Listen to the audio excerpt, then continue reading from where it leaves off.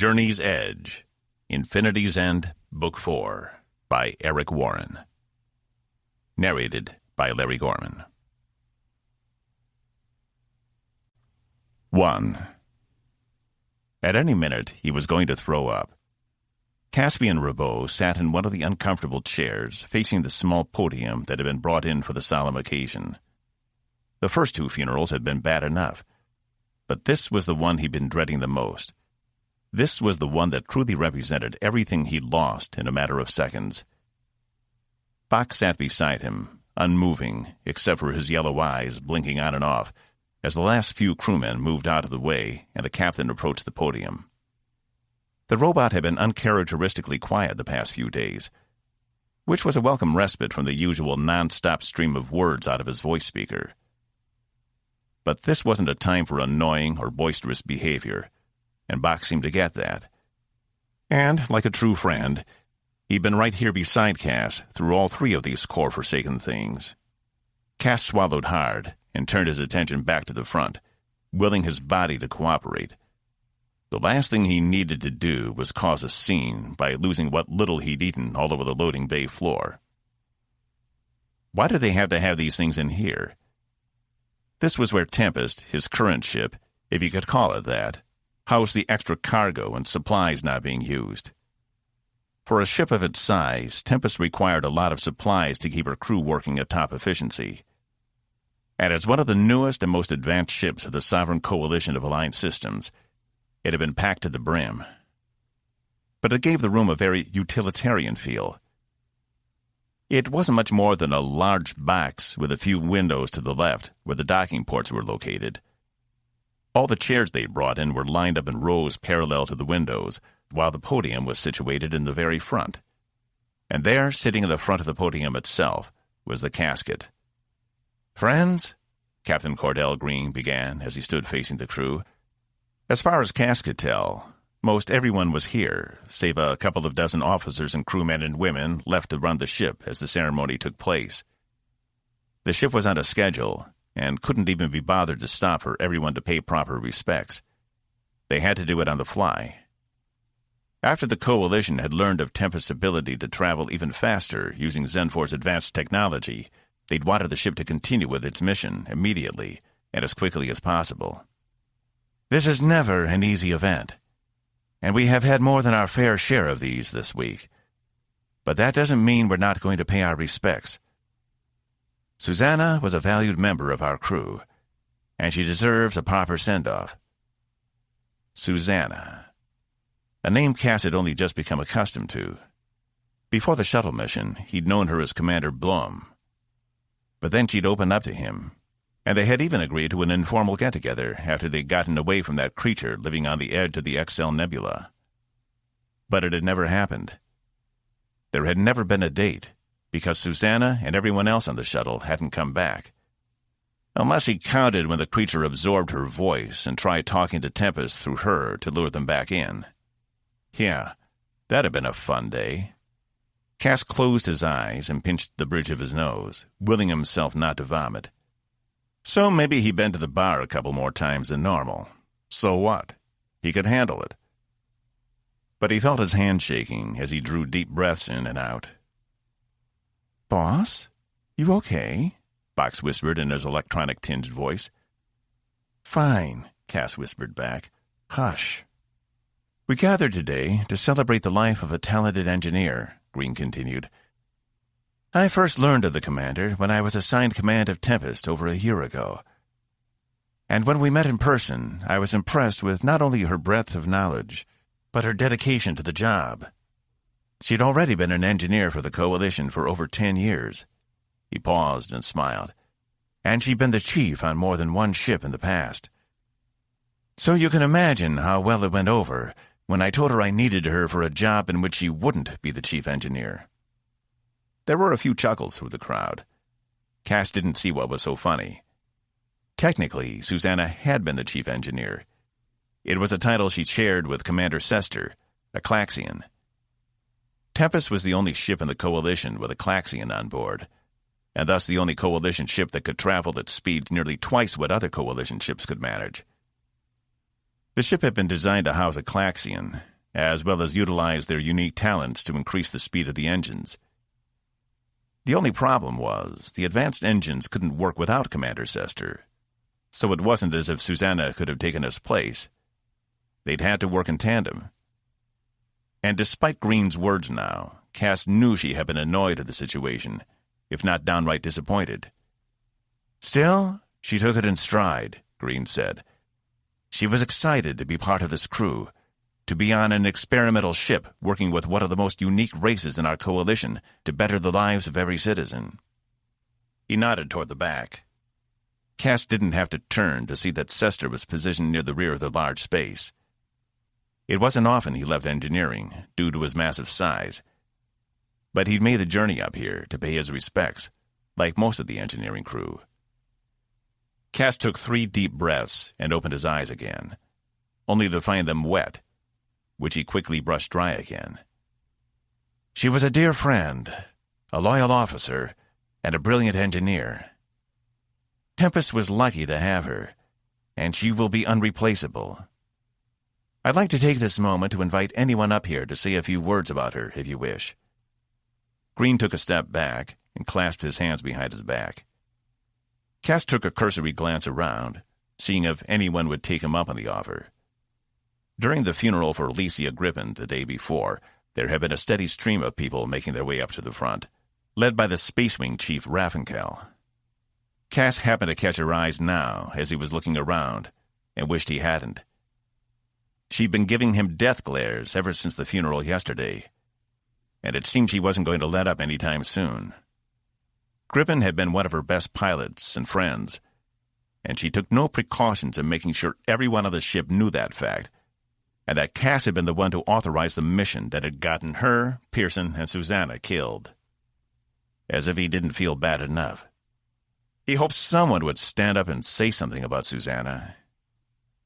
He didn't know if he could bear it if that podium remained empty. Didn't she have friends? Comrades who would regale good memories and stories about her? There was no way he could do it. He didn't know nearly enough about the woman. Before the shuttle mission, they'd barely said more than a few words to each other, though she'd always been more agreeable to him than most of the rest of the crew. He'd thought she was being nice, but it had turned out he was blind to everything she was doing for him, and he hated himself for it. Him. Cass glanced up to see Evelyn Diazal, the Tempest's first officer, and person who had wrangled him from Sargon space, stand up and take the podium behind the casket.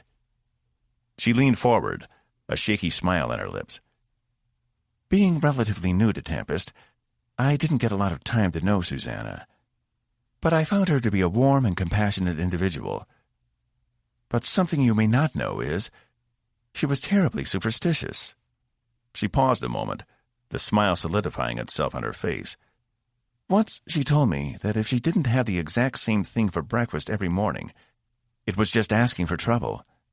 She said she'd made the mistake on one of her first days on the ship, and it ended with the engines almost frying themselves. There were a few more chuckles from the back. He couldn't help but smile himself. That was something he probably would have discovered in short order. She also showed me her tattoo, just on the outside of her ankle, of a rabbit's foot. An ancient superstition handed down through the generations. Of course, now we don't have rabbits anymore. Otherwise, I think she might have actually carried around a real one.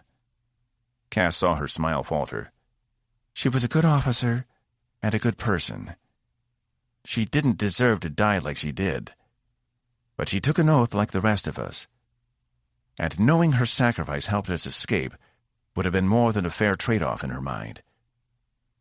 Though now we're the ones who have to live with the loss. I once heard someone say funerals weren't for the dead, but for those they left behind, so that we may celebrate and move on. And I will always celebrate Susanna Blom. She will be dearly missed. As she said the last words, her gaze landed on Cass, and he couldn't help the tears spill from his eyes. Evie was one of the few people who knew about Susanna's feelings for Cass. She was also one of the few people who knew how much Cass blamed himself for what happened. Thank you, Commander. Green took the podium again, after Evie had taken her seat. Anyone else? Someone came up from the back, one of the engineers, and made his way to the podium, telling a humorous anecdote about the commander. But Cass had stopped listening. All he could think of was watching Susanna get in that shuttle with Griffin and Pearson, flying beside them out toward the creature, and then them being pulled in, while he had to sit there and watch, unable to do anything about it. He didn't even bother hiding the tears anymore. It had been his idea to use 2 shuttles, one for each type of communication. He thought a split test would be the easiest way to determine how to communicate with the creature. Had he known the creature was a malicious entity hell-bent on consuming them all, he wouldn't have bothered. But no, he'd been too busy trying to prove he was a capable Coalition officer, despite having been out of the service for over 7 years. There was a good reason he'd initially declined retaking his commission. He saw that now. He was only capable of getting those under his command killed. There was no other way to see it. Another half-dozen people got up to speak about Susanna, each with their own humorous or inspirational stories. It wasn't as many as had spoken about Griffin, but it was a respectable number. After the last person retreated to their seat, Box nudged him. But Cass only shook his head. He couldn't get up there. What would he say? That he was too stupid to see she was interested in pursuing a relationship with him until it was too late? That if he'd known, he would have insisted Lieutenant Uma go in her place and die instead? That he would do anything for a second chance with her? No. He couldn't get up there and talk about someone he barely knew like he was her best friend in the world. It would be an insult to her memory. And they had barely known each other. So why was he so hung up on what could have been? Why couldn't he just let go of her? No one else affected him that way. Box nudged him again, but Cass stayed rooted to his seat. "If no one has anything else, then we will conclude," Green said, retaking the podium. He glanced around one last time to make sure no one else was standing, then turned to the casket. "Please rise." Everyone stood at once. "Present arms," the voice of the funeral guard said, approaching from the right. Everyone saluted the casket in unison, including Cass, while the guard stood directly beside the casket, taking the Coalition's flag from the top and folding it, tucking it under his arm. Green stepped forward, his fist centered on his chest. "Lieutenant Commander Susanna Aaron Blom, thank you for touching all our lives in one way or another. Thank you for your skill and dedication. And thank you for your service to the citizens of the Sovereign Coalition of Aligned Systems. May you find peace and serenity in death." He dropped his hand, and everyone else in the audience followed suit. The guard placed his gloved hands on either side of the casket, moving it toward the far wall. He then loaded it into one of the tubes used to bring in supplies, while a force shield formed over it. As they watched, the casket itself appeared on the other side of the hull, floating free in space for a split second, before it was whisked away at 1,000 times the speed of light. Cass took a hitched breath. Why was he so emotional? It wasn't as if she was really in there anyway. It had been entirely symbolic. Her body had been destroyed when the creature had taken them, something Rathenkel hadn't forgotten to remind him more than once. "Thank you all for coming," Green said. "Dismissed." Cass watched the stars blur by through the windows. "Goodbye, Susanna," he whispered. 2. "I need a drink," Cass said, standing as the funeral concluded. "You really don't," Box replied. "Not in your state. I knew human coupling relationships were intense, but you're taking this to a brand new level." Cass sighed. "Just let me—" "What?" What did he need to do? Grieve?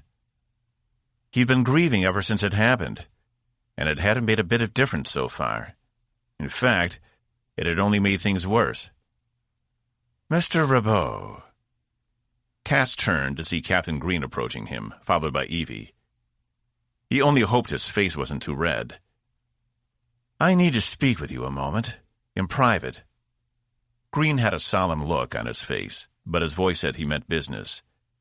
"Yeah, sure," Cass said, indicating Box go on without him.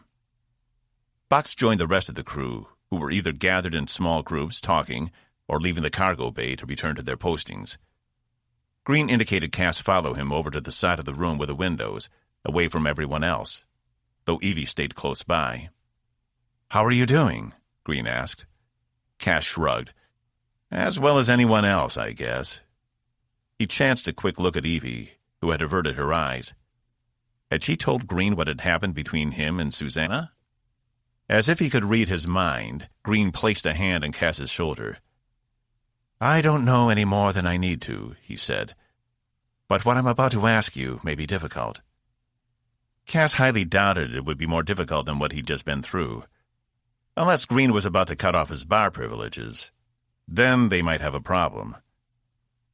"As you know, ever since we lost Susanna, we haven't had someone on the bridge to coordinate with Sester and the rest of engineering.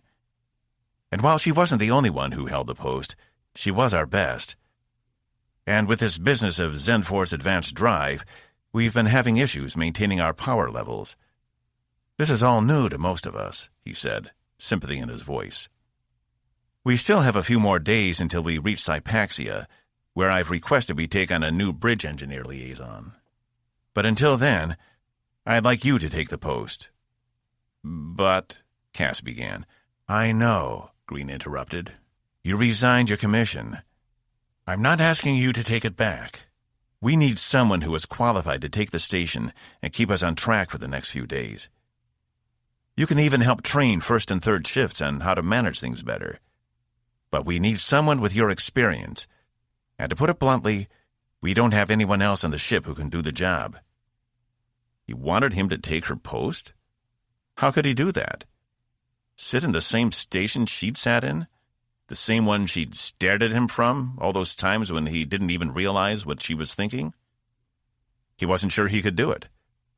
"Sir, I'm not—" "It will also help with the upcoming inquiry. Seeing that you're still assisting and taking the initiative will go a long way to dealing with Coalition Central after we reach Sypaxia." Cass sighed. With the funerals, he'd forgotten all about the inquiry. Or maybe he'd put it out of his mind. But the fact was, he and Zenfor had worked together to create and launch a transdimensional weapon to destroy the creature that threatened the ship. Despite the circumstances, transdimensional weapons were strictly outlawed by the Coalition, and thus his actions were due to have consequences. Green had convinced Coalition Central he shouldn't be arrested on the spot due to his relationship with Zenfor, whom the Coalition was desperate to keep an alliance with. But he knew that wouldn't hold. "It's only a few more days," Green said, his gaze imploring Cass to accept. "If it were any longer, I wouldn't ask." "You're the best engineer on the ship." Evie stood to the side. "We need your help." Cass sighed again. Maybe this was what he deserved. He was the one who got her killed, after all.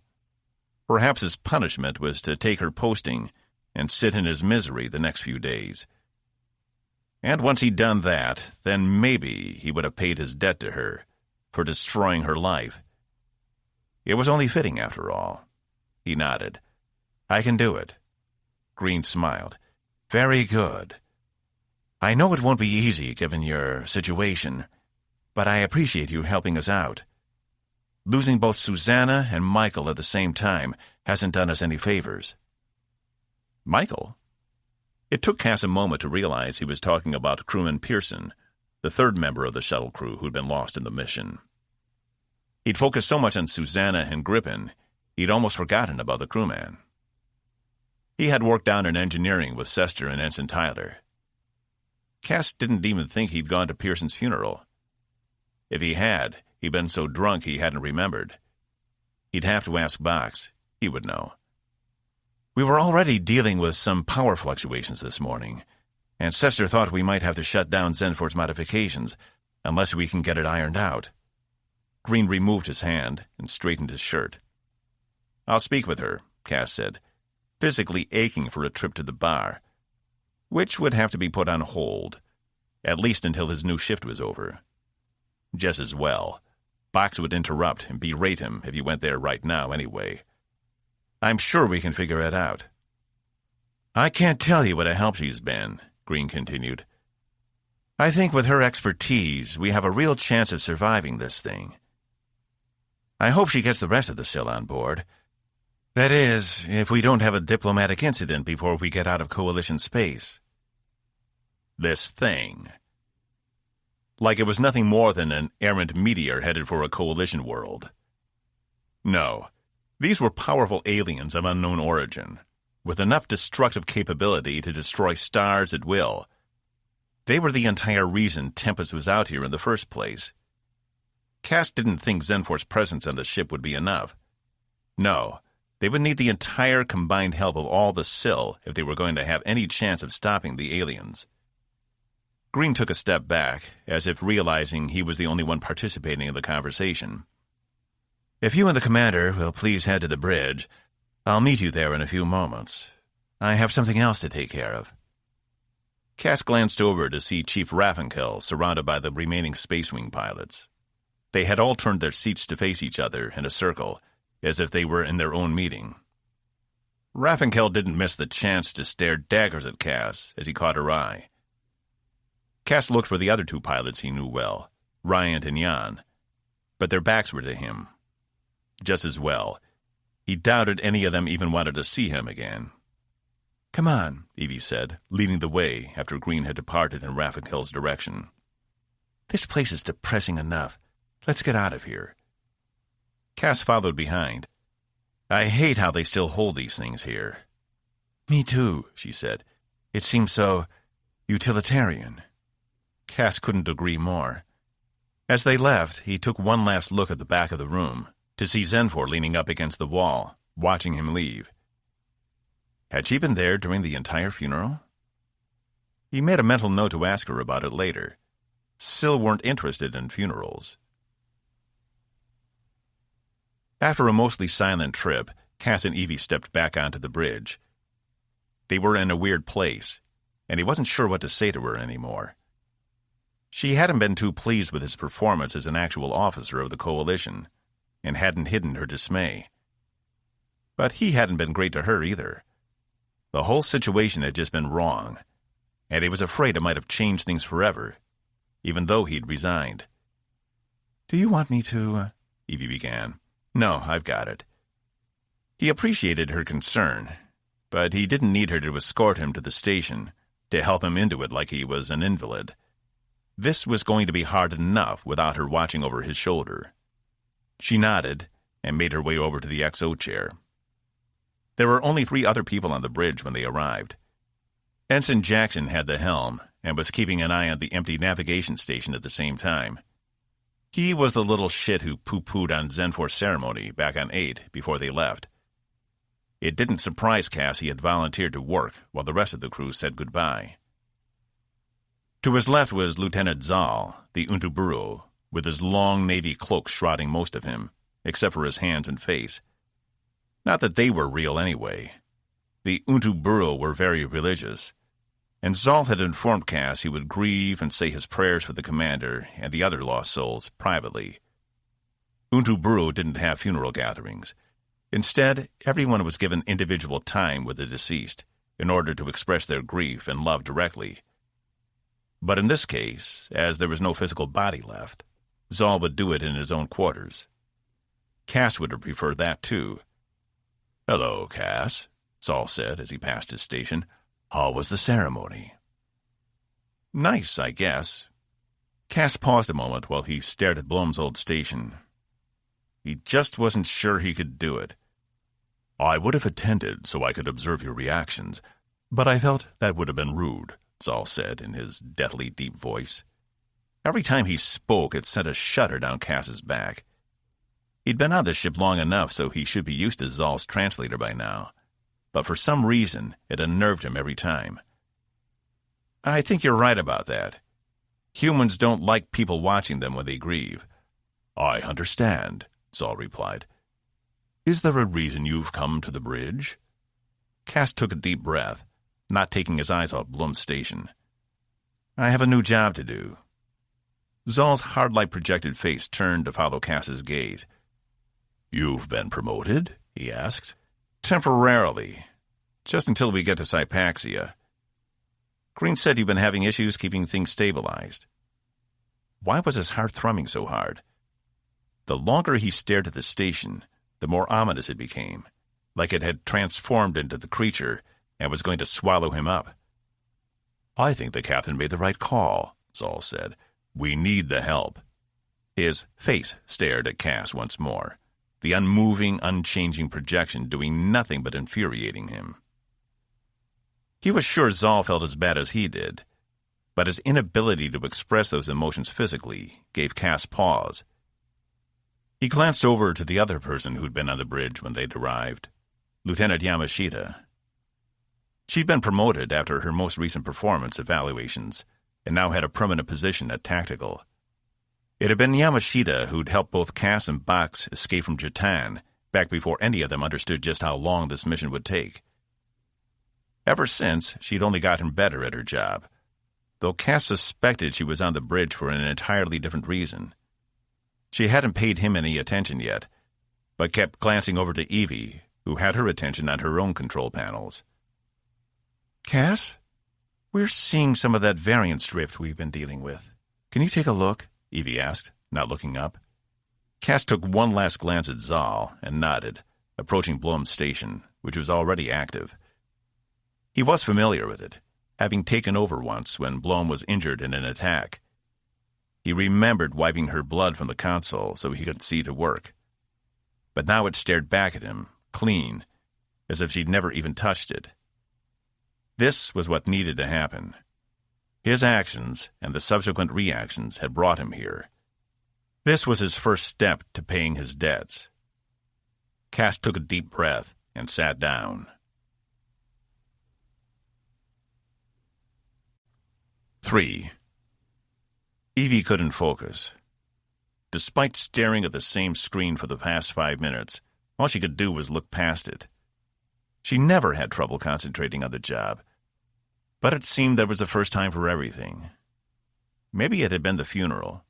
No, funerals.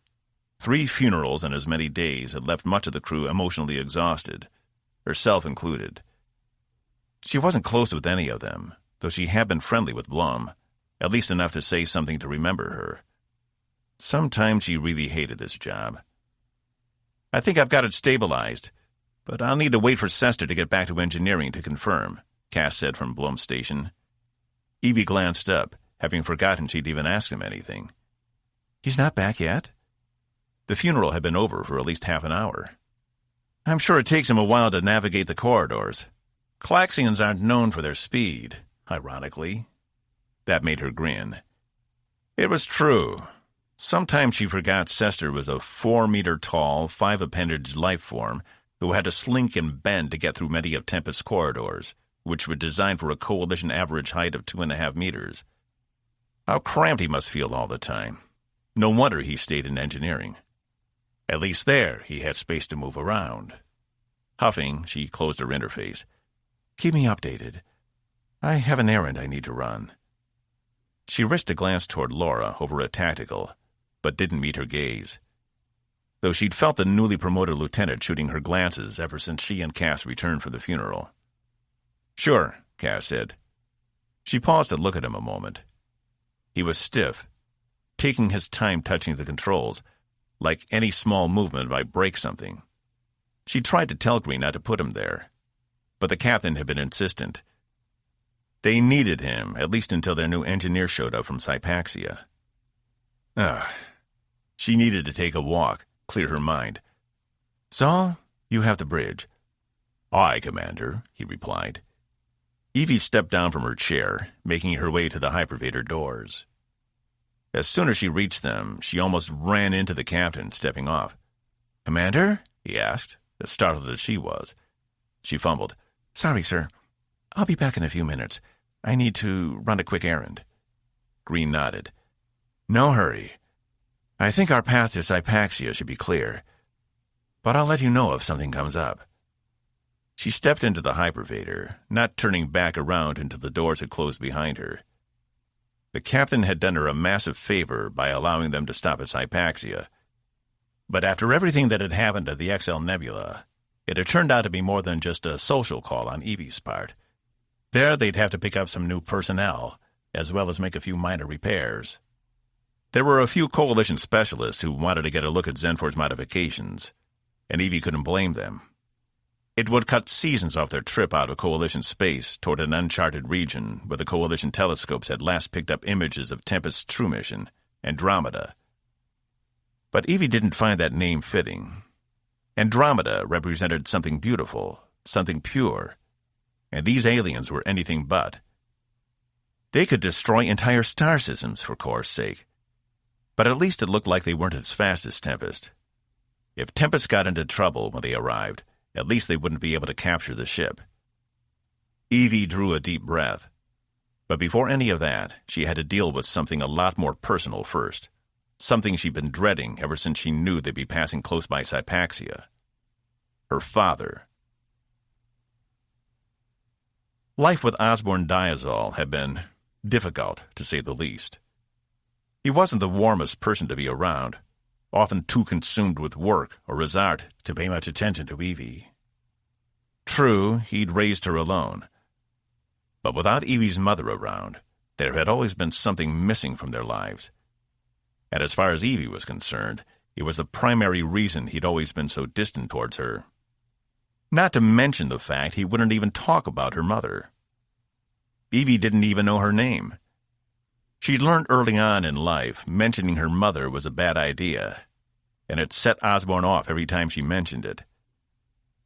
The only thing she knew was she had been a crew member of the USCS Austin, a survey ship exploring the fringes of Coalition space. They had served on the ship together. At least Evie assumed they had, as she'd been born not long after the accident. Official Coalition records show the Austin ran into an unknown space phenomenon, which ended up destroying the ship. Osborne and 12 other members of the crew managed to escape in pods and drifted in space for over a year before they were found. Evie could only assume her mother was aboard one of those pods with her father, considering Evie was born 9 months after the accident. But once the crew was rescued, no one fit the profile. There were only 2 other women among those rescued, and one was much too old to have children, and the other one was on a different pod, inaccessible by Osborne's pod. Regardless, Evie had even pulled their genetic records when she became an officer to make sure, finding no match. Her other thought was Osborne had lied about her date of birth, and her mother had been lost when the Austin was destroyed. Evie had then pulled the genetic profiles of every female assigned to the Austin, and still came up empty. None were even close. Evie had spent a frustrating amount of time researching and never making any headway, all the while wanting to ask Osborne why he just wouldn't tell her. But asking him often sent him into a frenzy, to the point where he would even throw and break things around her. He'd never physically hurt her. She didn't think he'd do that. But he would threaten her. And back when she'd been a kid, it had been terrifying. She'd had to learn the hard way never to bring her up again, which left her empty-handed. Osborne had the information buried deep in his brain, and Evie longed to at least know who her mother had been. As a child, she'd often daydreamed about meeting her or learning her name, wondering if she had the same dark hair and green eyes as Evie. Had she been a scientist? Or even the captain? The Austin's captain had been a woman with a distinguished record, and it wasn't too much of a stretch to think maybe she and Osborne got together at some point. They were in deep space, after all, out where few ships had been before. Evie shook her head as she made her way down the corridor. It was silly to think about these things now. She'd been over them 1,000,000 times in her head, and never made any progress. It was just with her father being sick and on the verge of dying, any information about her mother would die with him. She hated him for being so closed off all these years, for scaring her as a child and never opening up to her. She hated him for pushing her away, for never letting her in, and for always prioritizing everything over her. He wasn't a father at all, just a bully. Why couldn't she have come from a loving family? But it wasn't going to end that way. She was going to be the bigger person and step up. Most people who knew about her situation would probably say it wouldn't be worth it, that she should just let the old man sit and rot in his old age. But Evie was better than that. She wasn't going to let that happen without one last attempt at connecting with him, despite how much she didn't want to do it. It would be difficult, heart-wrenching, and possibly crushing, but she was going to try anyway. But she didn't want to go alone. She was already in an emotionally fragile state, as it was, and seeing him in a few days wasn't doing much to help her disposition. She thought about Laura, standing there at the tactical station shooting Evie looks, like Evie didn't know what she was doing. She knew. She'd known ever since back at Jatan. All the little winks, waves, and smiles Laura gave her made her intentions clear. And it wasn't that Evie wasn't interested. But she wasn't sure she could get that close to someone under her command. Even if she weren't the superior officer, it had been a long time since Evie had been that close with anyone. Asking Laura to come down to Sypaxia with her was too much of a gamble. There were too many unknowns there. No, there was only one person she could ask, and they weren't on the best of terms at the moment. But maybe this could help repair something they'd lost, something they'd both taken an active role in destroying. As soon as she cleared her head and they'd had some distance from the funeral, she'd ask him. And hopefully he didn't hate her so much that he wouldn't say no. 4. Cass sat at the bridge engineering station, literally counting the seconds until his shift was over. He'd modified the console to display a small clock in the upper right-hand corner. Otherwise, he'd left all the controls completely untouched, despite them not being laid out in his optimal configuration. He could adapt to it. Changing Bloom's settings felt like a betrayal, and he would just power through. It had been 2 days since her funeral, and instead of getting easier, it had only gotten harder. He couldn't keep his mind from drifting to thoughts of her, even when he was working, and he wished to never sit in her seat again. At the same time, he never wanted to leave, because it was where he felt closest to her. It was a conundrum he couldn't understand, and it was tearing him apart from the inside. The clock on the console counted to 0, just as the hypervator doors behind him opened, revealing third shift. He closed down the console and stood, happy to be out of the chair, and made his way across the bridge in record time, taking his place in the back of the hypervator before the rest of second shift could follow him on. "Close doors," he ordered, and the door slid closed on the confused faces of the rest of the bridge crew. He didn't care that they'd have to wait for the next one. He couldn't stand being around them right now. "Level 12. The hypervator obeyed, and a few moments later the doors opened on the lounge level, and Cass made a beeline for the bar, taking long strides. Perspiration beaded on his brow, but all he needed to do was get a drink and calm down. He'd have a few, slow his heart rate, and then retreat to his room, where he could fall into a dreamless sleep until tomorrow, when he'd have to do it all over again. Don't think about that. Just get through the next hour. 1 hour at a time. That's all he had to keep telling himself, just 1 hour at a time. The large doors to the lounge slid open, revealing the rich wood panels of the room. It was cozy, with soft yellow lighting, meant to be inviting and comforting, which is exactly what it was for Cass. He slid on one of the stools by the bar. "Caspian?" the man behind the bar said. He was older, with a gray beard and mustache trimmed close, while his wavy hair was a bit longer. His gray eyes matched the color of his hair, and Cass didn't think he'd ever seen the man smile. "Marshal?" Cass replied, having become very familiar with the man who never seemed to take a day off. Ever since leaving the Nebula, Cass had been in here at least once and sometimes twice a day. No matter what, Marshal was always behind the bar. The same thin lips pursed at his customers as he served them at all times of the day. "The same?" Marshal asked, not moving. "Yeah." Cass hid his hands under the bar. He couldn't be sure they weren't shaking. and he didn't need Marshall taking notice. The older man turned and pulled a glass and a bottle of firebrand down from one of the upper shelves and poured a couple of fingers into the glass, sliding it in front of Cass. Cass knocked it back, not even tasting it. It didn't even burn anymore. "One more," he said, pushing the glass back to the bartender. "You need to talk to someone." Marshall filled the glass again. Cass shook his head, taking the glass. He didn't shoot this one, just held onto it. "It's fine. I used to go through bottles of this stuff. This is nothing." "It doesn't look like nothing." His voice was barely above a whisper, but it held a strength Cass envied, conviction he'd rarely seen in others. You could tell Marshall was the kind of person, when they told you to do something, people normally listened. But Cass couldn't listen. Who was he supposed to talk to? A therapist? Most people in the coalition still considered him a traitor. And since he'd resigned again, it only made the situation worse. No, a therapist would only have preconceived notions about who he was and what he should do.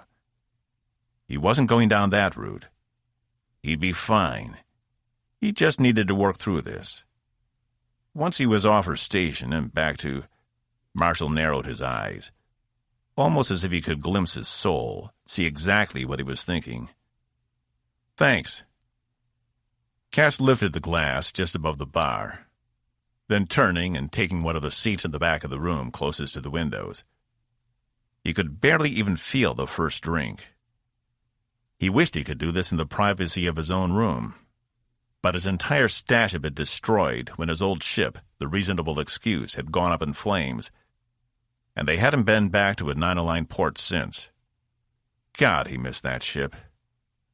Maybe it wasn't the fastest, or the nicest, or even the prettiest ship out there, but it had been his. He'd made the rules on board, and even though he'd been beholden to Vena's rule, he'd had his freedom, or at least the illusion of it. Here he didn't even have that. Here there were no illusions. Everything was laid out for him, right in front of his face, and Cass didn't like what he saw. The doors to the bar opened, causing Cass to glance up, only to see Evie stroll in, her eyes scanning the room. Shit. He tried to turn his head, but she saw him before he could. He really didn't want to talk to her. They'd been tiptoeing around each other ever since before the shuttle was lost, and while things were better than they had been, they still weren't back to normal. Cass wrapped both hands around the glass, holding tight. "Care for some company?" she asked. He shrugged, leaning back in his chair, but keeping his hands wrapped around his glass. She hesitated, then pulled out the chair across from him and took a seat, resting her elbows on the edge of the table between them. Outside, the stars continued to speed by in small white lines. "Rough couple of days," she said, not looking at him. "Yeah." He gripped the glass tighter. Maybe if he squeezed hard enough, it would shatter in his hands. "Cass, I don't know what to say. I'm at a loss." She still wouldn't look at him. "It's fine," he said. He wasn't even sure what she was apologizing about. But it didn't matter. He didn't want to talk about it. "It's not fine, and we both know it. I know you blame yourself, but it was my call. I had to approve the mission. She was my friend, too." He gritted his teeth and stared at the glass a moment before bringing it to his lips and taking a long sip. He held the burning liquid in his mouth, feeling like it was scorching away the inside layers before finally swallowing. He coughed once.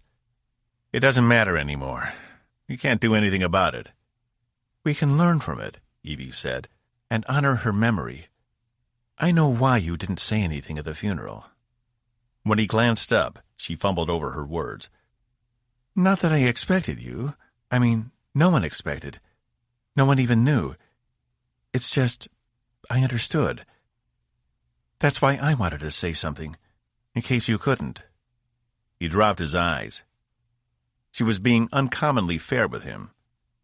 "Thanks, but I owe Susanna a debt that can never be repaid. It was my idea to use 2 shuttles. An idea I approved. We all had a hand in it. Even Box feels bad, and all he did was program the messages to the creature. Do you think you're the only one with guilt? She'd finally met his gaze, her eyes full of pain and regret. He had been selfish, assuming he was the only one who was allowed to hurt. He shook his head and took another drink. She wiped her cheeks, even though he hadn't seen any tears. Listen, I don't want to fight about this. She was an important member of the crew, and she was important to you.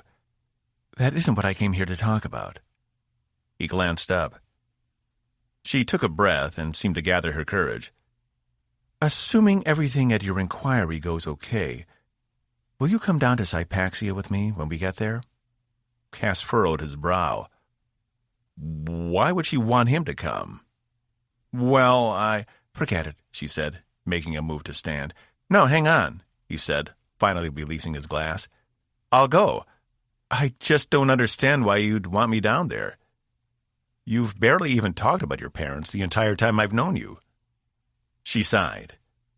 It's a complex situation, and it's better for me if I don't go alone. She glanced down at his glass. It might be good for you, too. Cass couldn't help but feel Marshall's eyes on him, even though his back was to the man. Did he say something to you? Did he report me? Evie's eyes narrowed. Who? Cass made a quick motion with his head to indicate the bartender behind him. She shook her head. He didn't need to. I know you've been coming here every day. Don't forget, the first place I ever found you was in a bar. Very funny, he said sarcastically. I think we both need to get off the ship, even if it's only for a few hours. And Hypaxia is a beautiful planet. I haven't been in a few years, but I'm not sure you could find more serene views. For humans, at least. He had to admit the prospect of getting off Tempest was tempting. Box would want to come, but he could tell this was delicate. If Evie had wanted both of them along, she would have said so. There was something else going on here, and he needed to be careful. He didn't want to accidentally step on a landmine. Great, she said, full of fake optimism. We reach Hypaxia tomorrow. Come get me after you've done with the board, and we'll head down. You mean if I'm not in jail? He replied. She shook her head. You'll be fine. If they were going to lock you up, they would have told the captain to do it already. They just want you to sweat. And considering the charges, I'm not surprised. She paused. I'll make sure your shift is covered while we're down on the planet. Plus, I think our new engineer is supposed to be arriving while we're gone. It might make things easier. Thanks, Cass said. Sure. She lingered a moment, then stood and left the bar without another word. She was as upset about having to go down to the planet as he was about Susanna, or at least it seemed that way. Cass finished off the firebrand and returned his glass to the bar. Marshall had disappeared somewhere in the back, so Cass just left it sitting there. He took one last look around, only to see Saturina Jan sitting in the dark corner of the bar, nothing but a glass of water in front of her. She hadn't spoken one word to him since the accident that took her fellow pilot's life. Cass had known she and Griffin had been close, as all the pilots had. Jan stared him down, with a look that left him unsettled in his stomach. He wanted to go over and apologize to her, but instead lost what little courage he had and retreated from the bar instead, heading for his room and hopefully sleep. If it would ever come. 5. Cass stared at the panel of interrogators sitting before him, feeling that familiar sensation bubbling up inside his stomach. He'd helped build and use a transdimensional weapon. That didn't come with a slap on the wrist. How could Evie think this was no big deal? Please state your name for the record, a clerk on the right side of the large screen said. He was seated at a long table with 4 others, with a digital recorder in front of him. Cass sat in the large room on Tempest, which reminded him of his time on Dren, when he'd been ushered before the parole board right before they attempted to sentence him to a slow death. Had he known that, he would have been more than happy to give the board his honest thoughts about their imprisonment program. But he thought he'd been given a gift of an early parole. It hadn't taken long to finally realize the Coalition didn't give gifts. Not without taking something in return. Caspian Philip Robeaux, he replied, former ID 1911-80-09. Thank you, the clerk said. Cass sat at an empty table with his lone chair, while on the large screen 4 different people, in addition to the clerk, stared back at him. He needed no introduction, as he'd met 2 of them in person, and the other 2 were some of the best-known faces in all the Coalition. The images had been stitched, so it appeared as if they were all seated at the same table together, though Cass knew they were on opposite sides of the Coalition. Before we began, Admiral Sangvi, the large, dark-skinned man who had reinstated Cass's commission and had taken over for Admiral Rutledge on Starbase 8, prompted, "Is there anything you'd like to say?" "No, sir. Let's just get this over with." "You are accused of using a trans-dimensional weapon in Coalition space," the person at the far end of the table said. It was Sonia Gill, head of the Coalition Special Investigations and Internal Affairs. Cass didn't think he'd ever seen a uniform so pressed and neat. That, combined with her short silver hair in an almost trademark crop, made her unmistakable. Her feed most likely came in from Earth, a place Cass hadn't been back to in a very long time. The rumor was she'd been doing this job longer than anyone, and as she was probably pushing 70, Cass could see how that could be true. "Do you care to explain yourself?" "You already have my report," Cass replied, "along with the corroborating reports from the rest of the crew. You know what happened." "We'd like to hear it from you, if you don't mind," Gill replied. Cass shook his head. "I'm not going to sit here and do this. You have all the evidence. You know the circumstances. If you want to chastise me, then do it. Otherwise, I have somewhere I need to be." Gill stood from her chair. "You insolent little shit," she said. "Time and time again you've shown nothing but disrespect for the rule of law in our great coalition, and now you presume to dictate how we will run this inquiry? What would your father say? What would your mother say?" Gill made sure to hang her emphasis on Cass's mother, a woman long respected in the Coalition for her service and ultimate sacrifice. "Now, let's not get ahead of ourselves," the man in the middle of the table said, motioning calm with his hands. Fleet Admiral Dix was one of the most revered officers in the Coalition, not to mention one of the highest ranked. He oversaw all fleet operations, from Starbase 8 to Starbase 1. Though technically not in his jurisdiction, Cass assumed he'd been called in for this because he'd met Cass in person when he brought Zenfor back from SIL territory. "This is not a simple situation by any means. Admiral, if I may remind you, Mr. Robeaux is responsible for destabilizing an entire region of space. Our scientists have determined no less than 2 sentient species have now been cut off from any possibility of ever leaving their home planets," Gill protested. "I understand that. But you're overlooking one fact, Inspector. Robeaux is only partly responsible. Should we bring the other party who helped build and launch this weapon before this commission?" Dix asked, running his hand back over the smooth skin behind his ear. Cass didn't think a man could have a more clean-shaven head. It was as smooth as a ball of ice. It was such a strange thing to think of while he was being interrogated, but he couldn't help but focus on it. Gill sat back down without another word. Dix motioned to the woman on the other side of him from Admiral Sangvi. She was Yax Inax, like Tempest's Dr. Zax, though she was known as one of the most influential faces in the Coalition. Seer Fax was the face of the Coalition's state-controlled info programs, often keeping citizens informed about how the Coalition improved their lives, as well as reporting news and events that had happened across the Coalition. All of it approved and ratified by the government first. People loved her, though Cass had never actually seen her info programs. But from what he understood, her popularity had given her a strong voice in certain matters, and it had obviously been enough to allow her to attend this hearing. "I think we need to focus on the positives here," Fax said. "Tempest has gained a powerful new engine, one that would not exist had Mr. Robeaux not worked with our new SIL friend. This has given the Coalition an advantage into this new threat we did not have before. I say we reserve judgment until Mr. Robeaux proves his worth. The loss of 2 civilizations is terrible, yes, but in the grander scheme of things, if it ends up saving the Coalition, won't that be worth it?" "You can't be serious," Gil said, standing again. "Why is she even here? She has no authority over these matters. Robeaux broke the law. He's a Coalition citizen.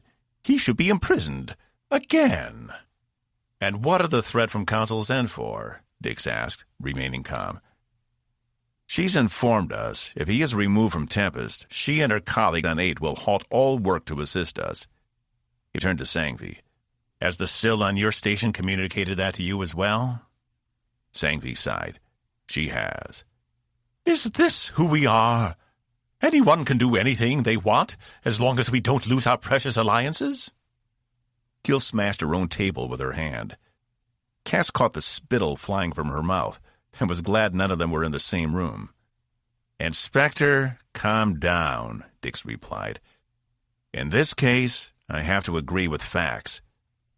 Our temporary alliance with the SIL is too important to jeopardize. Despite the seriousness of the act, we simply can't allow this to interfere with the larger mission." Gil scoffed, taking her seat again and crossing her arms. "Why not just let him commit genocide while we're at it? Or better yet, murder someone right in front of us, since all of us have blood on our hands now anyway?" Dix turned to Cass, his face stern. "You realize we take this very seriously." Cass steeled himself. Were they suggesting he didn't? "So do I, Admiral. It wasn't something we decided on lightly. But if we're to face this Andromeda, it doesn't make sense for the only ship who can reach them before they cross our borders to be destroyed with the loss of all hands. That creature had already consumed 2 other Coalition ships. If we hadn't done something, it would have continued." He didn't need to mention the sense of vindication he felt as that fucking thing exploded, knowing it had killed his friends. Dick sat back, taking a deep breath. "For the time being, you'll stay on Tempest. Once we know more about this threat and how the SIL can help us, then we'll take further steps to determine the appropriate punishment. Until then, this will stay under wraps." He glanced at Fax, who nodded in response, her 6 eyes blinking in unison. "We'll make sure everyone knows to avoid the area. We'll say it was an environmental accident of sorts. My people can come up with something plausible," she replied. Cass almost shook his head in disbelief. He'd been right. All this time he'd been right about the corruption of the Coalition and how it seeped to the very core. And now he was witnessing it firsthand. He was benefiting from it. And none of it sat right with him. But what was he going to do? Argue he should be thrown in jail? Say that he actually agreed with Gil? He watched her carefully as she shook her head at the scene. Admiral Sangvi had averted his eyes. "Clerk," Dick said, and the person who'd asked Cass's name glanced up from taking notes. "Make sure all records of this meeting are appropriately removed." "Yes, sir," the clerk replied, as if this was something he'd done 100 times before. Dix turned back to Cass. "You're getting a pass, for now. If we weren't dealing with this crisis, you'd be in a cell for the rest of your natural life. But if you betray the Coalition in any way, or we find out you've been working with a SIL to undermine us, I won't hesitate to use the full force of the Coalition Navy to come after you. I don't care if you're an officer or not. Do you understand me?" "I do," Cass replied, keeping his voice even. "This hearing is adjourned. Safe journeys," Dix replied. Cass caught Gil and Fax staring at him as all the screen shut down at once. Strangely, it wasn't the worst interrogation he'd ever been a part of. Evie had been right, though he wasn't sure if she knew why. 6. Evie hoped she wasn't making a mistake by asking Cass down to the planet with her. As she sat in the shuttle's cockpit, going over the pre-flight sequence, she couldn't help but think she should take off and leave him behind, deal with this herself. But that was her animal brain talking, the one who wanted her to run away from everything. And she wasn't going to start listening to it now. She'd spent too much of her life ignoring it. She wanted to get this over with already. How long could that inquiry take? Evie tapped her personal comm. Saul? Can you locate Cass for me? Of course, Commander. He's currently headed toward Bay 1. He seems to be running. She sighed. Thanks. Diazal out. Just as she cut the comm, Cass appeared in the doorframe of the bay, scanning the line of shuttles. She waved through the window, and he nodded in appreciation, jogging around the side. Sorry, he said, as soon as he entered. She turned to see him frozen at the entrance, having not taken a step over the threshold yet. He had a look of terror painted across his face, and was staring not at her, but past her. She watched him for a moment until it clicked. She stood and approached him. Cass, it's okay. This has nothing to do with the last mission. I know, he said, and beads of perspiration had formed on his forehead underneath his messy brown hair. The last time I know. She took him by the arm. He'd watched the other shuttle being consumed from the cockpit of a shuttle just like this one. It wasn't the same shuttle, but they all looked alike, so it didn't really matter. Maybe this really had been a bad idea. Evie led him in the shuttle until she was sure he wouldn't faint. Sorry, he said, stepping back. I haven't been... He closed his eyes and took a deep breath, and then a long exhale. His eyes snapped open again. I'm fine. Just a little freak out. You sure? You don't have to come, she said. He shook his head. No, I'm fine. He took the co-pilot seat, running through the checklist. Evie really hoped bringing him along hadn't been a mistake. How was the inquiry? She asked, hoping to take his mind off being back in the shuttle. You were right. Everything is fine. I knew it would be, she smirked. While technically against the law, the use of the weapon in that scenario had been justified, and the Coalition knew it. They wouldn't imprison him for something that saved lives, and they wouldn't risk losing the precarious support of the Sill because of it. She took her own seat again, and the door behind them closed, sealing the shuttle off. She noticed he jumped slightly as it did. He was still taking deep, measured breaths, trying to look normal. We could go get something from Zach's. I'm sure she's got something for anxiety. He shook his head. I was just there, explaining to Box why he couldn't come on the field trip, as he put it. You didn't? I didn't say anything about your father. He thinks we're going down to talk to some dignitary or something. I made it up. He gave her a small smile. Thank you. I don't need the ship knowing my business. And if Box knows... If Box knows and you forget to tell him not to say anything, the entire ship would know within an hour, Cass said. Trust me, I've made that mistake before. He's great at keeping secrets, as long as you specifically make the request. Otherwise, it's a free-for-all. I think those net dramas convinced him gossip was the currency of our time. She grinned. Maybe we should have brought him for some in-flight entertainment. Cass relaxed his shoulders. It'd be about the only thing he'd be good at. You wouldn't believe how many dinners I've had to sit through where nothing but genitalia was the subject of choice. Oh, no, she said. Now that he's learned about all the Coalition species, he wants to start crossbreeding experiments. Don't be surprised when we get back if he asks you to mate with crewman Unak or Zal. Heat rose in her cheeks. Yeah. Well, he's going to be waiting a while on that one. She finished all the pre-checks. Ready? He nodded. She noticed he tensed up again. Here we go. The shuttle lifted off the bay floor and swung to the left easily, the controls under her hands responding perfectly. She maneuvered the shuttle out of the bay into open space, where the blue and green planet of Sypaxia stretched out before them. As they shot toward the planet, Evie turned on the rear sensors to get a view of Tempest. She hadn't seen its exterior in a while, and was surprised there wasn't more damage from the creature. Though as they pulled further away, she caught a glimpse of some of the repair tugs approaching from Tempest's aft. They'd helped Sester find or repair any further damage before they resumed on their way. She returned her attention to the front as Sypaxia's star Rethal came into view. It was a Class F white star, further from Sypaxia than Horus was to Earth. But because it was a hotter star, the extra distance didn't make the planet any colder. If anything, Sypaxia was slightly warmer than Earth. Most of the planet maintained a moderate temperature, which made it great for a lot of the mammalian-based species of the Coalition. Hence why there were so many resorts and retirement activities on the planet. Rethal seemed to be rising over the planet as they came in closer, her bright rays reflecting off the clouds of the planet's atmosphere, drawing long shadows across the planet's oceans and land masses.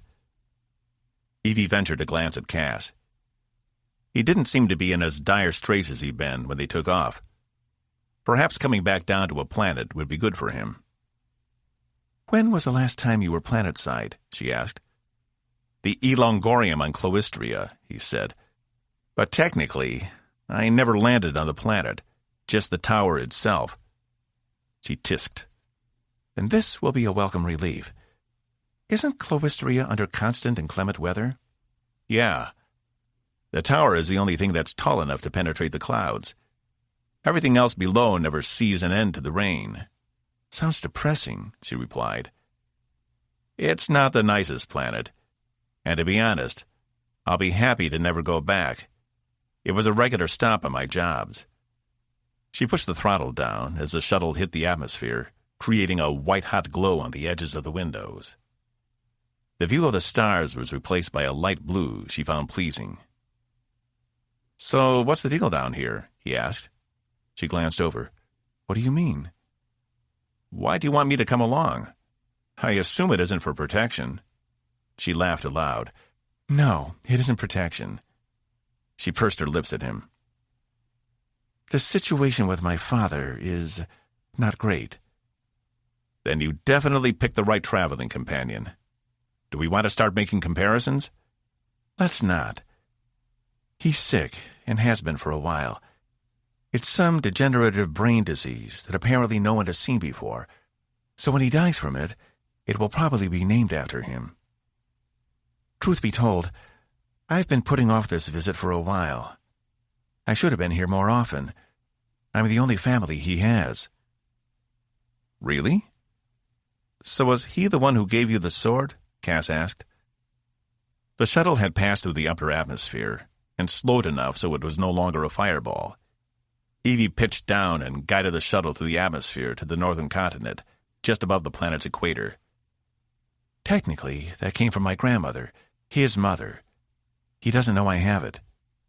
"And she's dead, along with my grandfather. I still have aunts, uncles, and cousins, but Dad let them know a long time ago to never come around. He made damn sure of it. I haven't even met most of them." "That seems strange." She took a deep breath. "He's a strange man. After a while, he wouldn't even let his parents come around anymore. They died not long after I got into the academy." "I'm sorry," Cass said. "What about your mother?" She averted her eyes. "I don't know anything about her." "I'm sure that's not true. You must know something, even if she's not around anymore." She shook her head. "Not even her name? How is that possible? What about the records and the DNA?" "Trust me. I've been down that road many times before," Evie cut him off. "The only person who knows anything about her is at this moment losing his mind and on the verge of death." "Do you think he'll tell you anything about her before, you know?" She turned the ship to the right as a few tall buildings came into view. They were scattered over the landscape, one every couple of kilometers or so, perched at the edge of either the ocean or the large lakes that dotted the landscape. Evie maneuvered around all of them, pressing forward. I don't know. I doubt it. Is that why you wanted me along? Cass asked. To help you find out? I asked you here, because if I try to go by myself, I'm afraid I'll lose my nerve. And I doubt I'll ever be coming back to this planet, especially with the mission we have ahead of us. I need to make things right between us, no matter what it takes. But if he's losing his mind... Yeah, I know. There it is. Out beyond the rest of the tall buildings, on the shore to another one of the planet's oceans, was a wide building, unlike the others they'd passed on the way in. It covered about 2 kilometers of the shore, set back from where the ocean met the land on sparkling white beaches. It was tan, nestled in a thick crop of trees.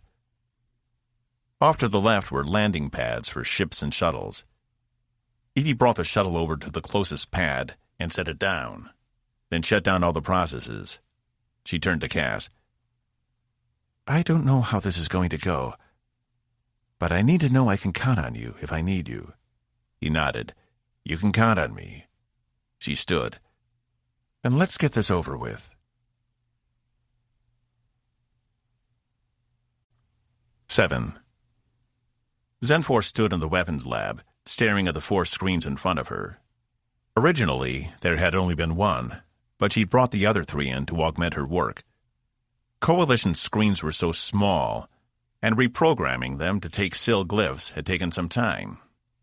But in the long run, it was saving her a lot of repetition.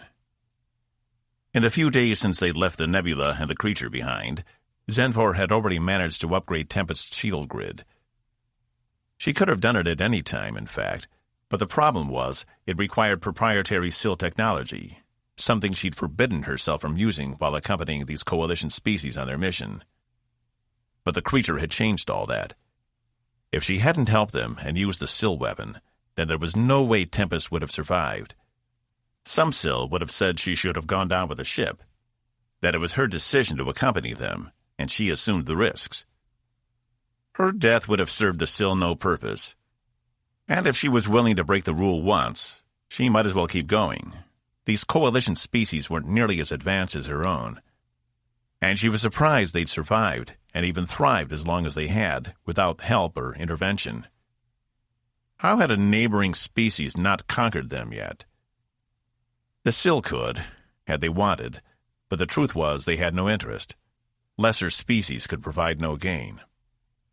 Zenfor contemplated what sort of future their 2 cultures would have, now that technology was being shared. She hadn't yet informed Molesse back on Starbase 8. In fact, she hadn't informed anyone of importance, including the SIL Sanctuary. It had been a judgment call on her part, due to the fact the Sanctuary couldn't make their own decision. And while, yes, she was given broad authority in instances when the Sanctuary couldn't make up their minds, she doubted it extended this far. That was, unless Molesse had come to the same conclusion.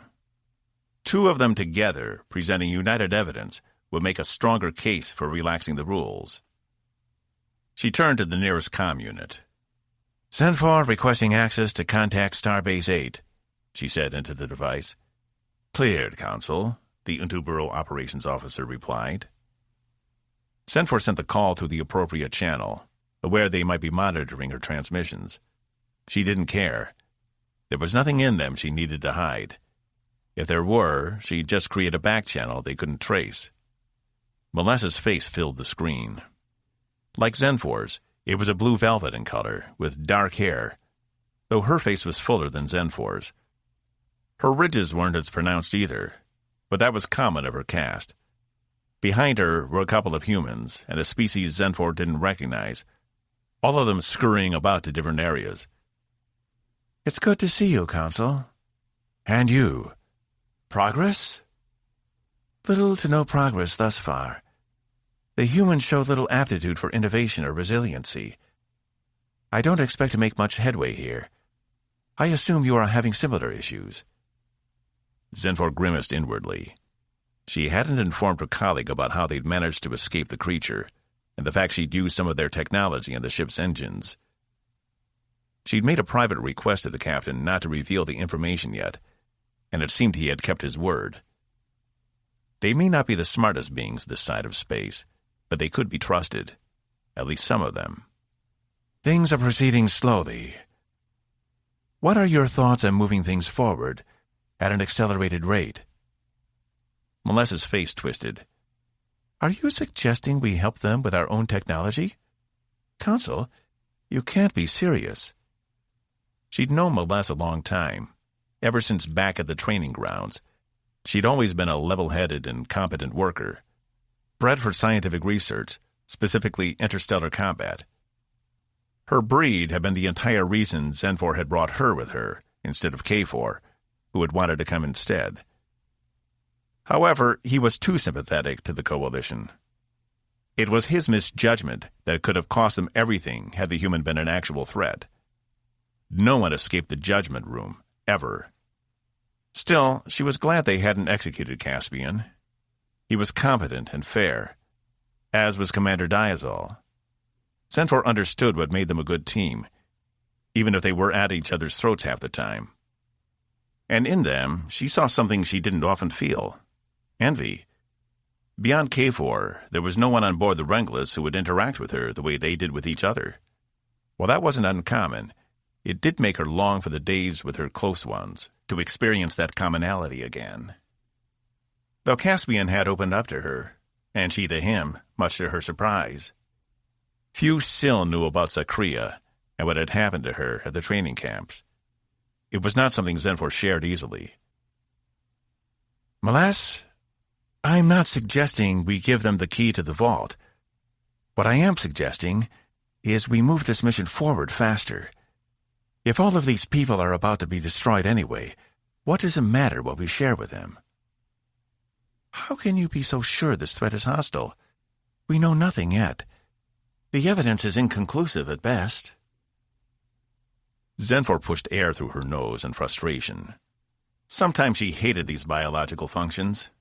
If she could just be connected to her ship again. Yes, the evidence, she repeated. Have you been in contact with the Sanctuary? They do not approve or disapprove of your decision. I believe they are still in a deadlock. Those people. They would be in a deadlock until the end of time if it were practical. She was glad she hadn't been born a politician. Then we proceed as agreed. Do not assist the Coalition species. Do not give them anything other than support as they work. Suggest new ideas, but do not show them how to implement them. Molesse stiffened. Of course, Consul. I would never do anything but. Report to me as soon as you make any progress. We'll be moving out of instantaneous communications range in a few days. My replies will be limited. Molesse drew her dark eyebrows together. You've traveled that far already? I didn't think the Coalition had the capability. This is their fastest ship, and that they did develop on their own. If you get the opportunity, interact with the Klaxian. They are a fascinating species. Her only hope was that information from Tempest to Molesse was being filtered. As long as Zenfor didn't speak in any specifics, the lie would hold. She would deal with the fallout when they returned. If the Sanctuary eventually disagreed with her actions, she would be forced to retire and allow another council to take control of Wranglers. They wouldn't send her to the recyclers, not over this. I understand, Consul. Molesse out. The screen went blank, then was replaced by the still glyphs again. It had been an interesting week. First, the event with the creature, which, if Zenfor was honest with herself, was alarming. It had been a multidimensional creature, much like her species, and she'd never encountered anything like it before. Her only explanation had been it had come from a different adjacent dimension from the one the Sil cohabited with their ships. The space beneath was an empty place, a place devoid of everything except what the Sil and their ships had built together. But this creature had come from a place where it seemed life was abundant. Something like that didn't evolve without a robust environment in which it could survive. Unless that environment was an adjacent universe. This universe. No matter. She had plenty of scans to send back to the Sil once they returned. It would be studied and cataloged all in good time, And if the Coalition ended up not surviving the encounter with this alien threat, the Still would send ships to investigate the creature in another 27 of their years. But in addition, she'd had the opportunity to witness 3 Coalition funerals, all in a row. At first, she thought the first one was a fluke, or perhaps a show of ceremony for her benefit. But it seemed they made a large production every time one of their own died.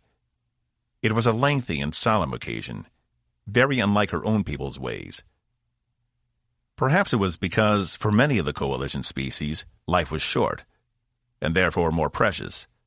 They grieved because they didn't have enough time in this world before it was all over. Rarely did Syl feel that way, though Zenfor couldn't help but think back to Zakria, who had helped her become the council she was now. And she had been unceremoniously hauled away and recycled without another word. Had she been ready? Had she accomplished all she'd meant to in her life? It was impossible to know. But something about that had never sat right with Zenfor. And seeing the funeral rites for each human lost, and the way their fellow crew members honored and revered them, even in death, was refreshing. What did other Coalition species do for funerals? All those lost had been human. Was it different for the other species? Zenfor left the weapons lab, making her way to the adjacent engineering sections, until she entered main engineering. As usual, the place was humming with activity. Council, it is always a pleasure. Sester's voice appeared automatically in her mind. It was unsettling at first to have him communicate in this way. But considering his species was without verbal communication, it only made sense.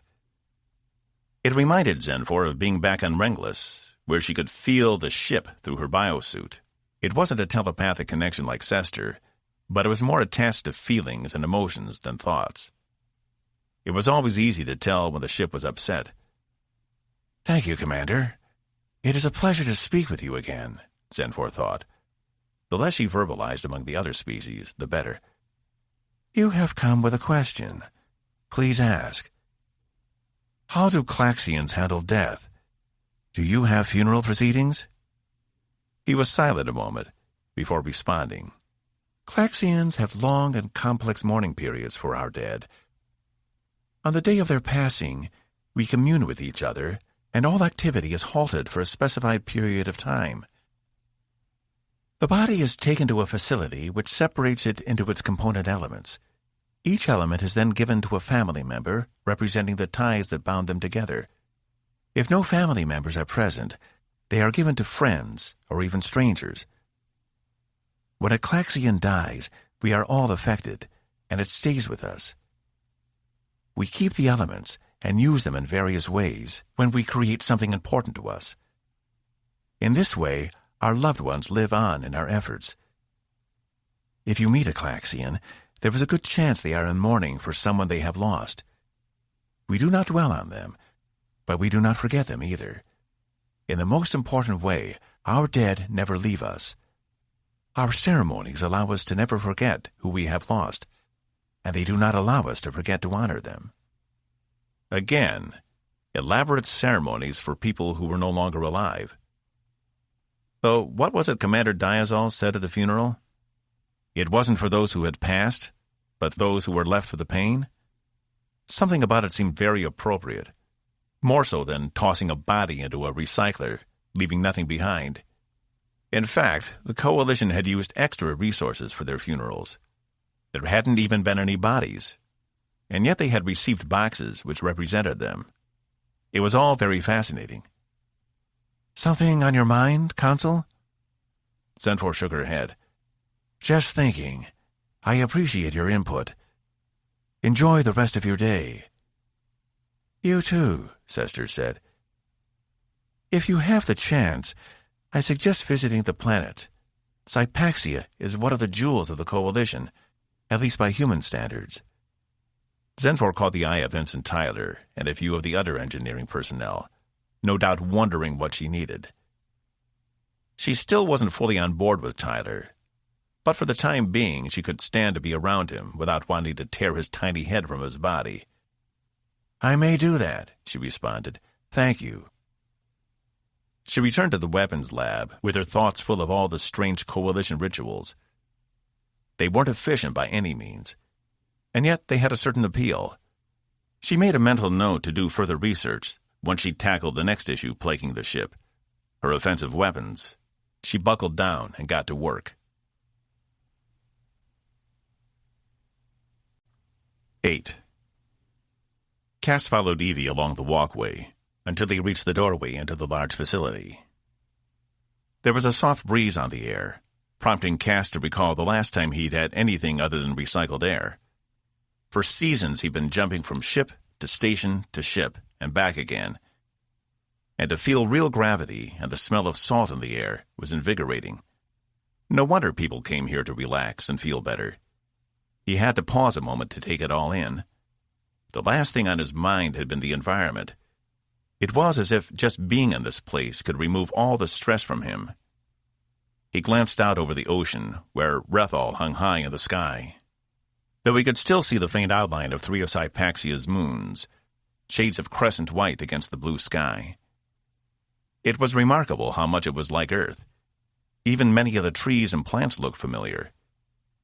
Evie cleared her throat. Cass glanced over to see her waiting by the door, her mouth in a thin line.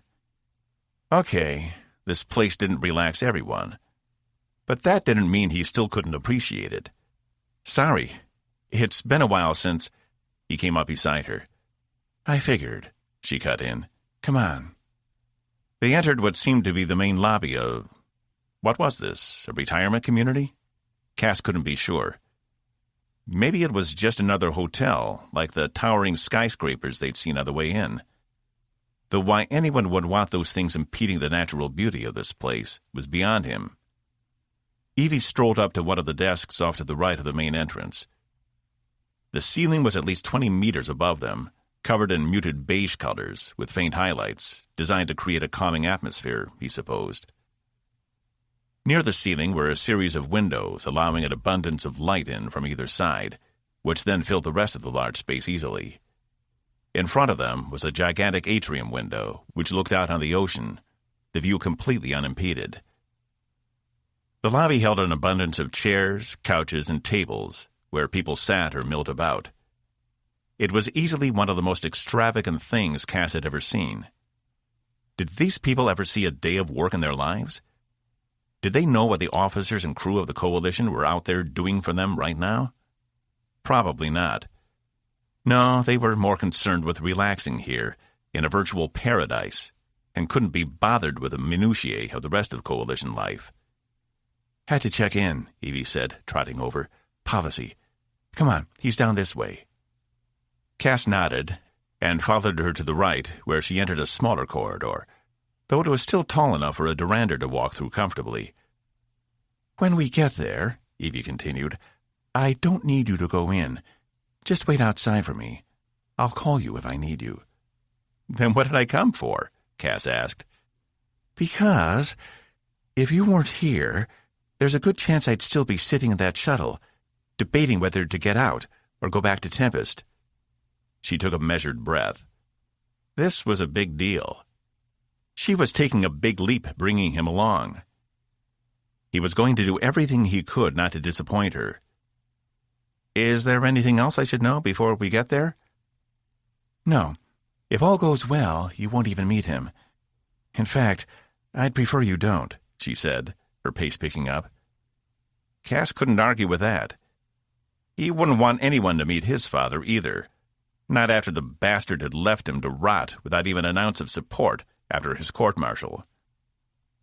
As far as Maxence Robeaux knew, his son was still serving out his term on Dren, and if Cass had anything to say about it, it would stay that way. He picked up his own pace to keep up with Evie. Cass couldn't help but notice the art hanging on the walls in the hallway. Each one was of the same style, though they all showed different landscapes, some with figures and some without. One seemed to be the view from the atrium they just left, but the colors used to represent it were, for lack of a better word, stunning. The painting was awash in hundreds of different shades, almost as if the artist had captured the essence of light itself. The next one of the hallway was no less impressive. It was a pasture from a distance, with small animals at the edge of the landscape. Beyond were ranges of mountains like Cass had never seen before, jutting out from the ground at 45-degree angles. Their tops were capped by snow. It was as if Core himself had nailed the mountains into the ground at their strange angle and forgotten to write them. At the third painting, Cass stopped to gawk. This one was a portrait of a young woman overlooking a grave. She had long blonde hair, done up in an elaborate ponytail that yanked him back to thoughts of Susanna, who had done her hair in much the same way. Her face was shrouded from view, but her posture gave the impression whosever grave she watched over had been someone important to her. Again, Cass was struck by the vibrance of the painting. The little details, like the shadows in the woman's clothing and the wear on the gravestone. His heart had picked up pace, and he had to take deep breaths to steady himself. The longer he stared at it, the more it reminded him of her. "Hey," Evie said, breaking him from his thoughts. "You okay?" "These are amazing," Cass said, not taking his eyes off the painting. "They're his. They hang them here for the other residents to admire." Cass turned to her, his eyes wide. "They're your father's? He painted these?" "And no doubt many more since I've been gone. I haven't seen this one before, but the others I'm familiar with." She glanced around the hallway, and Cass now saw paintings line both sides of the corridor, each unique from the others. For the first time in Cass's life, a door opened in his mind that had always adamantly remained closed. Upon this door was written the word "Fair," and when it opened, he considered for the first time that perhaps the Coalition wasn't wrong in allowing some people to pursue their talents for the good of the whole. Not just anyone could have painted these pictures, but most people could be soldiers or officers with the right training. But to create something like this required a talent Cass knew did not come easily. Was it worth it? To add art like this to the collective consciousness? Was it worth a society where not everyone got to do this? As he'd explained to Box many times, yes, you could live a life of leisure in the Coalition if you chose. But the cost was someone else would have to pick up the slack. Cass had always believed on some level there was a system in place which maintained the balance. He'd never figured out who got the pick and who didn't. But the Coalition had been going strong for over 2,000 years, so they must be doing something right. But when he'd found out about the corruption underlying the entire organization, it had only deepened his belief the selection system was rigged in some way. But now he questioned if that was actually a bad thing. "I thought you said your dad was a scientist," he said. Evie shrugged. "He was, but he was also an artist." "But if he could create these, why risk his life on a starship exploring the galaxy?" she sighed. "I've been told it was because he didn't like the idea of not giving back. His art is beautiful and highly prized, but he felt he needed to do more. At least that's what I've been told. I never met that man. By the time I came along, he was different. He changed, and not for the better." She stared at the painting. "But he's still an amazing artist." That's putting it mildly. Cass was having a difficult time squaring this in his mind. The man could have led a life of leisure here in this paradise, and yet he chose to serve the Coalition further by becoming a scientist. Cass wasn't so sure he would have made the same choice had he any other talents. Back in his youth, he'd wanted to be an actor, but it just hadn't been in the cards. He'd studied acting, attempting acting, and failed at acting enough times to the point where even he had to admit it was a losing proposition. Joining the Coalition Navy had been more of a last resort, despite the fact he'd taken to it easily. He would even say he'd found what he was supposed to do, until Rutledge fucked him over. Had that never happened, Cass would probably be commanding his own ship at the moment. "Can we please just get this over with?" Evie asked, her eyes pleading. "That man in there is not someone you want to admire. He's sick in the mind, and I think he has been for a long time, and it is taking every bit of willpower I have not to walk out of here. Cass nodded. Sorry. I didn't mean... I know. I'm just on edge. She turned away from him, the light streaming in from the windows turning her skin a warmer shade of beige. Lead the way. 9. Evie took a few breaths as they approached the entrance to her father's wing of the facility. Due to the benevolence of the Coalition, he had larger quarters than most, and his came with assistance, whereas most people who stayed here wouldn't need it. Then again, her father was a special case.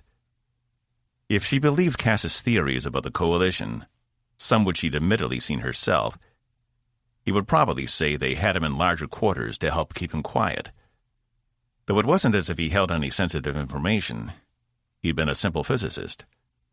Before they reached the door, it opened before them to reveal a rotund woman with arms the size of an ox. The few lines on her face lived around her mouth, as if she'd smiled too often. Matcha was virtually unchanged from the last time Evie had seen her. She was still dressed in the same seafoam green scrub she'd been wearing when Evie called a week ago, though her normally bound hair was free today, its natural curls bouncing as she reached out to greet Evie. Evie stuck her hand out, but Matcha pulled her into a hug, pinning her arms to her sides as she squeezed. "It's so good to see you again, Commander Diazal," Matcha said, finally releasing her. "I almost called you Lieutenant. I can never keep up with all the ranks. You breeze through them so fast." "This is my associate, Mr. Caspian Robeaux." If Matcha recognized the name, she didn't show it. Instead, she pulled Cass into a hug as well, which, according to the look on his face, he hadn't been expecting. Evie smiled for the first time since they'd arrived on Sypaxia.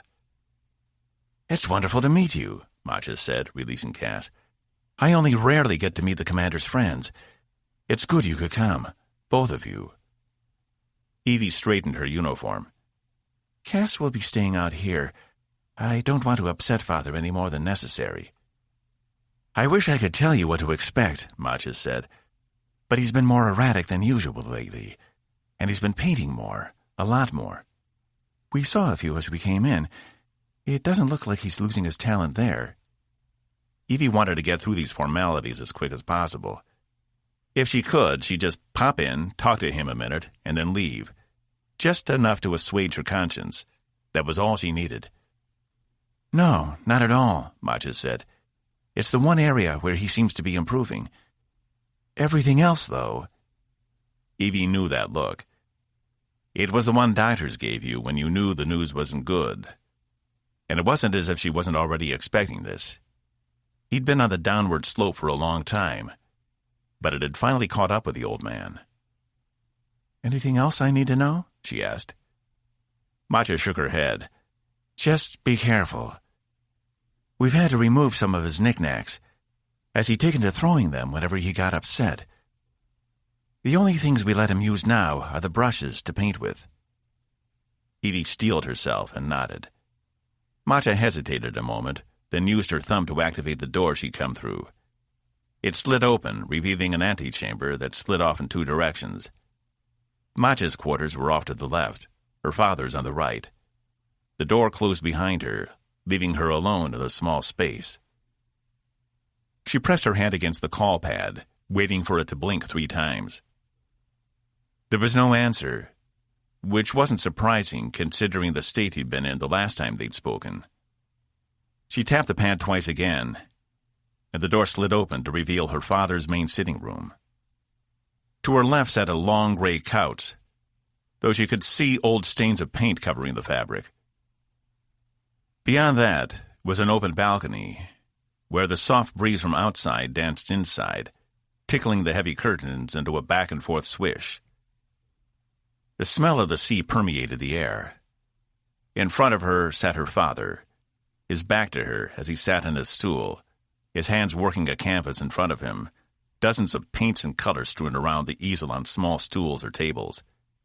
He would drag the brush across the canvas in a hurried manner, then dip the brush into the cleaner, hitting it against the stained easel several times, and dip it into another color in almost a manic dance. It was as if he couldn't get the colors on the canvas fast enough. Around him sat dozens of finished canvases, all stacked against the walls or under the desk, though a few leaned up against the couch and the sitting table in the middle of the room. Everything else had been removed, except the comm unit she'd used to call him on. It was still embedded in the wall to her right. It struck her she hadn't seen him paint since she was a little girl. But then he'd taken more time and care in his work, only painting when he had an abundance of free space in his schedule, which wasn't often. He let her sit and watch as he created something from an absolute blank canvas, mixing colors and shapes in ways she couldn't even conceive of. Yet he'd never gifted her one of his paintings. Not when she graduated from the academy, not when she got her first posting, and not when she'd been promoted. Somewhere deep in the recesses of her mind, she'd hoped once she reached captain of her own ship, it might change the situation. But she already knew better. Nothing would ever be good enough. And still, 31 years later, she still didn't know why. "Dad?" she asked, willing the weakness out of her voice. He spun in his chair, his eyes wild, and she almost took a step back. They'd sunken into his skull and lost any sort of sparkle or luster they may have once held. His cheeks had grown shallow, and his white hair was thinner than she'd ever seen it, the skin of his head clearly visible underneath. And all this despite the fact he was only 60 years old. He looked more like 90. Even the difference from when they last spoken was jarring. What had happened to him in such a short amount of time? "Amanda?" he asked, his voice hoarse. "No, Dad. It's me, Evelyn." The brush in his hand clattered to the ground. "Who?" He narrowed his eyes. "Your daughter. We spoke last week. Don't you remember?" Was he really this bad off? He'd seemed somewhat more cognizant last week. But then, to Evie, it felt like a year ago, too. "You said you'd visit," he croaked. You said... He jumped up, grabbed the painting he'd been working on, and threw it across the room in the direction of the open balcony, where it landed face down on the carpet. "How can you be here? You're on the Saratoga." His voice was full of hatred and vitriol, but Evie wouldn't back down. She'd cowered before this man too much in her life, and it was stopping now. "No, I told you. I'm on Tempest now," Evie said. The strength in her voice returned. "Now calm down." Osborne sneered at her. Then his face twisted, and he fell down to the floor, hugging his knees to his chest. He wore an ankle-length robe that hitched slightly as he sat. But even with the robe, she could tell he was emaciated. She needed an update on his eating habits from Matcha. Clearly, something was wrong with him. "What do you want?" he asked, his voice that of a child who had been placed in time out. "To see you. But not if you're going to act like this. My ship was coming through the system, and I thought..." "What? That they'd be able to patch up 30 years of emotional abuse in an hour or two? No. This was a mercy calling. She was here so she could get over any guilt she felt about not visiting earlier. The man was unstable and erratic, and had she come on more visits, she would have only been subject to further abuse. She'd made the right call, and now this was how she would remember him, cowering on the floor. "Evelyn," he said softly, "I'm glad you came." His eyes had averted from her, focused on something only he could see, as he wasn't looking at anything in the room. "I've missed you." "Have you?" "It's hard for me to tell anymore." "I'm dying," he said. "I can see that. What happened?" He glanced up, the milkiness of his eyes focusing on her own. "Amanda happened," he whispered. Amanda. Matcha had mentioned he'd been raving about her. But as far as Evie knew, he knew no Amanda. Not that he'd ever spoken about anyway. Which could only mean one thing. "You've never mentioned her. Is Amanda my mother?" "Yes," he hissed. "She was on the ship. She was in the escape pod." He pressed himself back into the wall, as if the word itself scared him, and Evie couldn't help but reflect on how the tables had turned. How she was the one in full control of her capacities, while he was the one left cowering and scared on the floor. and for a moment she felt satisfaction that he could feel that terror he'd often inflicted onto her. But the temporary pleasure faded like a shadow in fog. She didn't want to make him feel scared. That wasn't the kind of person she was, and it definitely wasn't the person she wanted to be. If anything, she would get through this life not following Osborne Diazal's example. "Tell me everything," Evie said. Was this what it took to get information from him?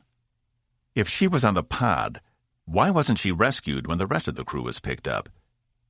Where was she? At least now Evie had a name.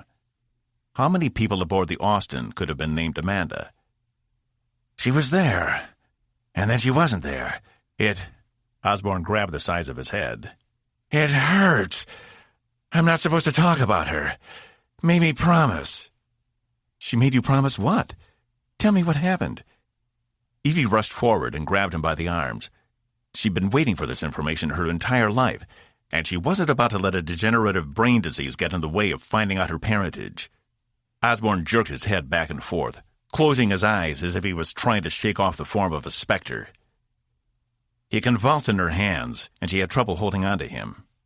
He was small and bony, but still remarkably strong.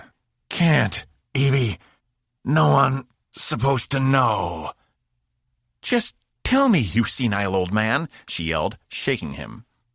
His eyes went wide, and he pitched forward, shoving Evie on her back. He pinned both her arms with his and straddled her stomach, holding her down. Despite all her coalition training, she was having difficulty getting him off her. It was as if he were possessed by a man 10 times his strength and size. He leaned in close, his rancid breath coming out in waves. "You want to know the secrets, you stupid little girl? You've never been anything but a nuisance. I never wanted you. She did," he hissed. She kept trying to get some leverage to push him off, but his words were slinking into her brain, causing it to misfire. She couldn't concentrate on getting him off her, only on what he was saying. "Your mother left you with me. She couldn't take the pressure. She couldn't deal with you, so she left you to me." "Where?" Evie yelled. "Where did she go?" "Oblivion," he growled. "She stepped off the pod into the recesses of space." His face was a gnarled mash of old skin staring down at her, and bits of spittle peppered her face. "What are you saying?" "She killed herself because she couldn't deal with you. That's what happened to your mother." 10.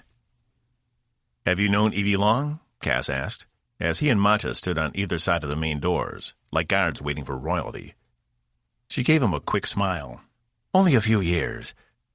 Ever since we began taking care of Mr. Diazal. Most days he's docile, but others—" "What's wrong with him?" Cass leaned up against the wall on the far side of the door. "We're not sure. The doctors can't figure it out, but there's something tearing at his brain, pulling it apart piece by piece, and slowly driving him mad. We try to make him as comfortable as we can, give him everything he needs, but he deteriorates a little every day. This last week has been the worst. I can't tell you what good timing it is the commander showed up when she did. I wasn't sure he was going to make it when we last talked. Your ship was a lot further out." "Yeah, we found a shortcut." Cass glanced over at the paintings along the wall. "Seems like his aptitude for painting is going strong." "Ironically, he's been doing some of his best work in this past year. It's like the longer he's been here, the better—" Matches snapped her gaze down to the comm unit embedded in the back of her hand. It flashed a bright red under the skin, and her face shifted into one of concern. She ran to the antechamber door, opening it for both of them. "What is it?" Cass asked. She pushed past him and entered a sequence in the door to the right, and it slid open to reveal Evie being held on the floor by what looked like a frail old man. His face was within centimeters of her own. "Mr. Diazal!" Macha yelled, running over to him and grabbing him under the armpits. "That is your daughter! Get off her!" Diazal only snarled and knocked her back. Cass didn't know how he had the strength to do it, but he returned his gaze to Evie, who struggled under his grasp. Cass bent down and shoved all his weight into the old man, and knocking him off her, sending him and Cass sprawling to the ground. Cass had just a second to appreciate the beautiful view out the window before Diazal flailed under him, trying to reach up and scratch his face. He heard Macha yell something into her comm before she ran over and helped get him under control. Cass couldn't see Evie. He only hoped she was okay. Mr. Diazal, stop, she yelled, grabbing his hands and pinning them down. Cass managed to get the man's legs under him so they'd stop kicking. Out of his peripheral vision, he saw Evie come into view. With a look of disgust, she wiped her face, leaned down to the old man, and slapped him across the cheek, hard. She reached up to do it again, when 3 other large men burst into the room, all wearing a variation of Macha's uniform. They ordered everyone back and took over for Cass and Macha as they wrangled Diazal under their control. "Commander, are you okay?" Macha asked, as they restrained Osborne with electronic cuffs on both his hands and feet. Evie looked shaken, to say the least. Her face was pale, and she drew deep breaths like she might hyperventilate. Cass reached up to touch her shoulder, and she recoiled from him, giving him a death glare. She shook out her hands and wiped her face again, watching the men get Diazal on his feet and take him into a different room. "Nothing but a goddamn mistake," he yelled. "Not even supposed to be here." The doors closed behind him, cutting off his ranting. "Commander, I am so sorry," Macha said. "I never should have let you in here with him alone." Evie clenched and unclenched her fists, walking around the room in no discernible pattern. What in the hell had he been trying to do? Assault her? His own daughter? That man needed to be locked up for what little life he had left. Cass hadn't realized her father was so old. He must have been in his 50s when Evie was born. "It's not your fault." Evie rolled her shoulders and shook her head, like she was trying to cleanse herself of something disgusting. And Cass couldn't blame her. "What is he on?" "Excuse me?" Macha asked. "What sort of stimulants? Drugs?" She stopped walking for a moment, watching Macha. "He's on Mirzapram for his anxiety, but it's a depressant." She glanced to the closed door. "Clearly the dose is too low." Evie shook her head.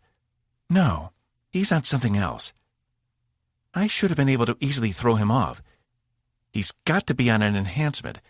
Maybe someone here is slipping him." "I'll do a complete workup and get you the results immediately," Macha said.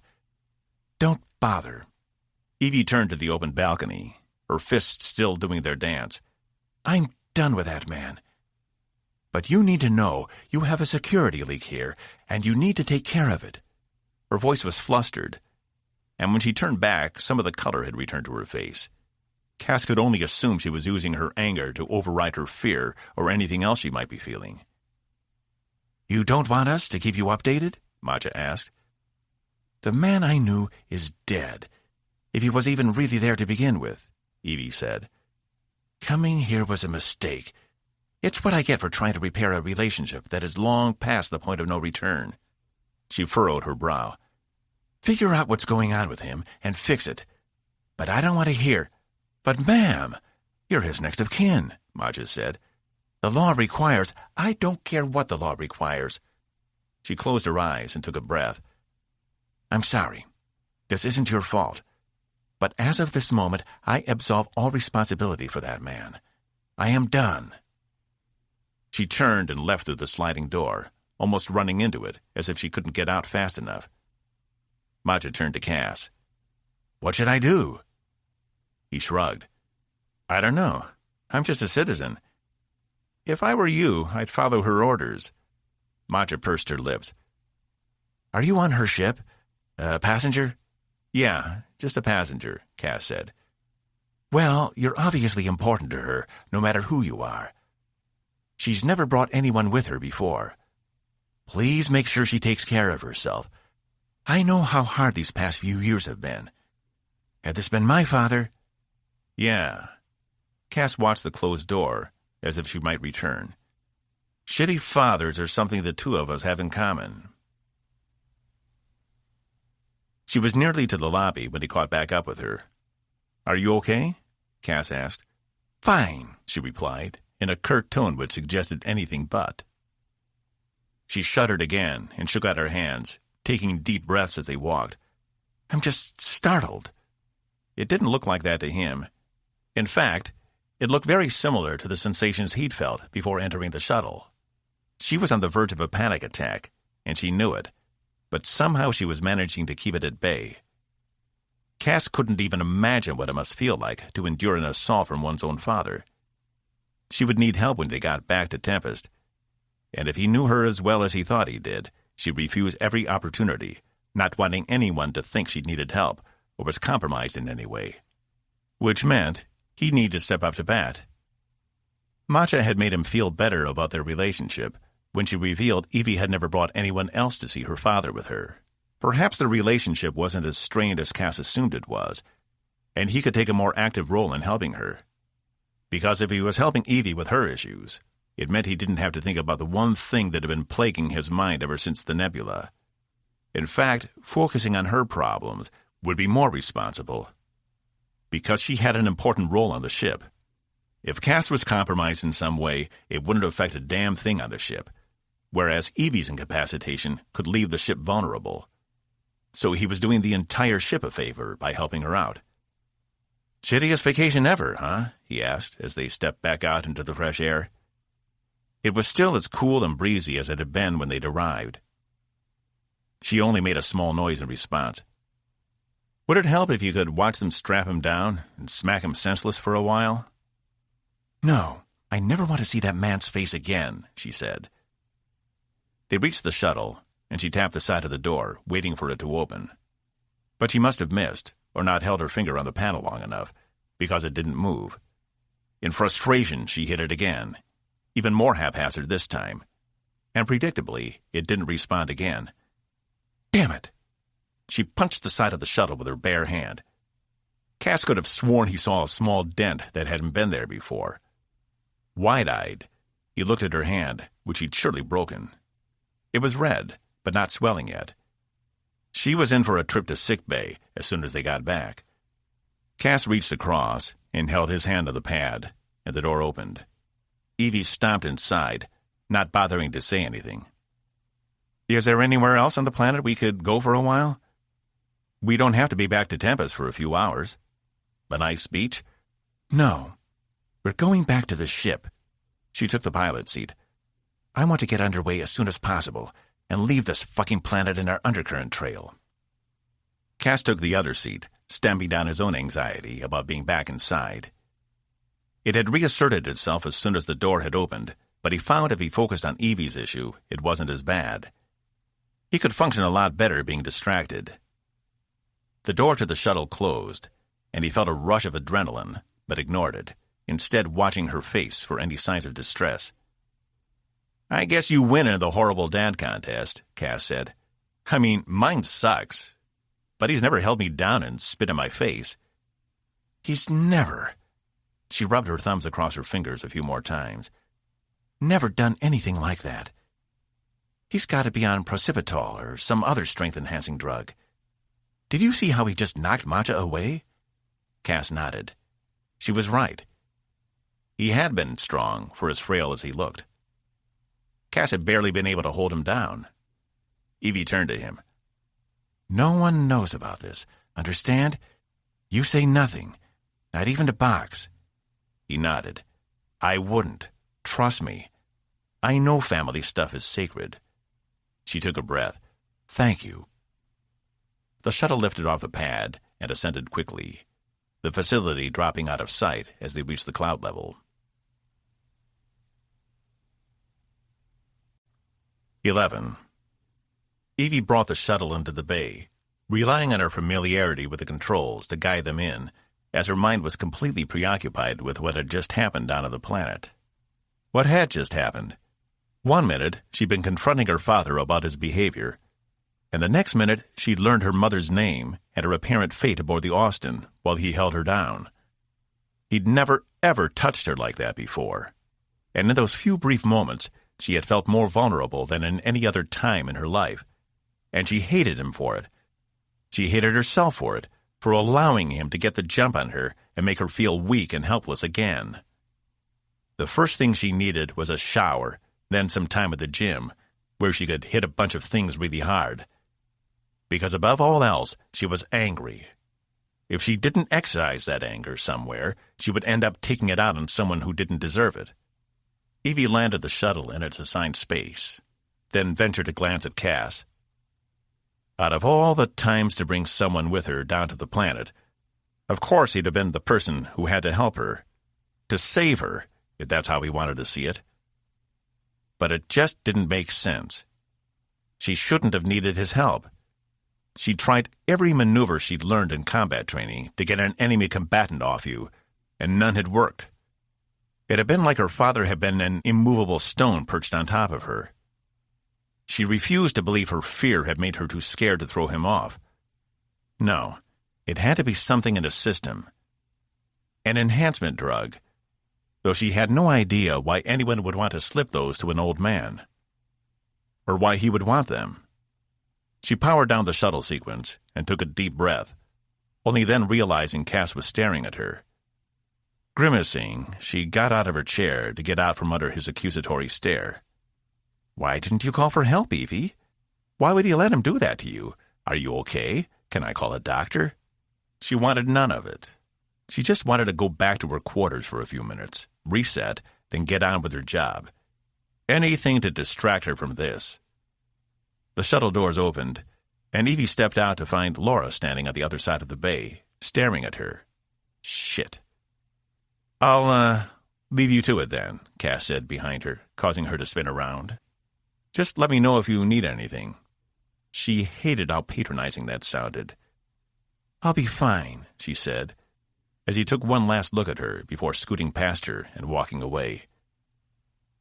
She regretted bringing him with her. If she'd just gone down to the planet by herself, no one would have been the wiser. But now someone else knew. And worse than that, he'd seen her in one of the lowest moments of her life. Cass nodded to Laura as they passed each other, the lieutenant taking cautious steps toward Evie, who still hadn't moved from the shuttle's side.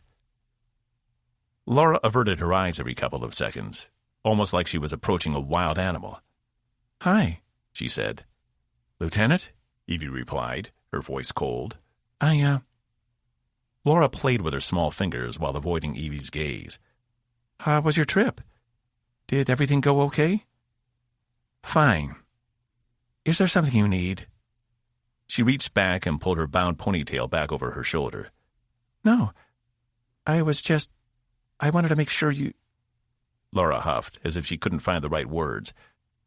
"I want you to know I'm here to talk about anything." Evie's heart rate shot up. Could she know already? Had Matcha sent a communique to the ship while they were en route? Even if she had, it would have only gone to the captain. And Green wouldn't have shared that information with anyone. "I'm sorry?" "My parents weren't around much when I was a kid, and I know you're an only child like me, so I know how hard seeing your dad again probably was," she said. Evie exhaled. Okay, so it wasn't as bad as she thought. But still, Laura knew why she'd gone down to the planet. "How did you know I went to see my father?" "Oh," her cheeks flushed. "I'm sorry. I just assumed. I saw from his service record, Sypaxia was listed as his last place of residence. I didn't mean to—" "No, you were right," Evie said. "The trip was fine. Everyone is doing well." Laura seemed to stumble. "Commander, I'm sorry. I didn't mean to intrude on your personal life. I just thought—" "It's fine," Evie said. "If you'll excuse me."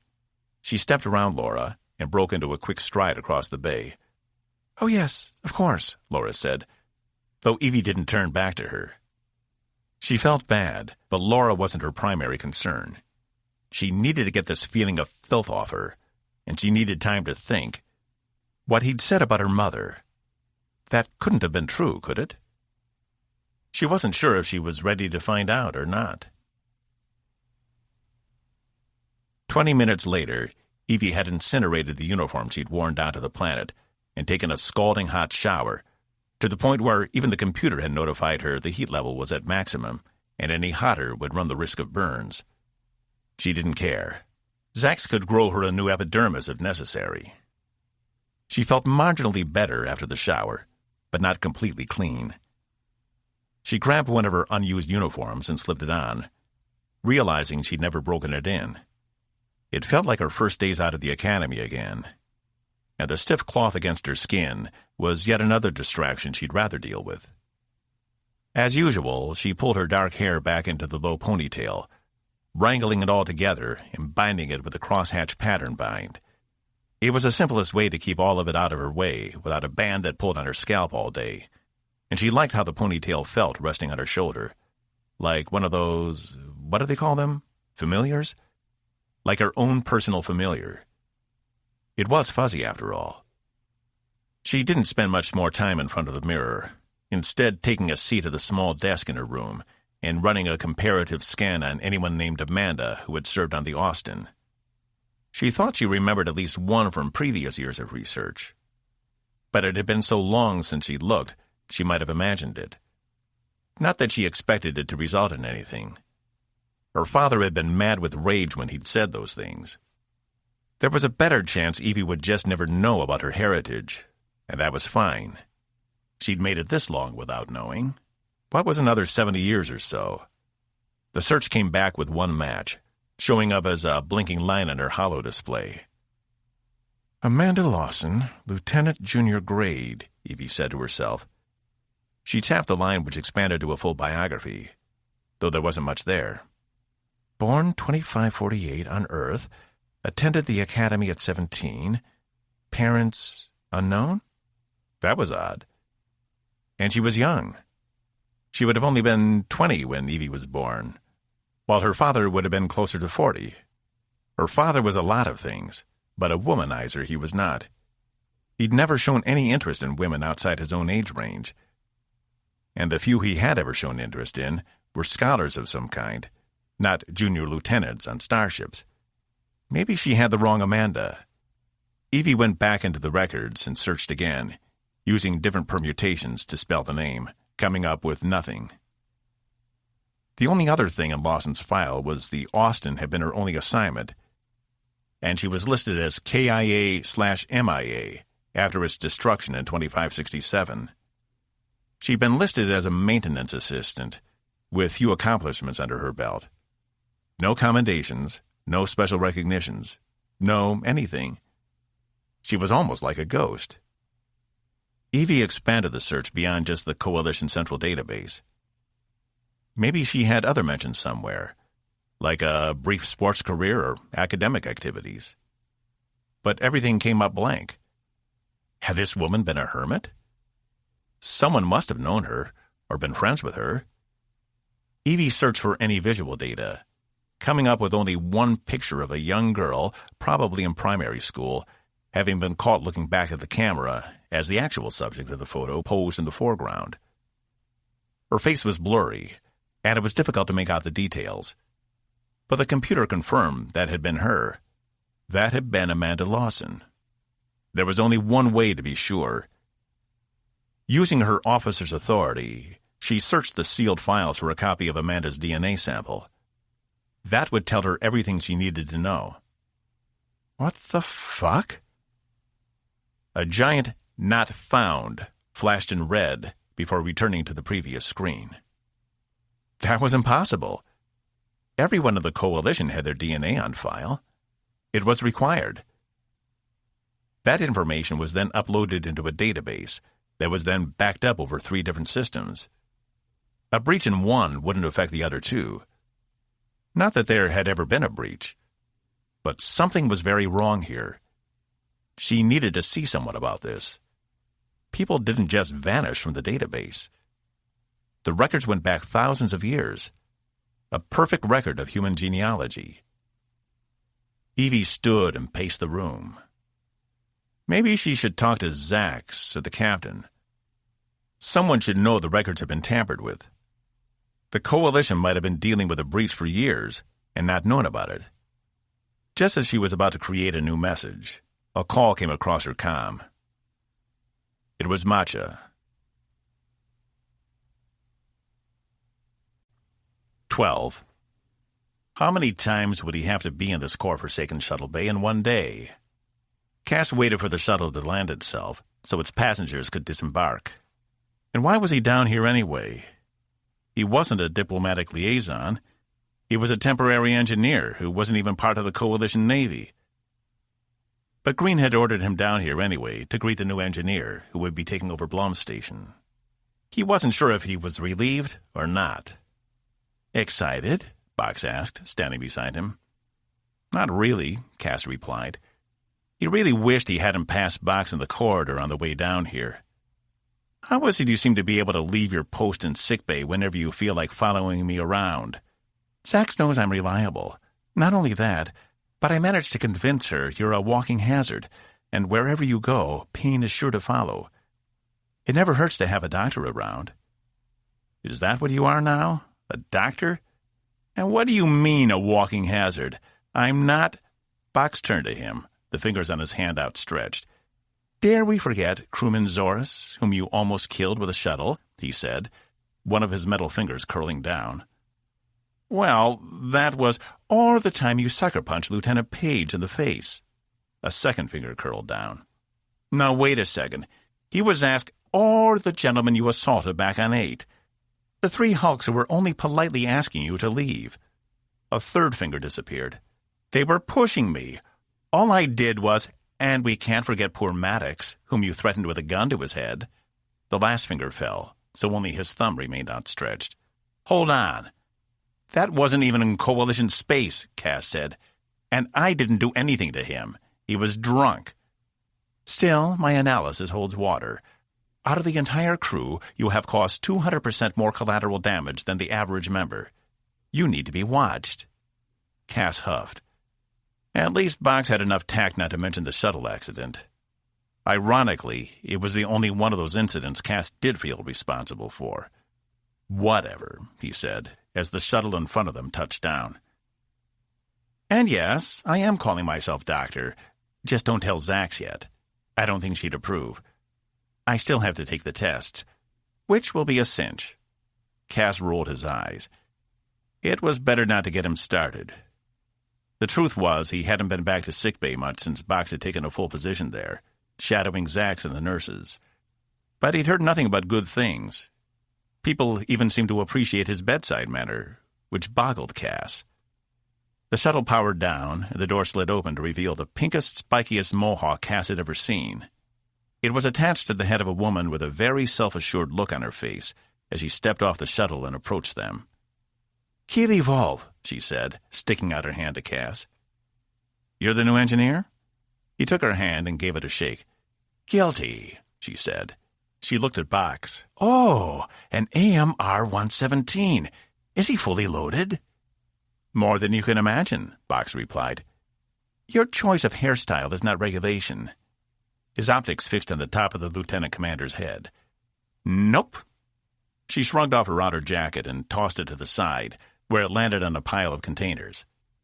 She ran her hands up the sides of her close-shaved head and up the length of the mohawk, as if she were preening it. "Let's hope it stays that way. If everyone gets one of these, I might have to do something drastic." She looked between them. "I can see you're puzzled.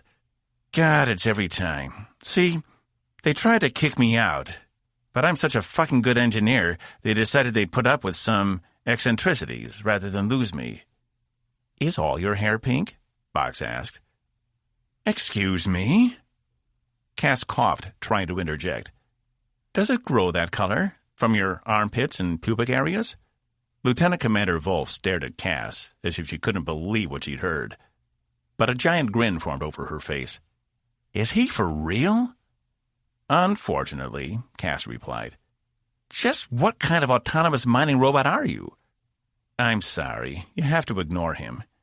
He suffers from a condition I like to call too much mouth and too little filter," Cass said. "It's a valid question," Box argued. "How am I supposed to know?" "She could be a mutant variant. You don't know if you don't ask." "It's dye," Wolf said, still clearly amused.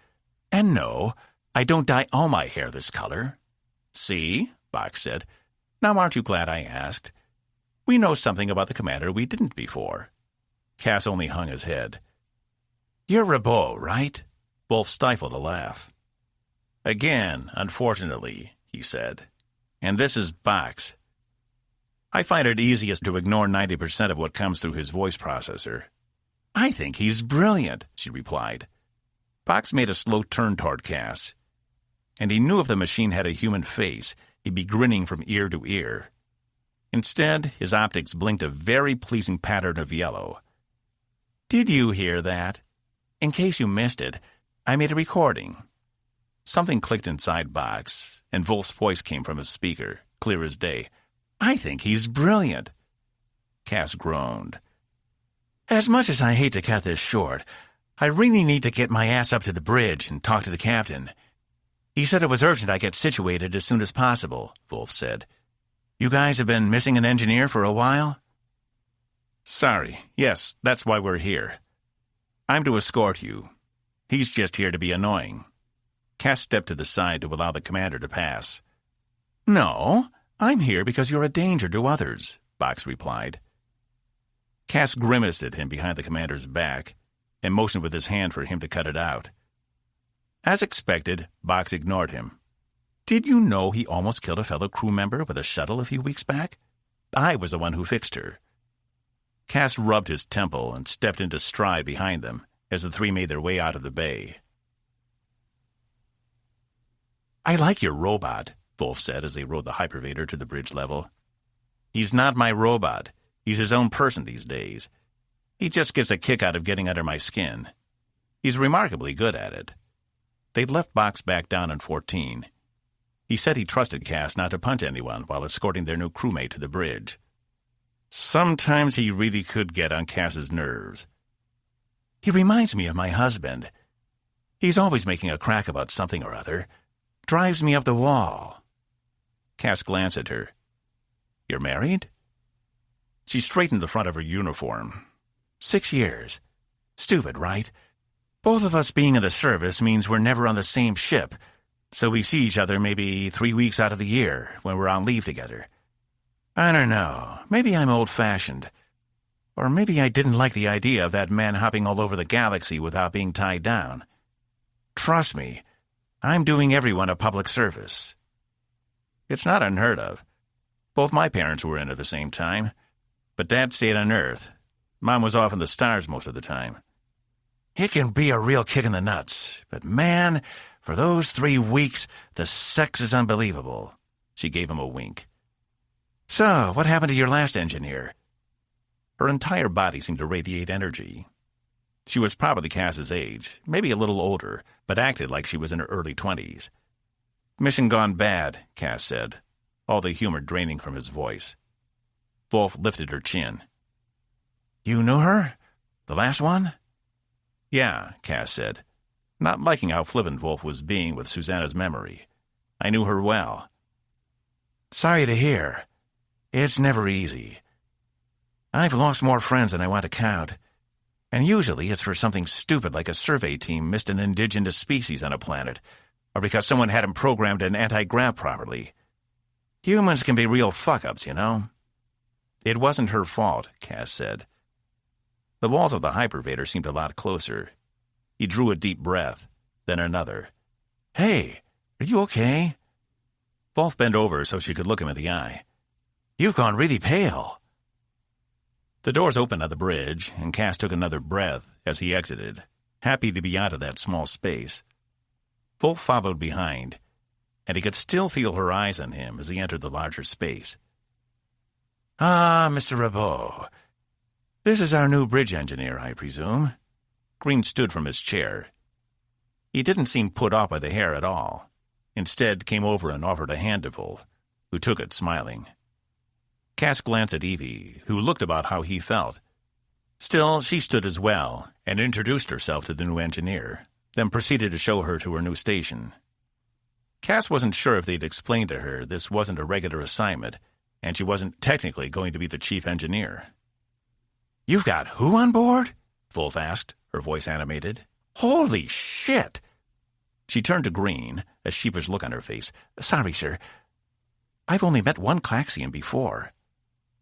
Evie seemed bemused and shot Cass a look. Was he supposed to tell her? He didn't think so. No one had mentioned it. All the captain said was to meet her in the bay and escort her to the bridge. "This I gotta see," she said, heading back toward the hypervator. "Cass, will you show her around engineering?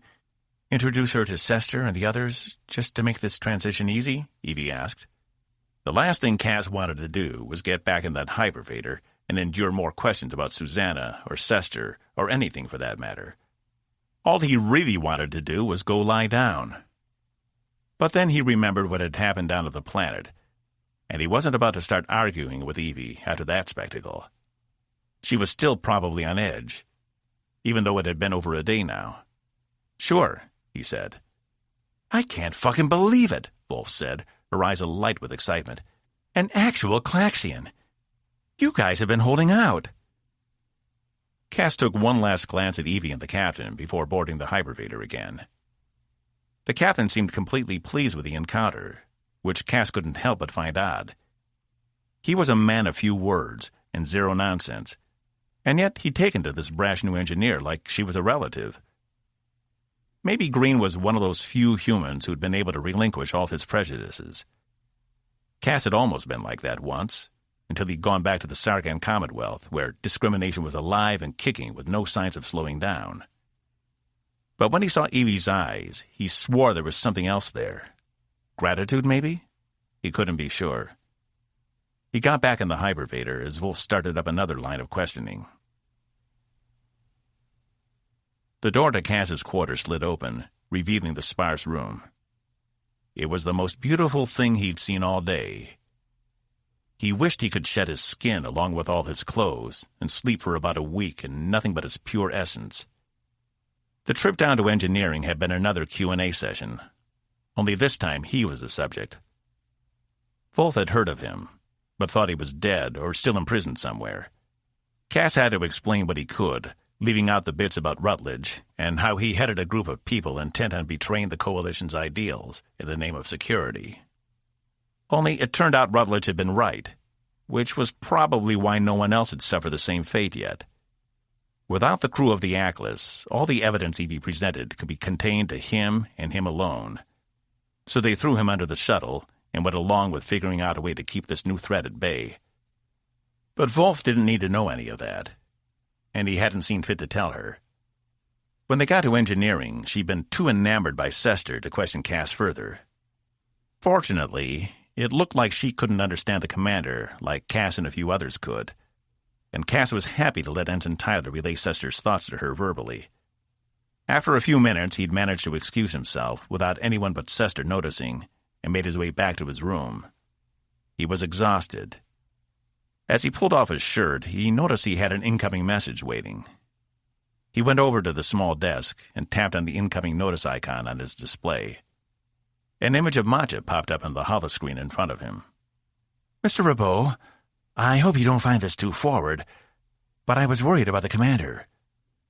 This business with her father seems to have put her on edge, and well, I'll just go ahead and tell you. Mr. Diazal passed away a few hours ago. It wasn't too long after you left. We're still waiting on the autopsy, but the coroner seems to think it was due to his degenerative disease, though she said there were a few strange things about his body. Perhaps the commander is right, and he was on something." She glanced behind her, as if she thought someone might catch her sending the comm. Though Cass wasn't sure why that would matter, it wasn't a secret. "Anyway, I wanted to let you know because I sent word to the commander, but never heard anything back. I'm worried about her. The attack may have affected her more than she realizes, and as her friend, I thought you should know what was going on, even though I'm technically breaking protocol by giving out medical information to a non-family member. But Mr. Diazal doesn't have much family who will talk to him, so I'm reaching out to you. Just make sure she's okay. You won't be hearing from me again." The screen went blank, and Cass slumped down on the bed. No wonder she'd look so strained on the bridge. This entire thing must be torture for her. But at least now it was over. She could take solace knowing he was dead and couldn't hurt her anymore. Cass made a mental note to ask her to lunch the following day. He didn't need to bring it up, but at least he could be there for her. But all that could wait. He pulled his pants off and crawled into bed, falling asleep before his head hit the pillow. 13. Evie jolted out of bed, a cold sweat enveloping her. She couldn't get enough air. It was too thick, too hot in here. She jumped from the bed and ran to her washroom, turning the shower all the way to cold and putting it on full blast. She got underneath the water still fully clothed, allowing the cold water to course over her until her teeth were chattering. She turned the water off and wrapped herself in a thermal towel, though it couldn't do its job with her clothes sopping wet. She didn't care. She trudged back into her main quarters, leaving a trail of water behind her. "Check temperature," she commanded the local computer. On the display beside her desk, it flashed 20 degrees Celsius. Then why was it so core-forsaking hot in here? She threw the towel off and felt a fresh wave of cool air as her wet clothes clung to her skin. Without turning the lights to full luminosity, she could already see there was a dark spot on the bed where she'd been sweating for probably hours. This was getting ridiculous. Every single night since she'd come back from Sypaxia, and it was only getting worse. She wished they'd just leave orbit already. How many more repairs were required? The captain thought they had plenty of time, thanks to Zenfor's advanced drive systems, but being in orbit of this planet was slowly driving her insane.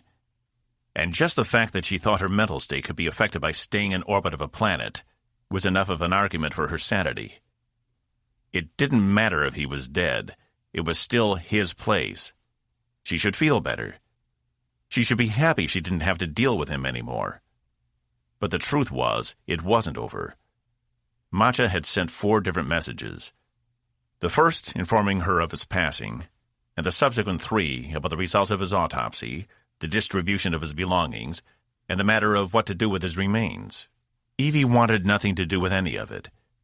She'd been clear back on the planet. The Coalition could take responsibility for him from now on. But Matcha seemed determined to keep Evie involved. She grabbed the thermal and returned to the washroom. She wasn't about to go to sleep again tonight. Not after the horrid stream of images that wouldn't leave her alone. Her father's bloody, decaying face inches from hers, spouting nonsense as parts of his skin dripped down onto her, each landing with their own little squelch. She shuddered and stripped, returning to the shower again, and this time giving herself a proper scrub down. So maybe she'd been taking 2 or 3 per day. So what? Was her skin almost raw at this point? She didn't care. All that mattered was she got clean. She dried quickly and got back into uniform. Though when she did, she had to stifle a yawn. That was not good. She would not be out there yawning while trying to do her job. She opened a small compartment at the washroom and retrieved some stims from a tiny bottle. They weren't illegal, though use of any kind of neurological stimulant was typically only administered by a Coalition doctor, or at least with their knowledge. But not this time. She didn't use them often, but she kept a small supply on hand just in case her performance ever began to suffer.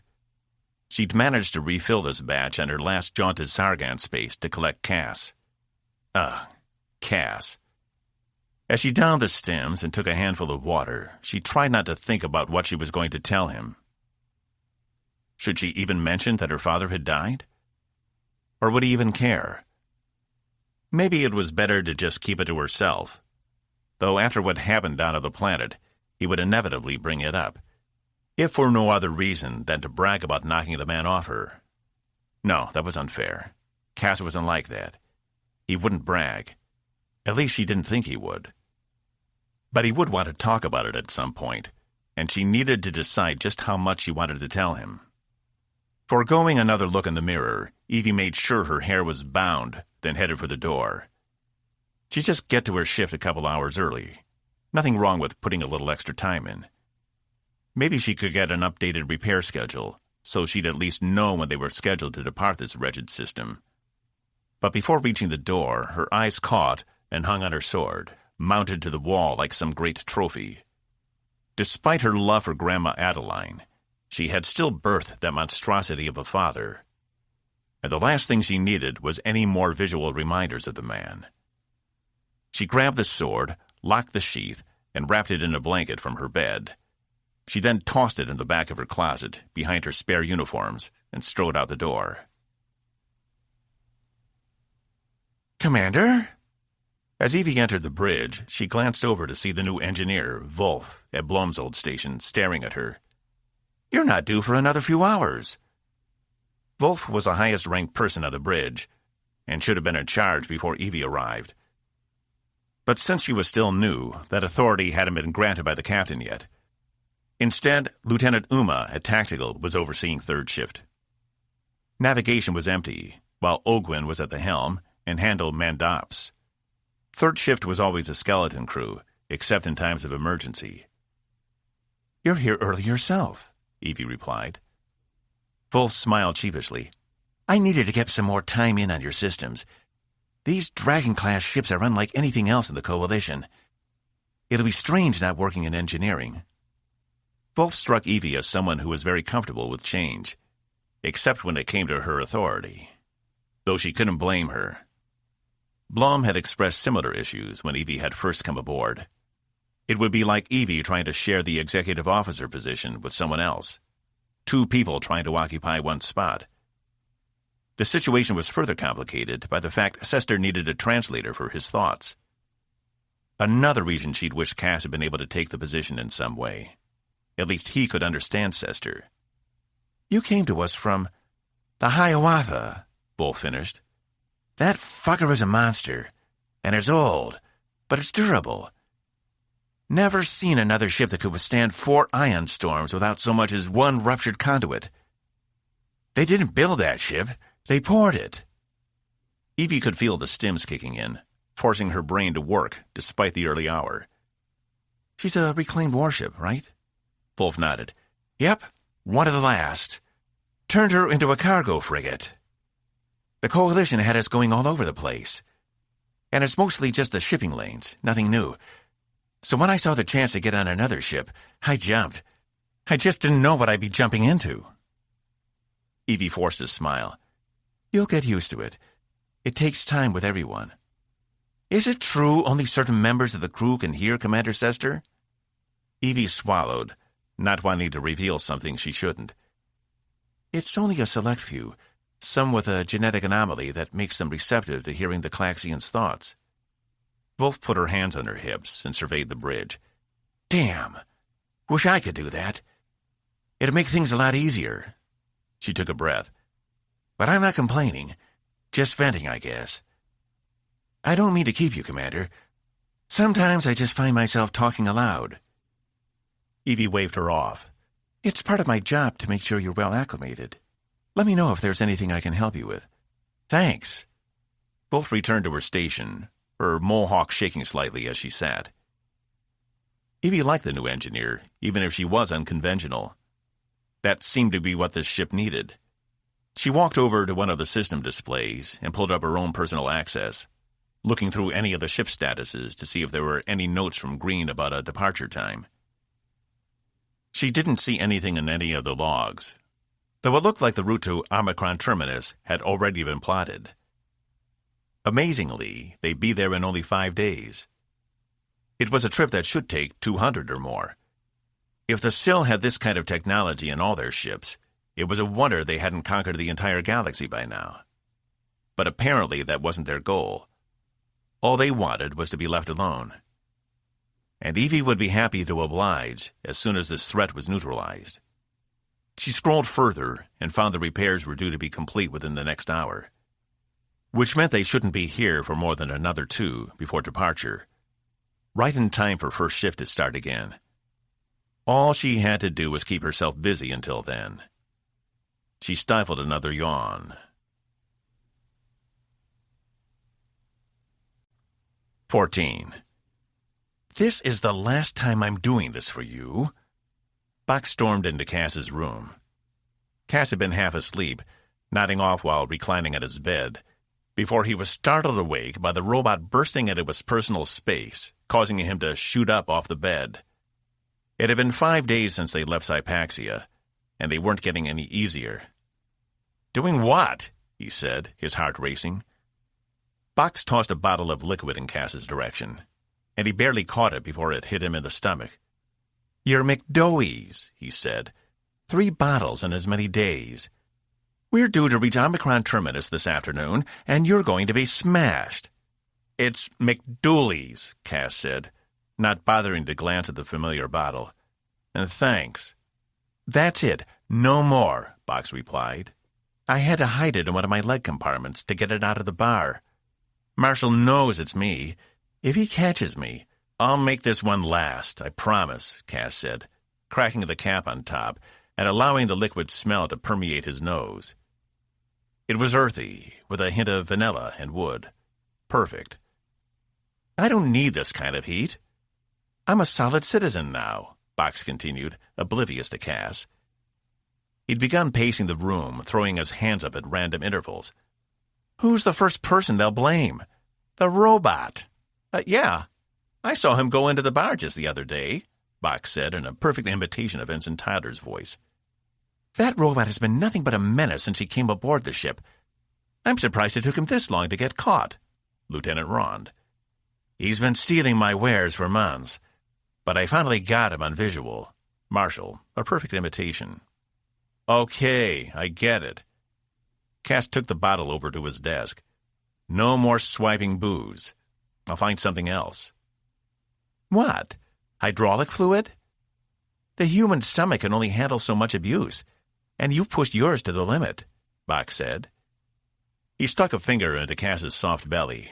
Cass jerked and swatted him away. "Stop doing that." "Looks like you need gym time, Chubbs." "I'll spend my time however I like," Cass replied. "It's not like I have anything else to do." "Is that what this is all about? Because Wolf took your job? But you said you didn't want to do it in the first place." Cass didn't even bother finding a glass. Instead, he tipped the bottle back and took a swig. "I didn't." He wiped his mouth. "Boss, you're not making sense." "It doesn't matter." The alcohol didn't taste very good going down, despite being one of his favorite brands. He shoved the bottle to the side. "You're still upset over Commander Blum." Cass glared at him. "Correct me if I'm wrong, but don't human attachment feelings only develop after a prolonged period of time spent together? You and the commander barely had any interactions. I don't understand." "It's not that simple, Box," Cass replied. "There isn't a specific formula for feelings. You of all people should know that by now." "But I'm not like you. Robot feelings are different than human feelings." Cass shook his head. "They may not be as different as you think." Despite his resolution to help Evie, Cass still hadn't managed to get Susanna out of his head. It was like she was there, ready to take over any errant thoughts as soon as he stopped paying attention. Half the time he thought it was because she'd been attracted to him, and he was mourning the relationship that could have been. And other times, it was because of the guilt he felt over her death. He felt guilty for Griffin and Pearson, too, but he didn't obsess over them day after day. It was like something in his brain had misfired, and he couldn't figure out how to fix it. "I know what you need," Box said. Cass narrowed his eyes. Box pulled his entertainment device from the storage compartment in his crotch and turned it on, the image displaying against the far wall. Suddenly, the entire wall was filled with the image of 2 humans engaged in some very graphic sex. "Box, what the—" "Wait, the camera needs to pan up," Box said, pointing to the image. "Are you crazy? Why do you have hardcore—" "Shh!" Box waved him down with his hand. "Okay, see, here we get a good look at the man's face." True to his word, it was a very clear shot of a man's face. His eyes rolled back in his head as he bit his lip in ecstasy. Box paused the image. "That's the look you need. Right there. When we get you to look like that, you'll feel a lot better." Cass sat on his bed and put his head between his knees. "Oh, my God." "It doesn't even have to be with another person," Box replied. "Have you seen some of the machines they have available? We could even build you one. Put it right here in your quarters. I'll requisition the parts from engineering. Do it, and it will be the last conscious decision you ever make, Cass warned. And turn that thing off. The image was still paused on the close-up of the man, his mustache glistening with sweat. Bach switched it off, depositing the device back into its original compartment. Why do you have that? His yellow eyes blinked a few times. Research. Research, huh?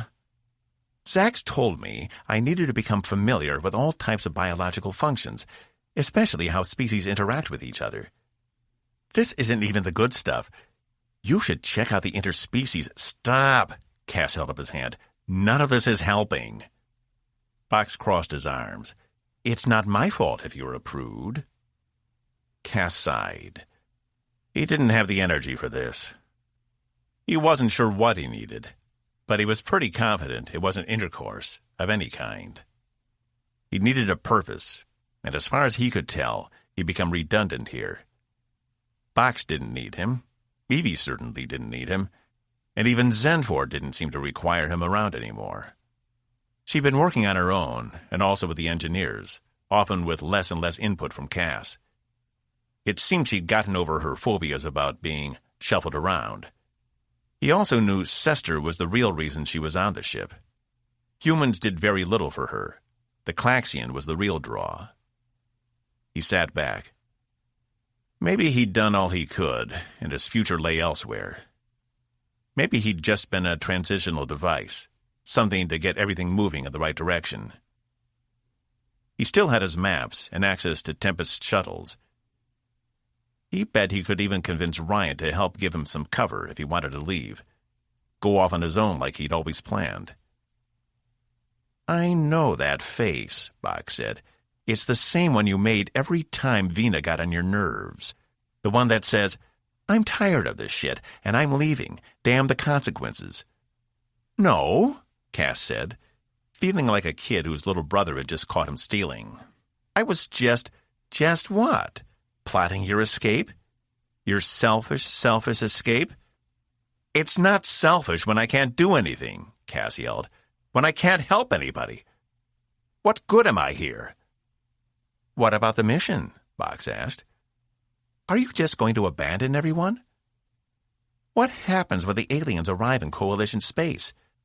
Are you just going to ignore that too? Cass grimaced. We don't know what's going to happen. All we know is we don't know jack about them.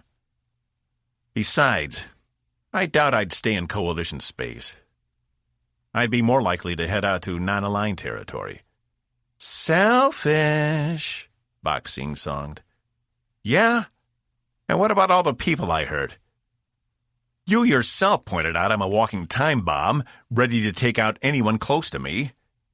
The fact is, I get people killed.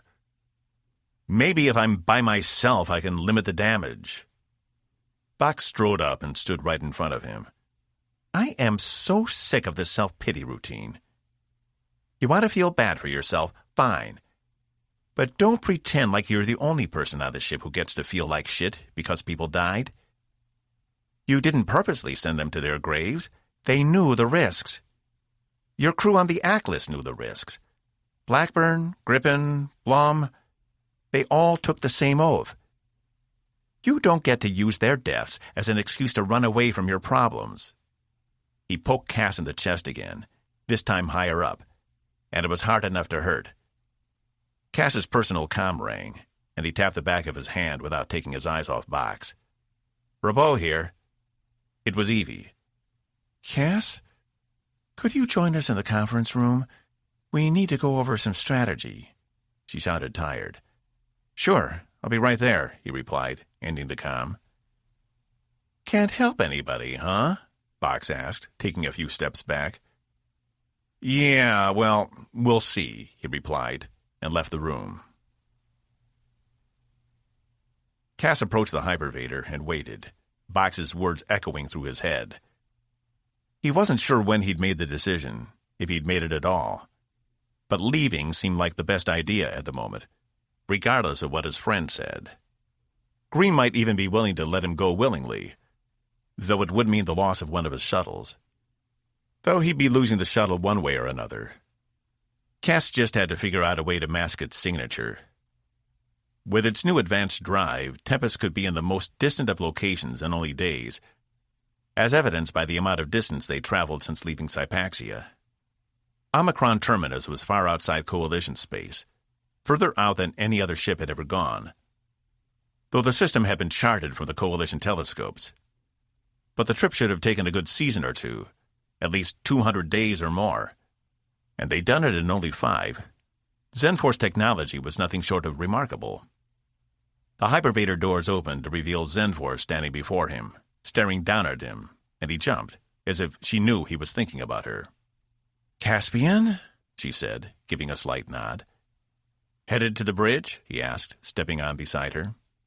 "I've been summoned," she replied. "That makes 2 of us. How are things going down in the weapons lab?" He averted his eyes. He didn't know how much Syl could tell by human facial expressions, but he didn't want to risk her thinking he missed being down there. "Slow. Your technology is limited, and I can only do so much. I need—" she sighed. "What?" "I've broken my vow to my people. When Melesse finds out, she will see to it I am removed as consul of my ship, if she doesn't know already. I understand you spoke with Admiral Sangvi during your interrogation. It wasn't an By now she must know I've improved your engines. She may even decide to return to Syl space without me, though I haven't received any messages yet." Cass hadn't even thought of that. He'd spent most of the past few days in his room, where the rest of the crew were glued to either their scanners or the windows of the ship, excited to see something no other human or Coalition species had seen before. He should have been right there with them, updating his star maps, but instead, he passed the time by getting drunk and little else. But because there were no communication relay stations outside Coalition space, a message would have to travel as fast as it could back along an undercurrent. They really were alone out here. "I take it Melesse won't understand," Cass replied. "No.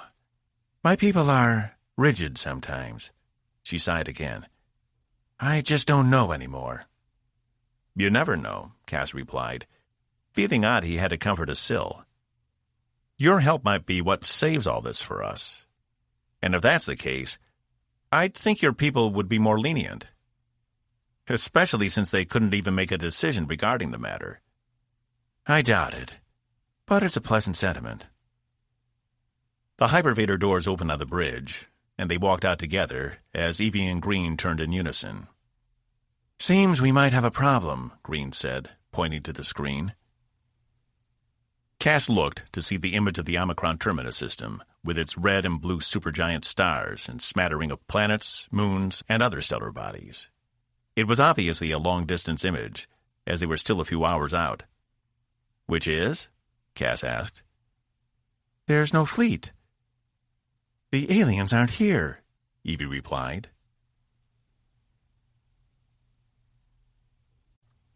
15. "I don't understand," Cass said, taking a seat in the conference room adjacent to the bridge. He'd been joined by Zenfor, Evie, Green, Zal, and Uma. "Neither do we," Green replied. "And we need to figure this out, because everything we've done has been predicated on this fleet being here. We were going to swing wide to avoid the system, observe them from afar. But when we got close enough for the scanners to pick up the system, we found it was empty." "What did Starbase 5 say?" "They're the ones who first saw the fleet, right?" Cass asked. "We've sent them a message, but it will take some time to get a reply," Evie said. "Which is why we asked the 2 of you here. We hoped you might have some ideas about what could have happened, or if Starbase 5 scans were tampered with in any way. We can't find any anomalies, but we may not be looking correctly." Cass's eyes narrowed. "Looking correctly?" "To be blunt," Evie began, and it was only now Cass noticed how tired she looked. Her eyes had dark circles under them, and she was paler than normal. Was her father's death having that much of an effect on her? "The 2 of you don't work within Coalition protocol. You don't have to. So maybe there's a way you can find something we can't. Some technique or, I don't know, something? Green pressed his lips into a line. I believe what the commander is saying is to use whatever resources you need. Help us figure out what's going on here. The door to the conference room slid open to reveal Wolf, strolling in like she owned the ship. Sorry I'm late. Just finished analyzing the most recent scans. Anything? Green asked. She shook her head, taking the seat beside Cass. He had the immediate sensation to get up and leave, but stayed put. Same as the last batch. I even use a spectral analysis I haven't used since I went up against the Sargans. They hid their ships in the gravity distortions of moons, but if you knew what to look for, you could find them easily. You fought against the Sargans? Cass asked, turning to her. She smirked. Long time ago. And just border skirmishes. Nothing serious. This is maddening, Green said. We came all this way to find out this all might be some sort of practical joke? We should hear back from 5 in about 10 more hours, Lieutenant Dumas said. But the further we get, the longer it will take to receive a signal. Until then, we need to brainstorm, Evie said. I want every person on this that could even be the slightest bit helpful. Pull whomever you need. This is a top priority. If it turns out this is nothing but a hoax, and there never was a fleet, then someone will be answering for it. And if it isn't a hoax? Cass asked. Then we need to find out where they went, and fast. The only advantage we had was surprise, and if they saw us coming, then we need to be very careful, Green replied. He was tense, his face strained with each word. It was possible the future of the coalition rested on his shoulders, and Cass couldn't even imagine what he was thinking. And you two, Evie pointed to him and Zenfor, get started. Cass caught Wolf eye him with interest. Everyone else stood along with the captain, and they all exited. Cass and Zenfor headed back to the main hypervator off the bridge. Thoughts? Cass asked. I have a few, she replied, and I highly doubt this is a hoax. Then why didn't you say anything in there? Because I don't know. Without evidence, a hypothesis is just that. I need to be sure before I risk my reputation. He scoffed as the doors opened and they stepped inside. Are you headed back to the weapons lab? That's where all my equipment is, she replied. Why would... Hey, wait up! Wolf stuck her hand between the closing doors, and they slid open again. She stepped inside. I'm headed down to engineering. Care to share a ride? Sure, Cass shrugged. The doors closed this time. So, what is the deal with you? Wolf asked. I mean, when they told me they had a Klaxian on board, I didn't think it could get any crazier. But then to find out there's a Syl, too? It's like I've hit the jackpot. I'd heard progress had been made in Syl relations, but the news channels are keeping a tight lid on everything. I had no idea you were on ships already. I'm the only one, Zenfor replied, and this is temporary. Still, it's a long way from the war, and you're just walking around like it's no big deal. The rest of the crew sees you and shrugs. Wolf stared at Cass. I mean, how incredible is this? Yeah, I know.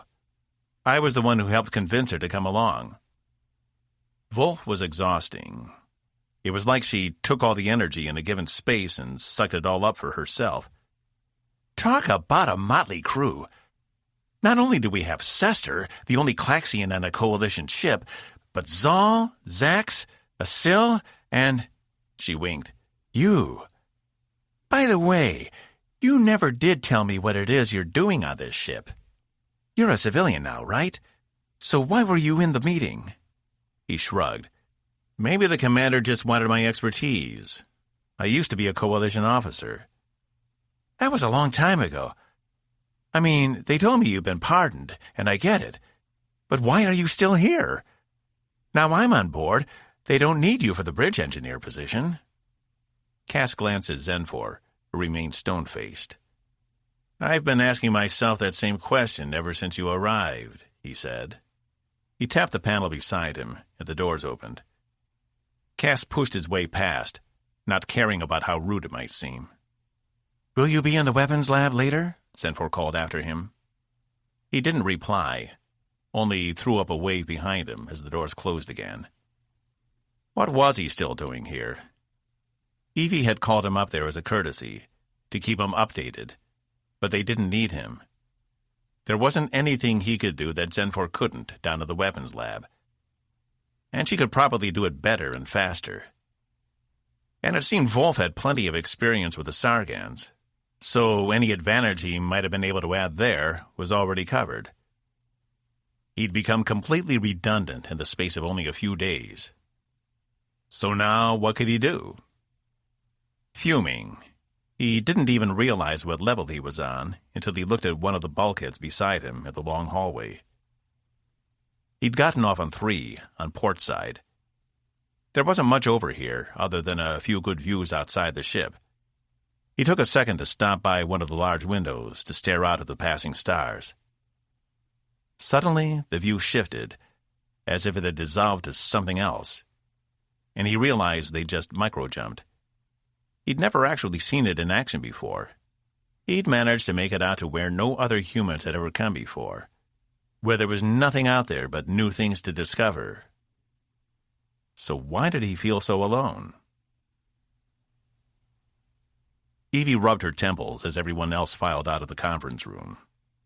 She caught Green giving her a sympathetic look from the door, and she smiled in return, not wanting to alarm him. "Trouble getting rest?" he asked, entering the room again.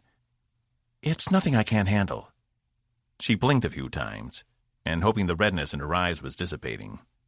She'd go see Zax later about something that might help stave off the effects of not sleeping.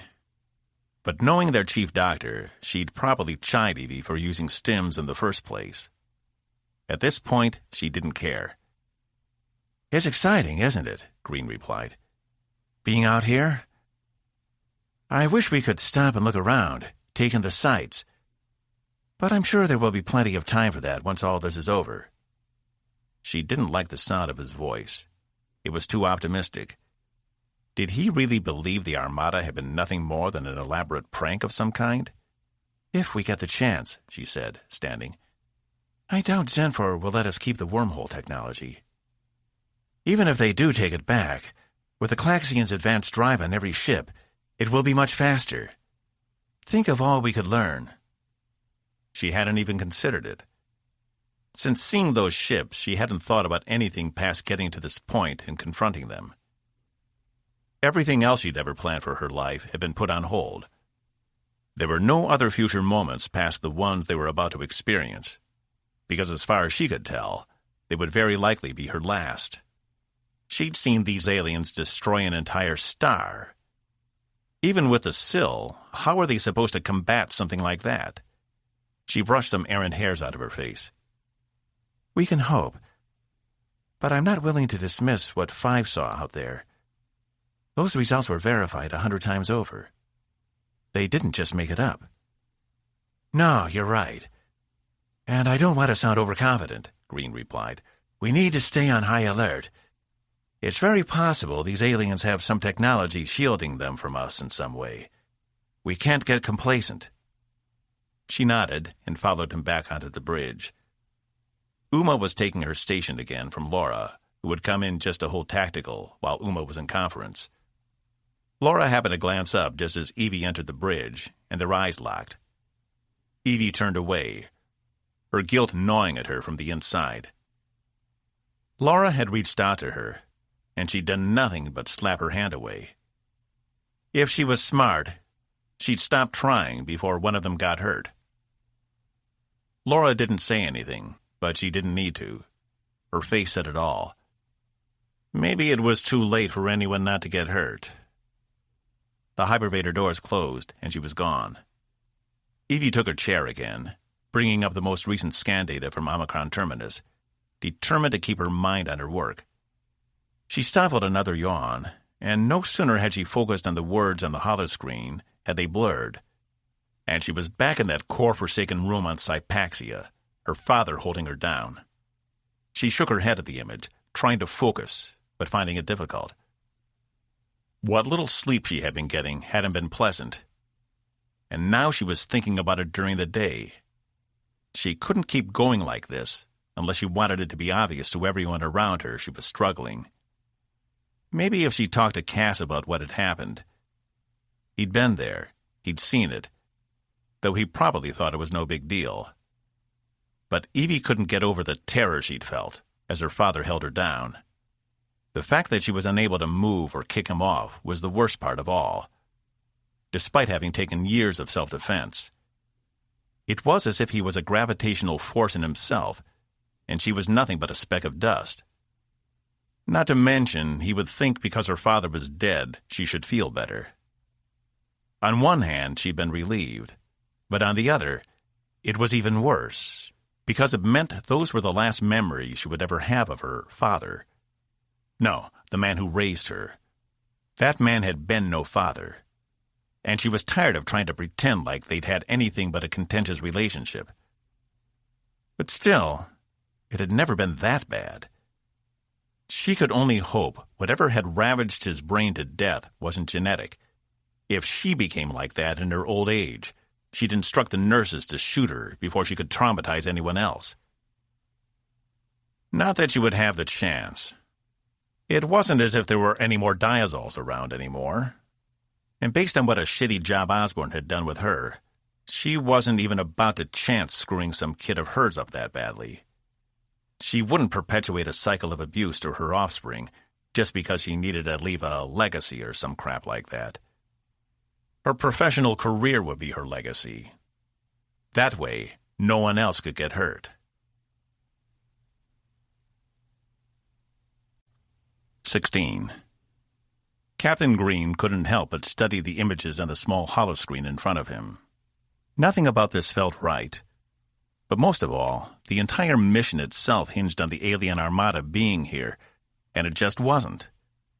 He hoped to find some anomaly in the scans of the Omicron Terminus system, some explanation of what could have happened, or where the armada could have gone. He compared them to the scans Starbase 5 had taken over the past few seasons, each one with the encroaching armada ever nearer. He even adjusted their current scans to the same angle so he could switch back and forth between the two, only to find it was as if they had all vanished. The most recent scans from the system had been less than a week ago. Normally, a Coalition ship couldn't have made the trip that fast, but then again, he wasn't on an ordinary ship. He tossed the device to the side of his desk, intent on finding some caffeine and a new resolve to discover this mystery. "Captain?" Lieutenant Uma's voice came through his command room comm. "Go ahead." "We got word back from Starbase 5. Green closed the comm and jumped up from his chair, striding onto the bridge from the adjacent room. "What do they say?" Uma tapped her console. "They confirm they can still see the Armada holding position in this system, as we speak." Green turned to the main view screen. "What the hell?" he muttered. Omicron Terminus was displayed on the screen as their main destination, their long-range scanners having reached out to take images and video of the system from their great distance. He made up his mind. He was going to figure out what was going on, and he was going to do it right now. "Wolf, can we do a short jump into the system using Zenforce technology?" he asked. "No problem," she replied, not looking up. "We're in range." "Get us there now. Lieutenant, raise our shields and prepare all weapons. If they are hiding, I want to be ready." He took the captain's chair. Evie leaned over to him. "Is this the best move, jumping right into the system? What if it's a trap?" "I'm done trying to figure this out. There's only one way to handle this, and that is to face it head on. If we are destroyed, the Coalition will know what's coming." He turned back to the front. "River, set course. Rond, let's do it." The navigation and helm officers nodded without turning, and the image on the screen in front of them went blurry for a moment before clearing, with the two supergiants in the system taking up most of the screen. "Report," Green said. "Nothing is coming up on sensors," Zal said. "We have no indication of alien craft." "Full sweep of the entire system. If they're hiding here, we need to find them, and if they're not, we need to find out why 5 can still see them." "What are you thinking, sir?" Evie asked. "That I'm tired of being jerked around. One way or another, there is something out here, and we're going to find it. He turned to Uma. Get Zenfor and Cass if you need 'em. Let them know about all this data we're about to throw their way. Aye, Uma replied, speaking into her own comm. It's hard to fathom how big those are. Evie stared at the giant stars on the screen. They were still a good distance from the center of the system, where the two were locked in an elliptical orbit of a common point, seeming to almost feed off one another. Omicron Terminus had a third Class F white star, which orbited both and had planets and a system of its own. The system was full of small planetoids, moons, gas giants, and a smattering of asteroid fields. Green took a moment to appreciate how no other Coalition species had ever seen anything this far away before. It almost doesn't seem real, he said, echoing Evie's sentiments. The two giants in the center of the system were some of the largest stars he'd ever seen, but not for much longer. The red giant was close to the end of its life cycle, and would either expand to intersect the blue giant, or it would collapse in on itself. Either way, when it did, the system would be forever changed, only a few 100 million years away. The console has responded, Captain. She's analyzing it now. Green relaxed back in his chair. He couldn't imagine the repercussions if no Armada was found. How would the Sill react? Would they think it had all been nothing more than a ruse to peace talks? That was sure to set them off. And what about the incident back at the Nebula? They would have cut off 2 whole planets, future members of the Coalition. And for what? Nothing. For the first time since this assignment began, he felt uneasy. Before, he'd been sure they were on the right track, whether that was building an alliance with the Sill or traversing Coalition space to get out here. He'd felt like they had a purpose, and now all that had been thrown into question. Lieutenant? He turned to Uma. Did 5 say anything about malfunctions in their telescopes? Anything that might account for this discrepancy? She shook her head.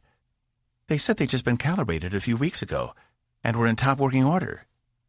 Captain, Wolf said, standing from her station, I have an idea.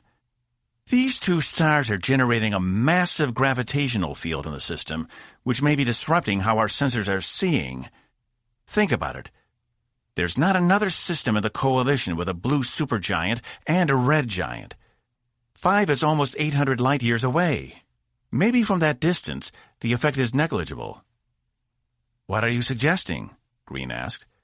We take the shuttles out into the system, all of them, and the space wings, do a visual inventory of what's out there. We can cover a lot of ground with as many support craft as we have.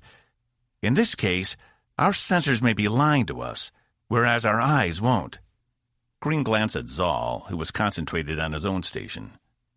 She could be right, Captain. We are dealing with an unknown amount of gravitational energy in this system. We used to do the same thing back on Ark Nagali, when the pirates would use their scatter tech on us, Wolf said. It was like this lens that bent scans around their ships in pockets of heavy gravitation, but we could still see them. But if there is something out there, Green said, our ships will be close to defenseless against it. At least the shuttles. They have limited weapons. Then use the space wings as escorts, Wolf said. Simple. Green exchanged glances with Evie. The last time they'd used the space wings as escorts, they'd lost 3 crew members. He wasn't sure how the crew would react to being back in the same situation again, especially the wing pilots. He'd need to speak with Ravenkel, though they may not have a choice. What? Wolf said, her face awash in confusion. Did I say something? No, Green replied. I'll take it under advisement.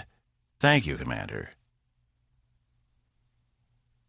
For the first time since he'd been aboard, Cass found himself on the upper levels of Tempest, staring out at the magnificent view before him. After taking in the view on 3, he'd come all the way up to Deck 1 to just watch, and maybe plot an escape. Though if he was realistic, that was just impossible. But it felt good to plan for it anyway. The windows were wide and large, big enough to get a great view of the system beyond. There weren't a lot of crucial systems on the levels 1 and 2, which made them more ideal for extravagances like observation decks. Stellar cartography was only a few short corridors down the way. Usually when he looked outside, it was a brief glance to tell if they were still in an undercurrent, or if they'd exited to normal space again. Cass never took the time to enjoy the stars anymore. That was something he'd had plenty of time to do on the reasonable excuse. He could spend days or even weeks studying them, watching them go by or updating his old maps with new coordinates or new discoveries, though new to him usually meant within the last 1,500 years, due to the age of his maps. But now he was staring at two stellar giants, each around a common orbit. The gravitational forces at work inside their orbits were almost incomprehensible. Green had decided to jump right to the system, no more pretense. And just as the scanners had said, there were no traces of any armada out there, just stars and planets. The few he could see, anyway. "Excuse us." Cass moved to the side as 3 junior crew members ran past him, their arms full of equipment. He recognized them as part of the stellar cartography team. No doubt they were headed to gather as much information about the system as they could while Tempest was here. Cass smiled despite himself. He couldn't remember the last time he had that kind of optimism, and honestly, he wished for some of it back. "Caspian, respond," his comm chirped. It was Zenfor. "Go ahead," he said into the back of his hand. "We've received the data from Starbase 5. Please come to the weapons lab." "On my way," he replied, taking one last look at the star system before heading back down the corridor to the hypervator. It was nice Zenfor was including him, even though she didn't need to. She was perfectly capable of analyzing the data on her own. But from their brief discussion on their way to the bridge, he could tell she was troubled. Maybe she wasn't as impenetrable as she seemed. He stepped into the weapons lab moments later, his thoughts lost on what exactly he was going to do if this all did turn out to be a hoax. The inquiry had specifically said he'd be dealt with once the crisis was over. So what if there was no crisis? It meant he'd be seeing the inside of a jail cell within the week, most likely, as soon as they got back. There was never a better argument for leaving right now. If only he could convince Green to let him go. Without the Andromeda threat, it wouldn't be like he'd be abandoning anyone. He'd just be safeguarding his future. But it would be a hard sell to get Green to let him go. He needed to brush up on his negotiation skills. "The Starbase is still reporting seeing the Armada," Zenfor broke him from his thoughts. She was hunched over her primary control panel, her shoulders bunched up. "What? How can that be? We're here. There's nothing out there," he replied. "I'm not so sure," she replied, staring at her screen. "I've been comparing the data from 5 as well as the scans Tempest took on the way here. There are minor differences in radiative output. Something was here, and not too long ago. But it's impossible to tell what, for how long, and where they went. Your limited scanners have provided me with little to work with." "So what does that mean?" he asked. "I don't know yet. But we know one thing. This isn't a hoax."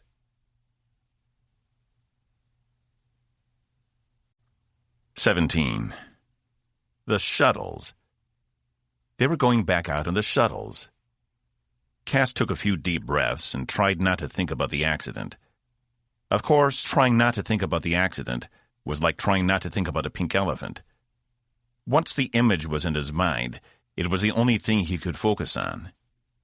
He couldn't believe, after what had happened at the Nebula, they were about to send out more search parties to try and find these ships. And what were the shuttles supposed to do once they found one? Tap them lightly and say, "Tag, you're it"? Evie had sent him a comm letting him and Zenfor know the plan. Zenfor opted to remain in the weapons lab, studying the information from 5 and the current scans from the ship. But as Cass had suspected, she really didn't need his assistance. He'd asked her if they could use the same timestamp technique they'd used to observe the Iphigenia in Genesis, but she said the gravitational forces in the system would disrupt the process too much. They'd never be able to get a clear signal. Not that it mattered, as it seemed from a distance the Armada could be seen, while up close was a different story. And now he was on his way to Bay 1 to climb aboard a shuttle and assist in the efforts. Everywhere he passed, there was a flurry of activity. Apparently, it was all hands on deck for this one. Evie had said they'd be using every available support craft they had on hand, which meant close to 60 ships scanning the system. As he made his way down to the bay, he felt almost as if he were having an out-of-body experience. He could see himself moving along the corridors, nodding to the few members of the crew he knew, everyone in a hurry to get to their destinations. It was a strange sensation, watching himself from a different angle, and yet he was still inside his own body at the same time.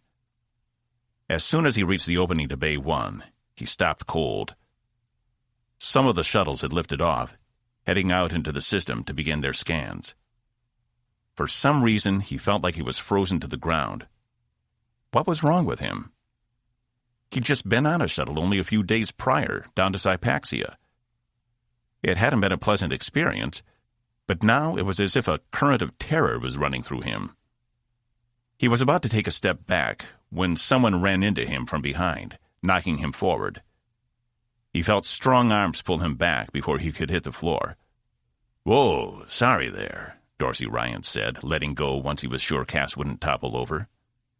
He was one of the few Space Wing pilots Cass knew personally, and had been a good friend of Griffin. "It was my fault," Cass shook his head. "That'll teach me to stand in the middle of an entryway." He hadn't spoken to Ryan since before Griffin's funeral, and had no idea how the man would react to him.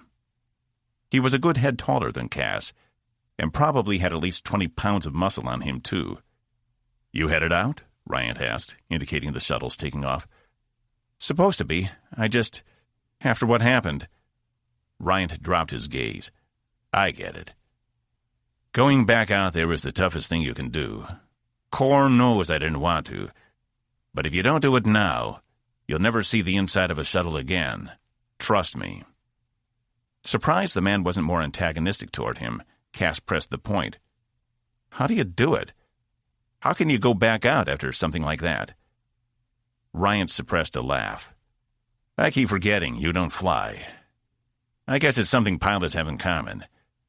It's the first thing we have to do, because it's what we do.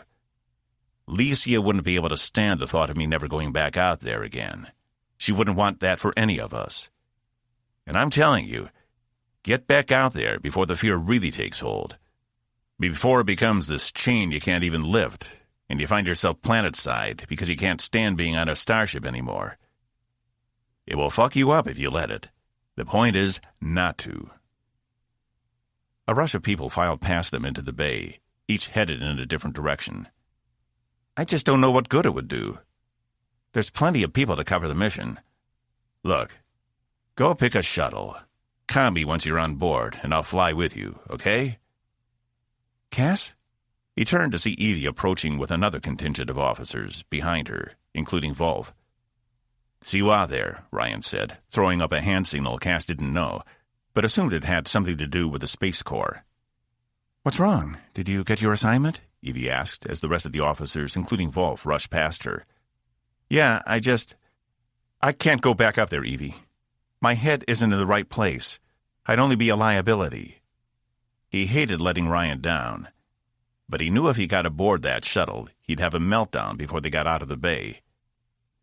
He'd never had a problem with crowds before, but with the amount of people running around and all the noise from the shuttles and equipment being moved around, it was as if he couldn't even think. He needed the serenity of the viewing windows back up in one. This was too chaotic. Evie furrowed her brow. Her eyes were bloodshot, and her normally smooth hair was pulled together loosely. Maybe she shouldn't go up either. "Fine, stay here.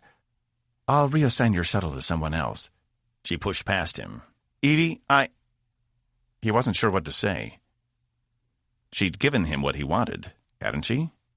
He hated to disappoint her again. After everything at the Nebula, he'd hoped never to disappoint anyone like that again.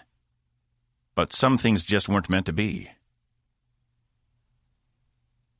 Cass watched through the large windows on one as the shuttles with their Space Wing escorts flew off in different directions, surveying the system. It seemed Green had ordered every support craft on board Tempest out there to search. While he didn't think it was a good idea, Cass couldn't blame him.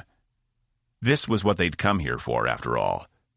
If they couldn't confirm the existence of the threat, heads would roll back at Coalition Central. But even though he was safe behind the main bulkheads of the ship, Cass still felt a pit of unease in his system. Something about all of this was wrong. Hopefully, Zenfor could come up with a solution. He hadn't seen her in the bays. She might still be on board running her tests. He watched another 2 shuttles launch, a space wing on each of their tails. There weren't enough space wings to escort every shuttle. Maybe they were running drills.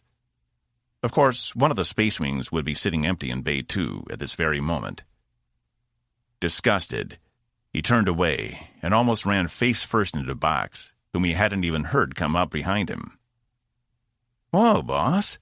I know you like things personal, but this is too close even for me," the robot said. Cass rolled his eyes. "What are you doing up here? I thought you would be on one of those shuttles searching the system." "I had other duties to attend to," he replied, turning his gaze to the windows. "The big question is, why aren't you?" "I didn't feel like going. Is that a crime? Do I always have to want to be in a shuttle somewhere?" He suppressed a shudder. It was already difficult enough not being able to fly the stupid things. Now he wasn't sure he'd ever be able to get back onto one. "Yes, you do. If you're not out there, it means something is wrong." Cass didn't reply. Instead, he stared back out at the ships and the system beyond as well. Many of them weren't visible anymore, each heading off for their own small points of light. He needed a graphical overlay so he could see where the planets and other stellar bodies in this planet. "Ow!" Cass yelled, as Box pulled the small device away from his upper arm. "What the hell was that?" He rubbed where Box had held the device. The area was red and inflamed. "Something to calm you down," Box replied, depositing the device into one of his storage compartments. "I had hoped to find you at the bar so I could make a pun about shots, but alas, the opportunity was missed." Panic rose in his voice. "You gave me a shot? Of what? What did you inject into me?" "Nothing harmful, you big baby. It's a combination of a sedative and a muscle relaxant. A very mild dose of both. And before you ask," he stopped Cass's interjection, "it came from Zax, not me. She's been worried about you since the accident." "Worried about me how?" "I haven't even been to see her." "She's been getting regular updates. From me," he replied, a satisfied blink to his eyes. Cass pulled his sleeve down to cover the spot. "I thought doctors were supposed to keep information confidential." "Not from other doctors," Box said. "I was as surprised as you are. But no, we can gossip all we wish. You wouldn't believe some of the ailments on this ship." "I bet I wouldn't," Cass mumbled, still rubbing his arm. "Don't you need consent before you go giving someone drugs?" "Not if I determine they are in the patient's best interest, and the patient is combative, which you are. You don't deal with stress well, and this shuttle business has you all screwed up in the head. Here." Box produced a small container from another compartment, handing it to Cass. "What's this?" "Same thing, just in a pill form, for you to take when you feel anxious." His face turned red. "You mean to tell me I could have taken a pill instead of having you shoot me up like some science experiment? You know I don't like shots." "Oh, here's my chance. You don't like one kind of shot. You love the other." He tapped his faceplate as if contemplating. Didn't come out quite right. Let me try again. When you said you wanted to go out for shots, this isn't what you meant?" His eyes blinked rapidly. "Still not getting it.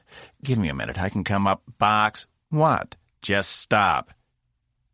He closed his eyes and leaned against the bulkhead, his forehead pressed up against the glass. Why did this have to be so hard? "Oh, they're kicking in," Box said. "You might want to go take a nap, or at least lie down for a few hours, or just do something relaxing, like read a book. I haven't had time to keep up with the net dramas, but I'm sure there's something good on one of the feeds." "Maybe that's a good idea." Cass opened his eyes again and pulled himself away from the wall. He did feel more relaxed and less stressed. He pocketed the container of pills. "Thanks, I guess." "You're welcome," Box replied in a very satisfied tone. I hope you've enjoyed your care today. If you'd like to rate my performance, please do so on a scale from 1 to 10, with 1 being least favorable and 10 being the best care you could have possibly received. 2, Cass said, turning away from him. He was silent a minute, though Cass did hear an audible click from somewhere deep inside him. I'm sorry, your feedback form has been lost. Would you like to try again? Cass stifled a laugh as he made his way down the corridor, with Box close behind. It was the first time he'd smiled in days. 18. Everything all right, Commander? The words came through the shuttle's comm, pulling Evie from someplace she hadn't even realized she'd been. It was as if she'd been caught up in some thought that wouldn't reveal itself to her. She noticed her vector had drifted by 3 degrees. She made the adjustment on the shuttle's heading and tapped the comm. Sorry about that, Captain Wilmoth, she replied, flashing the Space Wing pilot a smile out the window to the ship on her left. The captain didn't reply, only gave a sharp wave of her hand, and fell back into formation off Evie's left flank. We okay? Wolf asked from the back compartment of the small shuttle. Yeah, just got distracted for a second. Sorry, Evie replied. She was happy Wolf had volunteered to join her, as it gave Evie the opportunity to size up the engineer's capabilities. She hadn't had much time to go over her service record since she'd come on board, and this would be the perfect opportunity to see the lieutenant commander in action. I'm always up for a good distraction, as long as it's off-duty hours, Wolf said with a smile in her voice. Are you getting anything yet? Evie asked. Nothing yet, but we'll need to get closer to our target before I can be sure. If something is hiding in the gravity well, we'll practically have to be on top of it before we can see it. Great. If there was an enemy armada out here, they could just be waiting, practically invisible, and ready to pounce. Evie hadn't felt great about this from the start, but she hadn't had a better idea to try and reveal their locations, if they were even out here. Evie took a deep breath. There was no sense in getting worked up until they had something solid, and she didn't need to speculate on something she had no knowledge about yet. This was a wait-and-see situation, and due to the size of the system, it would take them another 15 to 20 minutes before reaching their destination, a pair of moons orbiting one of the smaller planetoids. Did you spend a lot of time on Sypaxia? Evie asked, needing to fill the silence with something. Yeah, I've been down there for about a season now. Came off my last posting on the Hiawatha and needed some time off. 7 years in space will do that to a person, and Sypaxia seemed like the best spot. I still had another half a season for shore leave build up, but when you guys arrived, I couldn't skip the opportunity. It looks like the weather down there suited you, Evie said. Wolf's skin was a deep shade of copper, and even through her uniform, Evie could tell she was muscular. Whether that was from Sypaxia, or the commander was just built that way, she didn't know. But it reminded Evie she'd let her own physical training lapse. Ever since she'd used the sword to kill that Sargan, she'd stayed out of the gym, and she was starting to feel the effects. Oh yeah, Wolf said. I don't know if you've been, but they've got everything you could want. Hiking, biking, swimming, water sports, all to keep the body healthy and happy. I've been, but not for very long. I need to get back to our gym soon. Evie tried not to think about the encounter again. Well, hey, if you're looking for a sparring partner, look no further. You guys have decent facilities for a smaller ship. Better than the Hiawatha had, anyway. Let's get something on the schedule. I like that, Evie replied. She didn't necessarily need to train with a sword to get back in the gym. She could shift over to body contact, or work with a different type of weapon. Maybe it would be better to expand her skills anyway. Cool. Wolf plopped down into the seat beside her, one leg hooked over the arm of the seat as she stared out at the system before them. How much longer? We're almost there. Evie checked the reports from half a dozen of the other shuttles. Some had reached their destinations, but nothing had been found yet. This may all turn out to be nothing. As she stared at her console, one of the indicators lit up, and she glanced up, not sure what it was picking up. What's up? Wolf asked. I don't know. I thought I had something, but I don't see it. Wolf leaned around her. Was it a malfunction? Sometimes the intense gravity of a place like this might cause false positives. That might have been it, Evie replied, though for a second she thought she caught something in the distance. She shook her head. 2 minutes until we reached the moons. They were a curious phenomenon, like everything in the system. 2 moons. Each of them held the other in place as they orbited their own planet, which in turn was one of the 6 concentrated around the Class F white star in the system. And that star and its entire system of planets formed an even larger orbit around the 2 giants, which also had their own planetoids. It was one of the most complex and diverse planetary alignments Evie had ever seen, and it reminded her of an old nesting doll. There was always another layer to uncover. As they approached the 2 moons, Evie could barely believe her eyes, though all the indicators on her board were silent. They should be lighting up like crazy. I can't believe it, she said, staring at the moons. It was like nothing she'd ever seen before. What? Wolf looked out the window. The arch. It's huge. It must be 100 kilometers tall, Evie replied. Before her was what could only be described as an archway made of what looked to be stone, though she couldn't understand how stone blocks that large could ever have been carved. Each block was roughly the size of... There was no comparison. It was the largest structure she'd ever seen. The largest in existence, probably. And it was just sitting there, spanning the distance from one moon to the other. Because both were tidally locked, they didn't rotate themselves, only around their common point. And some civilization had carved massive enough stones to build an arch between them. It seemed to serve no purpose other than to act as a massive doorway. It's impossible, Evie said. Have you ever seen anything like it? What would it take to build something like that? Wolf stared out the window, then pulled back. Sorry, Commander. What? The arch. Imagine the engineering know-how to design and build something like that. I'm sure you can appreciate it, Evie replied. Cass was going to be so upset he'd miss this. Commander? I don't see an arch. All I see is the 2 moons. Evie whipped her head to her. She must be messing with her. Some kind of hazing for her new commander. Come on, she smiled. This may be what we're looking for. Evie turned back to the arch. But I don't see any signs of inhabitants on either of the moons. And no ships patrolling the area. Someone was or is definitely here, though. Commander? Wolf said, her voice measured. There is no arch. Okay, enough was enough. It was time to get serious. This could have something to do with the alien armada. They needed to get the other shuttles over here to start studying it immediately. Funny, Evie tapped her comm. All units converge on my position. We found what seems to be a giant archway in space. We're going in for a closer look. Wolf put her hand out, pointing to Evie's instrument board. Commander, there's nothing out there. The sensors aren't picking up whatever you think you're seeing. Evie furrowed her brow and glanced down. That wasn't possible. It was right there in front of them.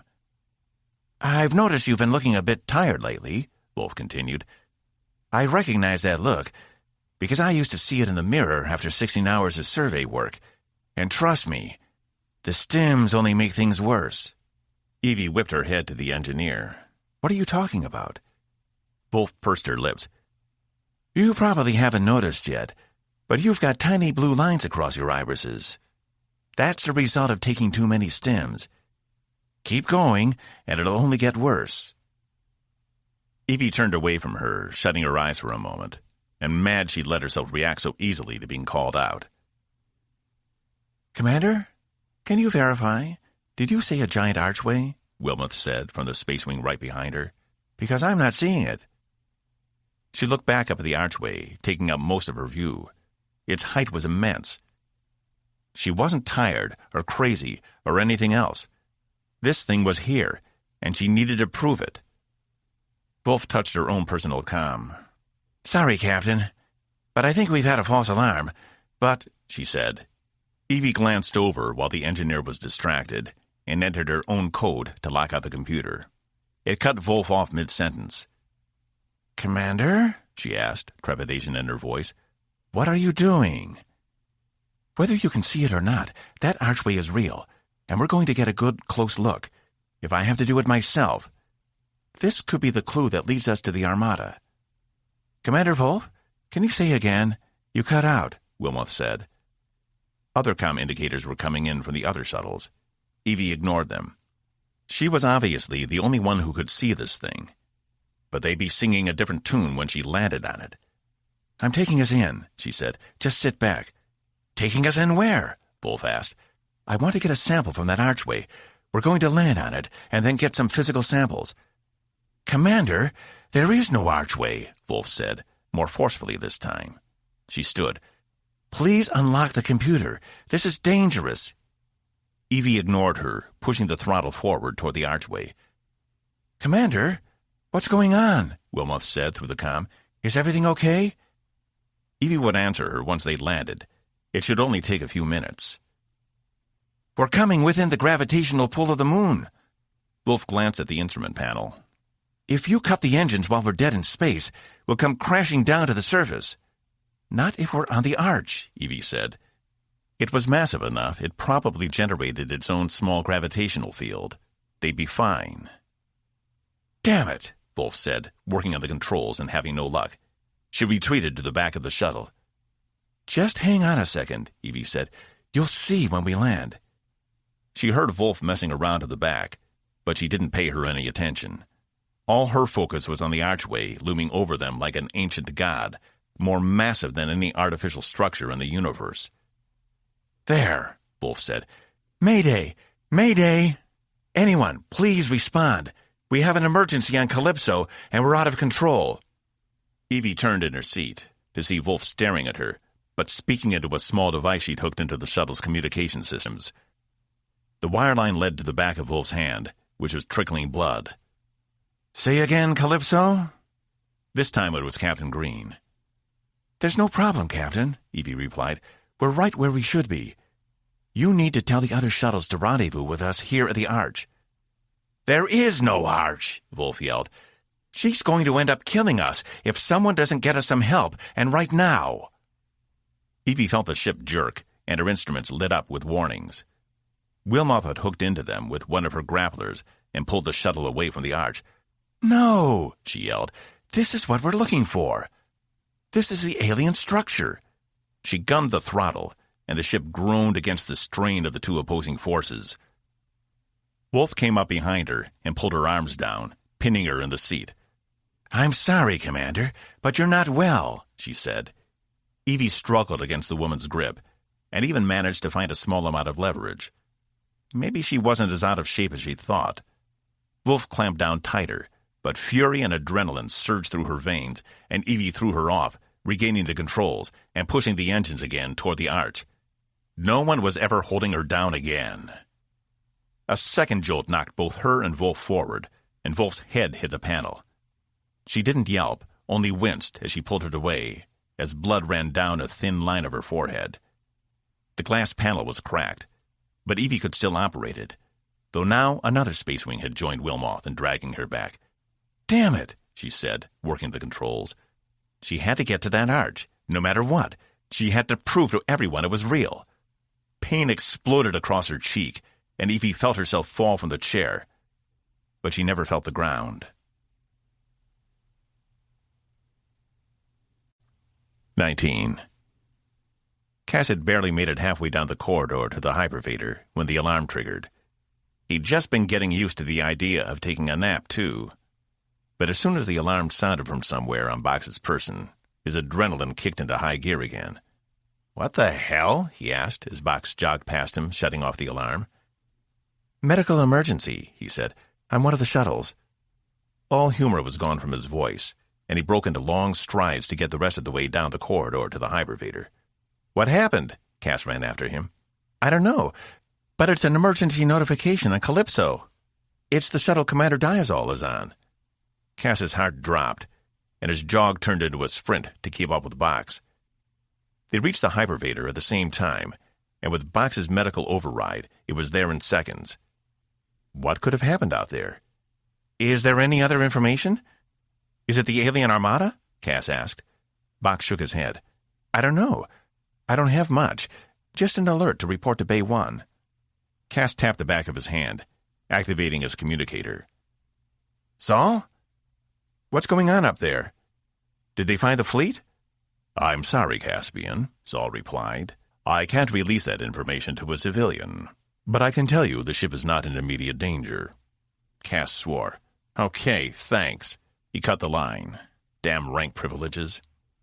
He expected a snarky comment from Box, but the robot's attention was focused on the doors and the indicator beside them that told them what level they were on.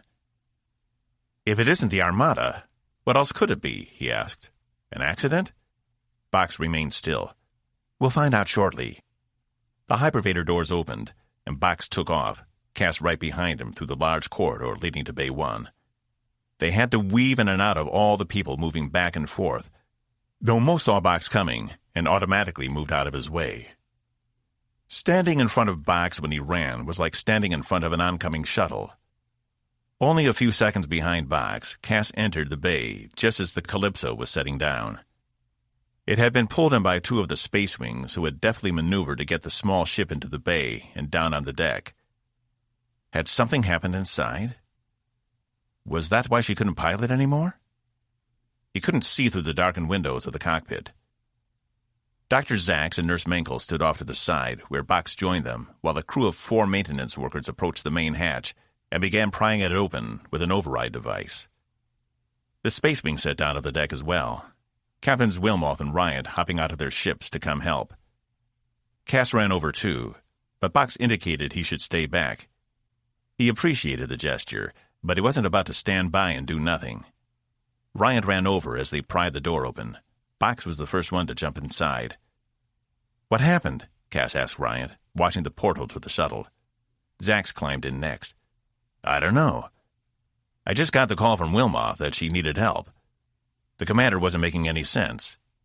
She was talking about this archway in space?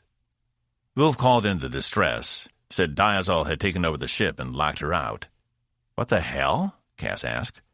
As he was talking, Wolf appeared at the opening and hopped down off the shuttle. The small ramp that usually came down hadn't extended when the ship landed. Cass saw Captain Green and Lieutenant Uma appear on the other side of the bay, and Wolf made her way over to them. She just locked her out? And took over the ship? Cass asked. As far as I can tell, I wasn't there. I didn't arrive until Wilmoth was already trying to pull the ship away from the moon's gravitational pull. A few minutes in, and we finally got the ship under control. Box appeared at the opening again, holding what looked like an unconscious Evie in his arms. He hopped down and placed her on an anti-grav stretcher Menkel had beside him. Zax followed him out, while the captain and head of security went over to talk to Wolf. Cass turned to Ryan. Is everyone else okay out there? Anything unusual? Nothing yet, he replied, except for that.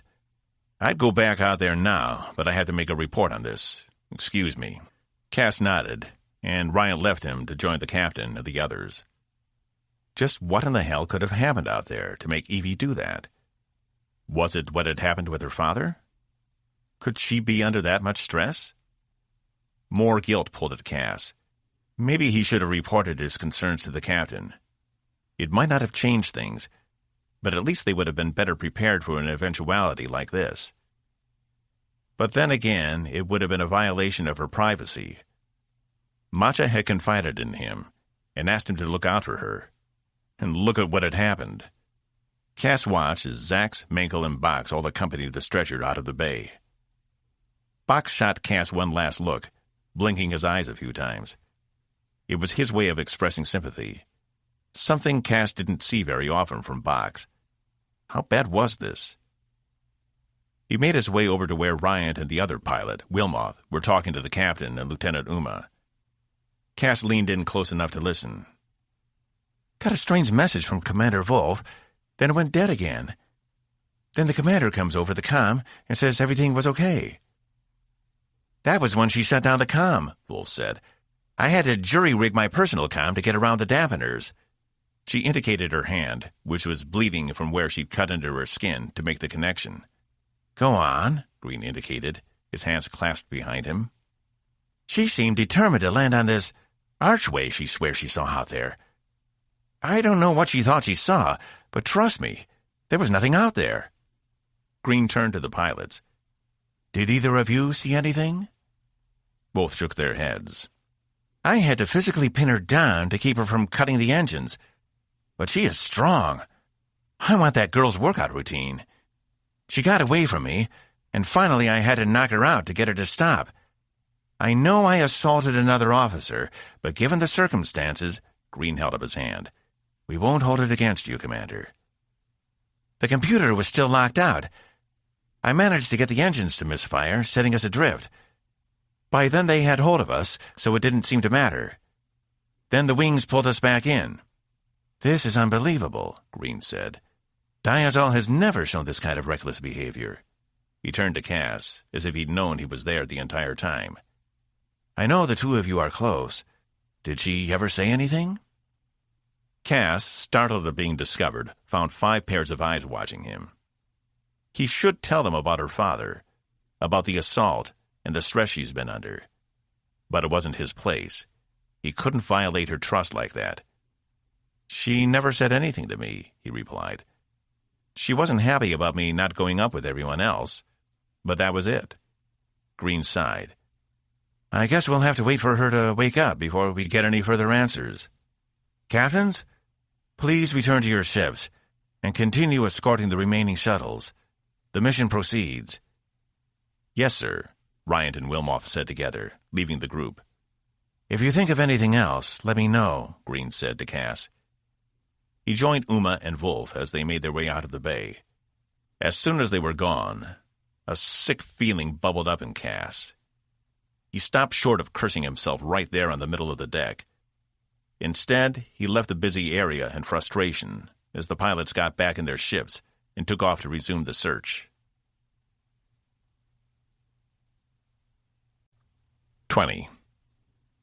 Evie was in that place again. The place she couldn't remember before, but now it was brighter, stronger all around her. A shape approached her. At first it was just a formless mass, nothing more than a gray shadow. But as it grew closer, it coalesced around the edges, becoming more solid, until it had taken on the characteristics of the one person she didn't want to see. Evie backed up in this endless place, struggling to get away, as the body of her dead father approached her. His eyes had rotted from their sockets, and his skin looked waxy and dead. He approached her, keeping up no matter how fast she backed away, then grew until he was twice as large as she was, throwing her down on the featureless floor. He then held her down while she tried to scream, but nothing would come out. "You stupid girl," he said, the words coming out wet and heavy. "You aren't even supposed to be here. What am I supposed to do with you?" Evie struggled under his weight, panicking. She had to get him off. She had to get free. She struggled with all her strength, whipping back and forth until she finally felt him begin to lose his grip. Her small bit of progress only encouraged her, and she struggled harder. "Evelyn, stop." It wasn't the voice of her father. It wasn't even the voice of a man. But it was familiar. And as much as she'd like to listen to the voice, she couldn't stop. Not until she was free, and this decaying bastard was off her. He grabbed her shoulders, and her eyes fluttered open. She was in sickbay, on one of the examination beds, and Dr. Zax was holding her legs, while Bach stood above her, keeping her shoulders down. She immediately stopped struggling. What's going on? The images slipped from her mind faster than she could remember them, and she was more than happy to let them go. Whatever it had been was unpleasant, and she had no desire to try and commit it to long-term memory. "Commander, are you all right?" Zax released her legs. She nodded, and Box removed his metal hands from her shoulders. "What happened?" Evie asked. She tried lifting her arm to cover her eyes from the bright light, but found it was held down by a stasis field. "There was an incident on the shuttle. Do you remember?" Zax asked. The shuttle. It all came flooding back. The Arch, her confrontation with Wolf, losing control of the ship, and then Wolf knocking her out. But she seemed a lot less sure about the Arch now that she was back aboard Tempest. Had it really been there? Or was it some sort of illusion brought on by lack of sleep and too much stim use? Wolf had known. Had she told Zax? "I'm not sure I remember," Evie said. I've been medicating on the side." Zax nodded. "I know. Your blood is full of stimulant remnants. How long have you been taking them? About 6 days?" Evie nodded. "Ever since they left Sypaxia." "You're not supposed to use them more than 15 hours at a time. They become less effective, and they can alter your brain chemistry. Do you remember anything about a giant arch while you were on the shuttle?" "Sure. The giant arch. Only the largest fabricated monument ever created, spanning the distance of 2 ancient moons. Probably the most magnificent thing I've ever seen. But it hadn't been real, had it? No one else had seen it, and now that she wasn't looking directly at it, what evidence did she have that it really existed? "I don't remember," she said. "I'm not surprised," Zax replied. "Memory loss is common in cases of extreme fatigue and exhaustion, which is what you're suffering from. I'm sorry, but I'm going to have to remove you from duty until we can get you situated." "You can't do that," she replied, trying to sit up. "We have a mission. The future of the Coalition is at stake here." "I can, and I will." Zax laid her hand on Evie's shoulder. She could feel the slight pressure through the stasis field. "Do you want to tell me what you were dreaming about? It must have been something intense. You were fighting us the entire time." "I can't remember that either," she said. This time it was the truth. It was as if once she'd woken up, whatever the dream had been had evaporated from her memory, just like the state of the dream itself. But she remembered how she'd felt. Terrified and small. And she had no desire to remember whatever it had been that had caused it. She was happy leaving it in her subconscious forever. If only she could get a good night's sleep. "I want to keep you here overnight for observation. If necessary, we can erect a force barrier around the bed to block out all the noise. But I need to monitor your sleep patterns, see if we can't get your brain waves back to normal." Evie glanced up to the doctor. "What's wrong with them?" "Nothing you need to worry about," Zax said in that practiced voice that told the patient to stop asking questions because they wouldn't like the answers. She turned to the data pad in her hand. "Dr. Zax, tell me what's going on with my brain." Zax paused a moment, pursing her small lips. She sighed. "I'm seeing some elevated readings that don't correspond to stim usage. They're nothing to worry about, but I want to find the cause so they don't develop into something more serious. It shouldn't take more than an hour or so." "You can't do that from my room?" Zax shook her head. "It's better you stay here. We can monitor everything minute by minute. Box will be staying up to keep watch, and will notify me if anything is out of the ordinary." Evie smiled up at Box. His yellow eyes blinked in return. She thought that meant he was smiling back, but she couldn't be sure. "Fine. Just get it over with. I can't afford to be off duty while we're looking for these things out there." "The mission will proceed fine without you," Zax replied. "There are plenty of qualified pilots, and the captain has assured me he won't let anything happen without you being notified." Evie hated it when medical personnel patronized her. She'd just gone overboard on some stims. It was nothing serious. It wasn't like she'd gotten into some Lobaz or Zip. Stims were harmless in comparison. "Can you at least release the field?" she asked. "Of course," Zax said. Box reached over and tapped a button on the side of the bed, and the field around her dropped. Evie reached up with both arms and stretched. She hated being bedridden. Across the room, the main doors to sickbay opened to reveal Laura on the other side, looking around the inside of sickbay until she caught a glimpse of Evie. Evie froze in mid-stretch. What was she doing here? She didn't want Laura seeing her like this, laid out and under observation. This was embarrassing enough already. Evie motioned for Zax to come closer. The Yax-Inax leaned in. "Can you ask her to leave, please? I'm not up for visitors, and Zax nodded. "Say no more. I understand. And I'm sure the lieutenant will, too." Zax stepped away from the bed and approached Laura, who had just stepped inside sickbay as the doors closed behind her. They spoke in hushed tones, and Laura's face transformed from anxious to horrified.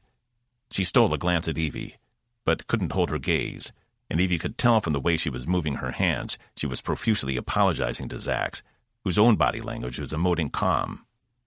Laura mouthed a quick, "Sorry," to Evie, before turning and leaving again. And it didn't escape her notice, her face had been beet red. Damn it. That was exactly what she hadn't wanted.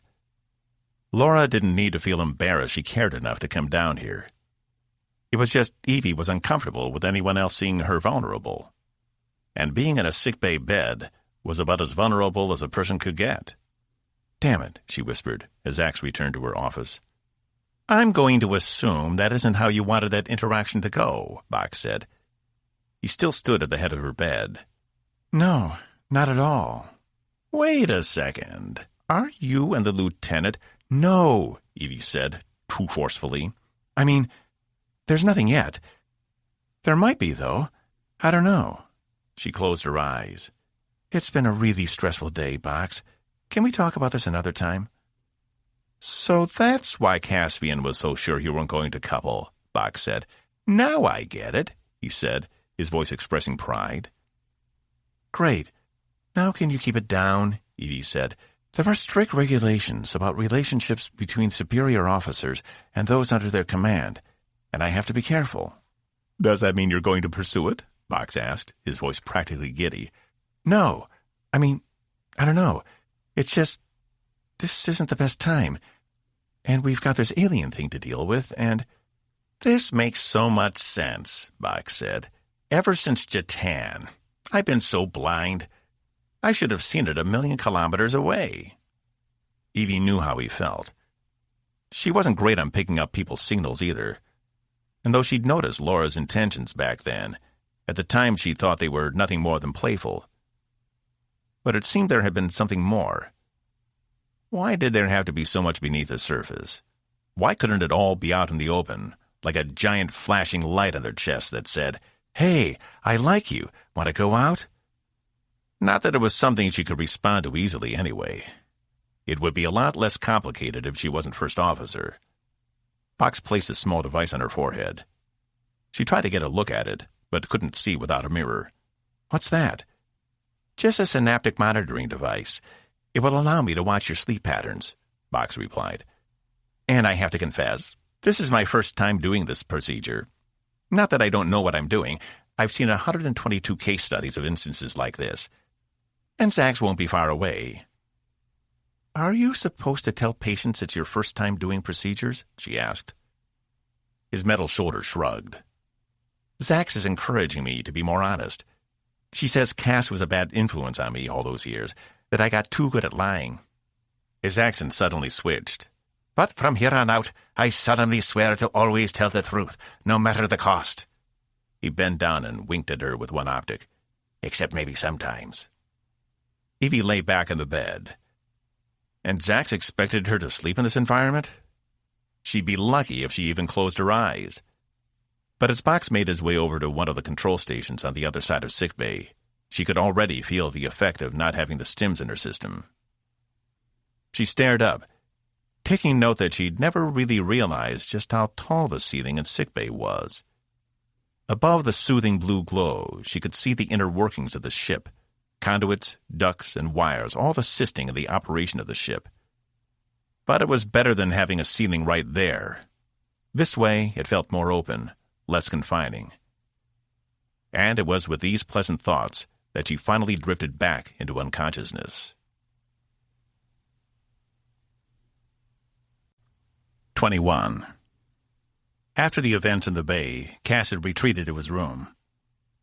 His first thought had been to go see her, to see what sort of state she was in. But then he remembered their last conversation before she left on the shuttle, and he just couldn't bring himself to do it. Nor did he want to retreat to the bar again and sit under the judgmental stare of Marshall. Not that it worked anymore anyway. The entire episode had triggered something in Cass, and going back to his quarters seemed like the best idea. He needed quiet, alone time to think and figure out what he was going to do. If anything, the incident with Evie had only solidified his resolve to leave. Not that he'd be able to anyway. She'd asked him for his help out there, searching, and he hadn't been able to do it. Getting back on a shuttle for a quick 20-minute trip down to a planet's surface was one thing, but being stuck in one out there, searching for hours, was another. And whatever Box had injected him with had either worn off or hadn't been effective in the first place. He was wound as tight as ever. So how was he supposed to leave on his own if he couldn't even bear the thought of being in a shuttle for a few hours? How was he supposed to live on one for a season or more before he found a suitable planet or system where he could barter for a ship? It was nothing but a pipe dream. He sat down at the small desk in his room, opening his personal terminal and beginning to search for other kinds of substances that could help with anxiety, when the chime at his door rang. Huffing, Cass got up. Why couldn't Box let him know when he was coming? Ever since the robot had moved into his own quarters, it was like he'd forgotten not everyone was available at all hours of the day. The door opened to reveal not Box, but Zenfor, staring down at Cass. Hello, Cass said, trying to block her view of his quarters with his body. There were half-clean clothes strewn everywhere. Did we have an appointment? No, Zenfor replied, stepping past him into his room. Come on in, Cass said, moving to the side, biting back his sarcasm. Is there something? I need to know what happened to the commander, Zenfor replied, and I'd rather not ask anyone else. Many of the crew still don't trust me. Why not ask Sester? Cass asked. Aren't you too close? He gathered up his strewn clothes and tossed them into the open closet beside the bed.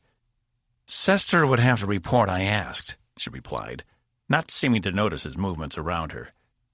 And I don't want that attention yet. I figured you'd know, and if you didn't, you could find out. Cass stopped picking up clothes. Why? Did you find something in the scans? Maybe. But I still don't have enough evidence to make a hypothesis, she replied. So don't ask me what I found. Cass sighed. Do you ever act without evidence? On gut instinct? Some do, she replied, but they are few and far in between. For our systems and rules to work, there must be a certain order. Order that comes from empirical data. She took a seat without him offering, sitting on one of his favorite shirts. Cass gave up trying to clean. I don't know what happened. I haven't spoken with Evie, and what I do know doesn't make a lot of sense. Wolf said she started talking about things that weren't there. Some kind of archway? I don't know. I didn't get the whole story. But Wolf had to knock her out to get her to stop. They towed her ship back in. Zenfor watched him, her face impassive. Is that all? That's all I have so far, yes. If I still had my clearance codes, I'm sure I could read the full reports, but what are you looking for specifically?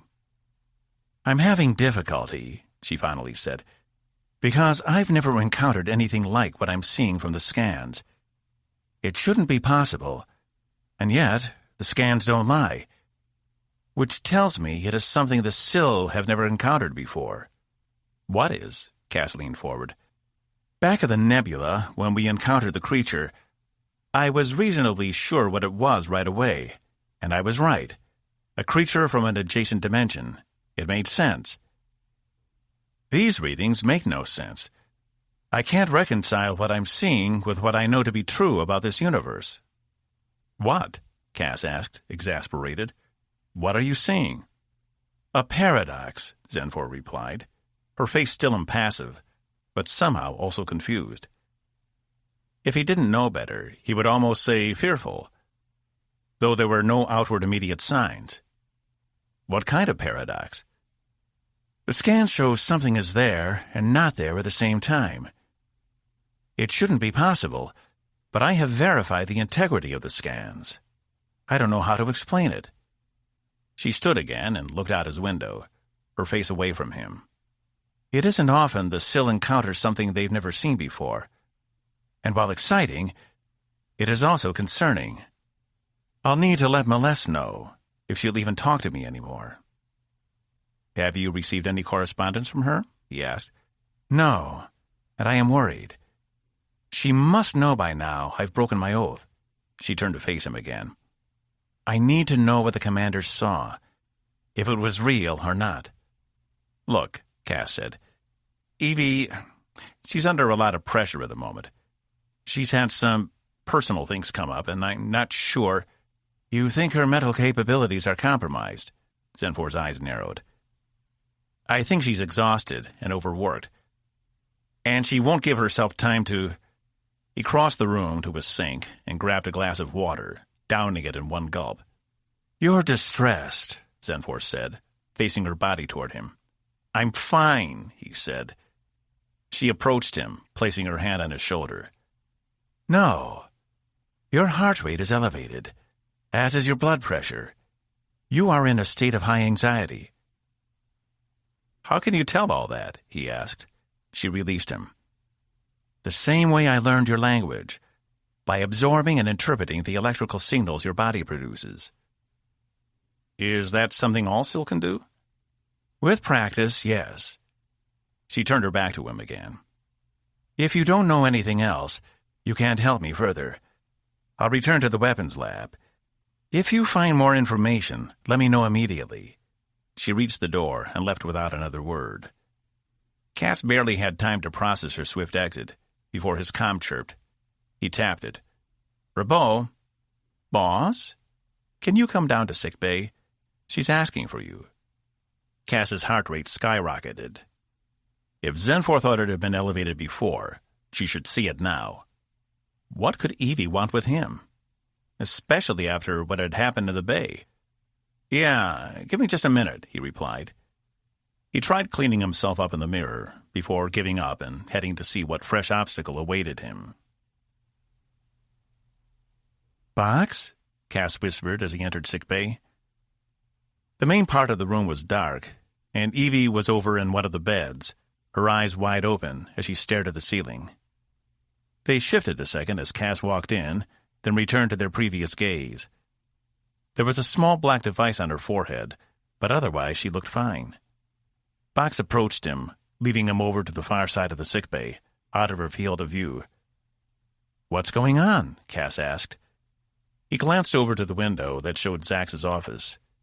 Green was inside, speaking with the doctor, but because of the soundproofing, Cass couldn't hear a thing. "She asked me to retrieve you. There's something wrong with her, and we're not sure what it is. She can't maintain any kind of REM sleep. Anytime she does, she goes into a fit. She nearly broke out of the containment field last time." "I thought those were rated for magnitudes of force," Cass replied. "They are.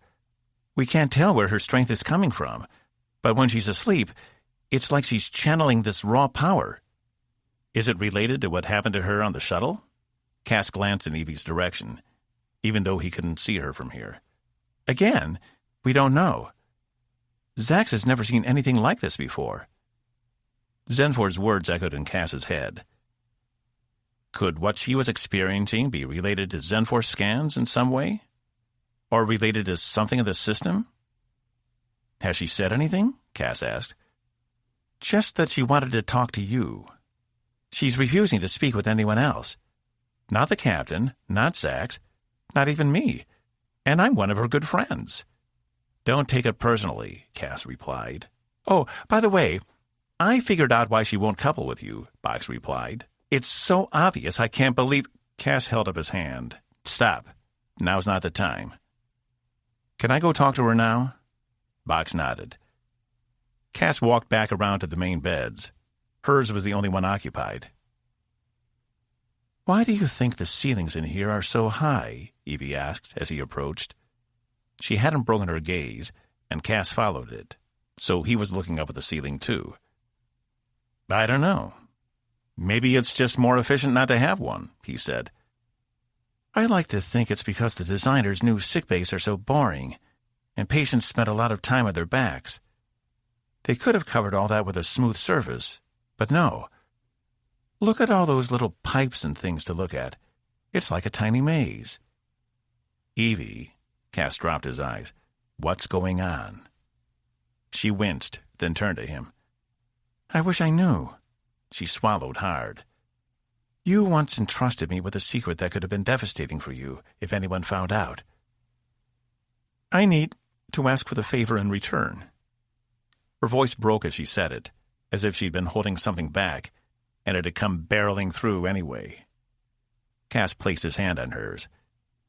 If there's one thing I'm good at, it's keeping secrets. She smirked. Good. Because once I tell you this, you're going to think I'm crazy. No more than usual, he replied. He had to admit feeling a sense of trepidation at her telling him. So far, he'd managed to let her down in every way conceivable. But this was his chance to stand up and help her. Maybe he wasn't useless yet after all. All he had to do was hold it together.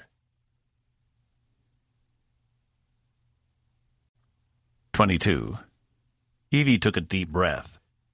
He was standing right there, so why was it so hard to start?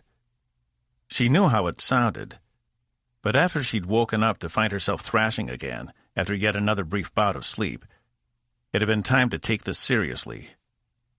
That, and she finally remembered what the dream had been about. If there was anyone on board who could at least appreciate the magnitude of it, it was Cass. Green would be sympathetic, but he wouldn't get it. Neither would Zax. They hadn't been there. They hadn't seen that crazed look in her father's eyes. And now, it seemed, even in death, he wouldn't leave her alone. She never should have gone down to that planet. I've been seeing things that other people can't see, she said. The archway? Cass asked, his words gentle. You know? He averted his eyes for a moment. I overheard Green and Wolf talking in the bay after they took you off the shuttle. They said you were determined to prove it was real. She gave a small nod. It is real. I had my doubts at first, when they brought me back in here. But it's out there, Cass. I don't know why I'm the only one who can see it, but it's there. I'm not making it up, and it isn't a symptom of sleep deprivation. She saw a subtle shift in his eyes, and knew that must be what he thought. But there's something else, too, she said. He didn't ask, only waited for her to gather the courage. My father. He's dead. He didn't react. But that's not the problem. The problem is, I keep having these dreams about him, and every time he's holding me down, screaming at me. And as crazy as this sounds, I think it's connected to the archway. And I think it's connected to the aliens. That did surprise him, as his eyes went wide. What do you mean? How could they be connected? I don't know, but I've been having periods where I've been losing time. Not long, a few seconds here or a minute there. And after, I can't remember what I have been thinking about. And even though the dreams have been happening since hypaxia, the missing time didn't start until we got into the system. I asked the doctor. No one else is experiencing the same symptoms. And you're sure this isn't just your mind dealing with the trauma of what? It's not that, she hissed. She hadn't meant to get worked up, but she knew that's right where his mind would go. She didn't have trauma. The old man attacked her, and Cass knocked him off. He was out of his mind, and now he's dead. If only his ghost would leave her alone, she'd be okay. He put his hands out. Sorry. Just making sure. I don't want to overlook something that might be important. Evie sighed. I know, and it sounds crazy. Not to mention the crap I've been dealing with trying to find my mother. I thought you didn't have any information on her, Cass said. She scoffed. I didn't. Not until Dad decided some of his parting words to me would be to let me know she committed suicide because she couldn't deal with me, leaving him to raise me alone. Oh, he said, looking away from her. Hey, don't feel sorry for me. That was a crazy old man ranting, An old man who wanted to hurt me. I don't believe a word of it. But I can't find anything in her record, even though I have her name now. It's strange. It's just one more thing to add on the pile." "Still, that had to sting," he said. Evie shrugged. "It didn't feel great. But at the time I was more occupied with why I couldn't get him off me. All I can come up with is temporary paralysis due to fear. Which isn't surprising given our history. He always had that effect on me. I'm just glad the bastard is dead." "I'm sure that's a relief," he said. "Have you told anyone else?" She shook her head. "Why? It's not like anyone can do anything to help. Especially not while we're all the way out here. I need to get back on a regular schedule, but Zax won't let me leave, which is why I need you." Cass scrunched up his face. "For what?" "To go find the Arch. It's out there, but I need you to prove to everyone else it's real. It has to do with the alien armada. I know it does. It was there, spanning the 2 moons." She knew how it sounded, but if they could just find proof, if they could take some time to examine it, she was certain they'd find the answers they were looking for. But then she saw his face. It was subtle, but it had fallen a bit, as if he pitied her. And that was not why she wanted him here. If she wanted pity, she'd broadcast her situation to the entire crew. What she needed was someone who believed her, someone who was willing to help. But Cass wasn't that person. He'd humor her, and then report her back to Green while she wasn't looking. She cursed herself for not taking more time to build bonds with other members of the crew. This is what she got for keeping herself isolated. When she needed something, when she really needed someone to be there for her, she was alone. "You know what? Never mind," she said. "I think I'm just tired." She turned on her side with her back to him. "I'm going to try and get some more sleep. Evie, just leave me alone, please. I need rest." Tears stung her eyes, but she'd be damned if she was going to turn back over so he could see them. She hadn't realized how much she'd been counting on him believing her, on helping her.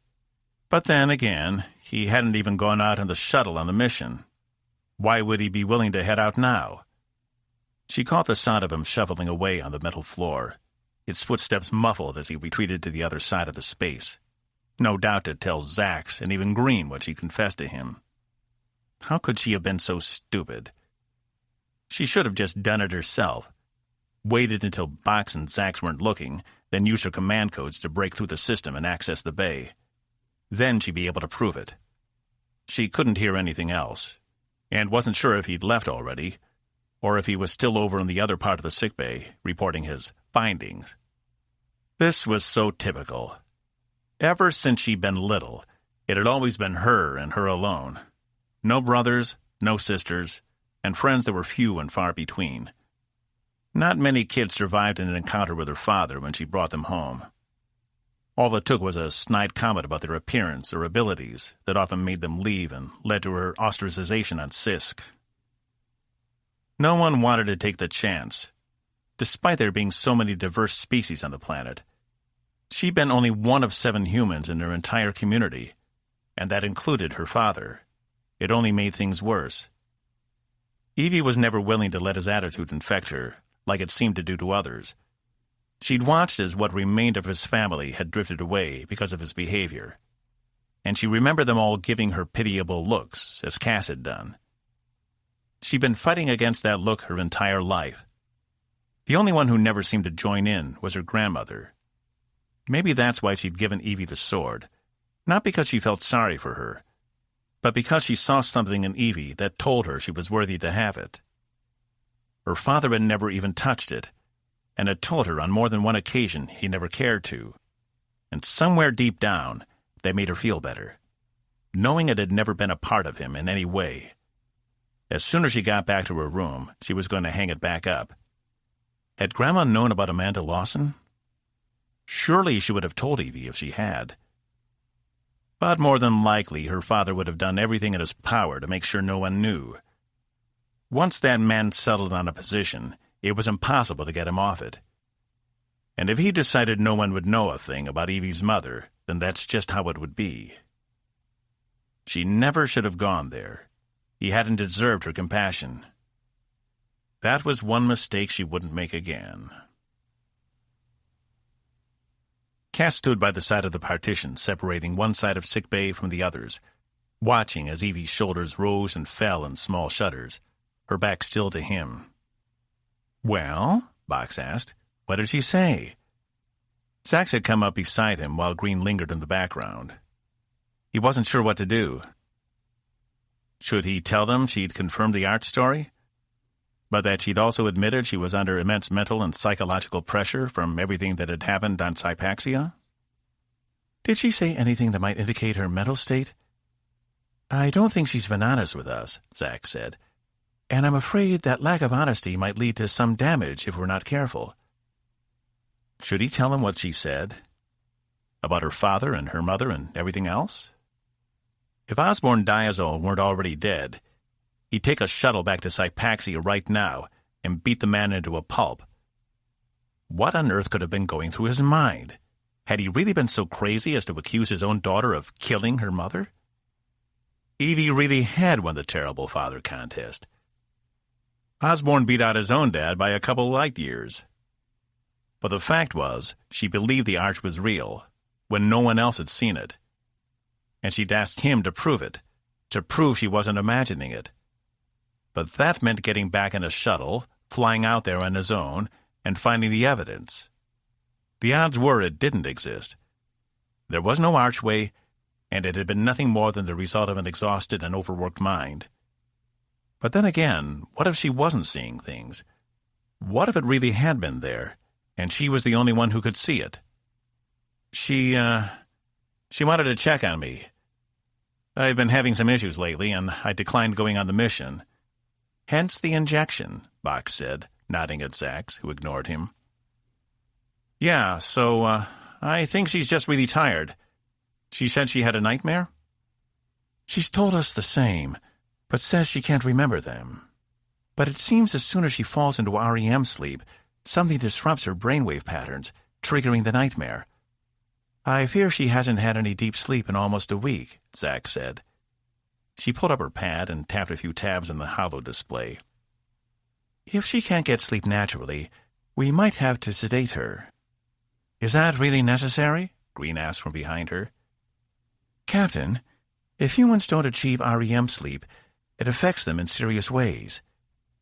They begin hallucinating and become paranoid, erratic. We need to find whatever is interfering with the commander's sleep process before it becomes serious." "Is there anything else you need me for?" Cass asked. Zax's shoulders fell. "I suppose not. If she didn't tell you anything else, then there's not much we can do other than to try a few sleep therapies." She turned back to Green. "I'll get right on it. Box, continue to monitor her condition." Box nodded and returned to the main wing. Zax gave Cass one last lingering look before he removed himself from the conversation, passing back by the main part of the sickbay.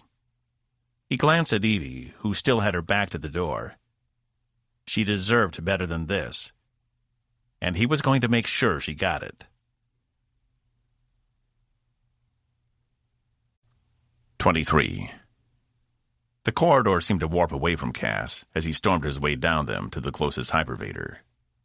He kept his head down, his eyes straight ahead. Nothing was going to stop him from doing this. All he had to do was remain focused. Once in the hypervator, he told it to take him to Bay 1, his heart pounding the entire way. Part of him said to go back and think about this, to not act so rashly, while another part told him if he didn't do this right now, it would never happen. He stepped off the hypervator and made his way to the bay, which was still a flurry of activity. Some shuttles were coming back in to recharge, while new ones with fresh crews headed out. He'd never seen so many flight controllers up in the windows that overlooked the bay, as they were coordinating everyone in and out at once. This was perfect. He'd never have a better chance. Cass weaved his way through the crowds of maintenance workers, pilots, and survey teams running back and forth, grabbing equipment, getting their shuttles ready. Evie's experience hadn't slowed anything down. which was good. Cass needed the distraction. One shuttle leaving the bay would be noticeable, but among this throng, he thought he had a good chance of making it. The one she'd taken out, the Calypso, was still parked on the side of the bay. No one had moved it from when the Space Wings had brought it in. It was the same shuttle Cass had taken out to meet the sill the very first time. He could do it again. He could pilot the stupid thing if he absolutely had to. He only hoped he didn't accidentally injure someone this time. But as he approached the door, he froze. The images of Susanna and Griffin caught in his mind. Susanna had jumped from her shuttle, and the creature had grabbed her anyway. She had been so close, and Griffin had watched. The image of pure terror on Susanna's face, and the look in Griffin's of desperation mixed with sadness, would forever be burned into his brain. How could he get back inside and go out there?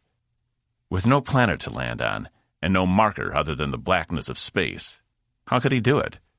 It wasn't possible.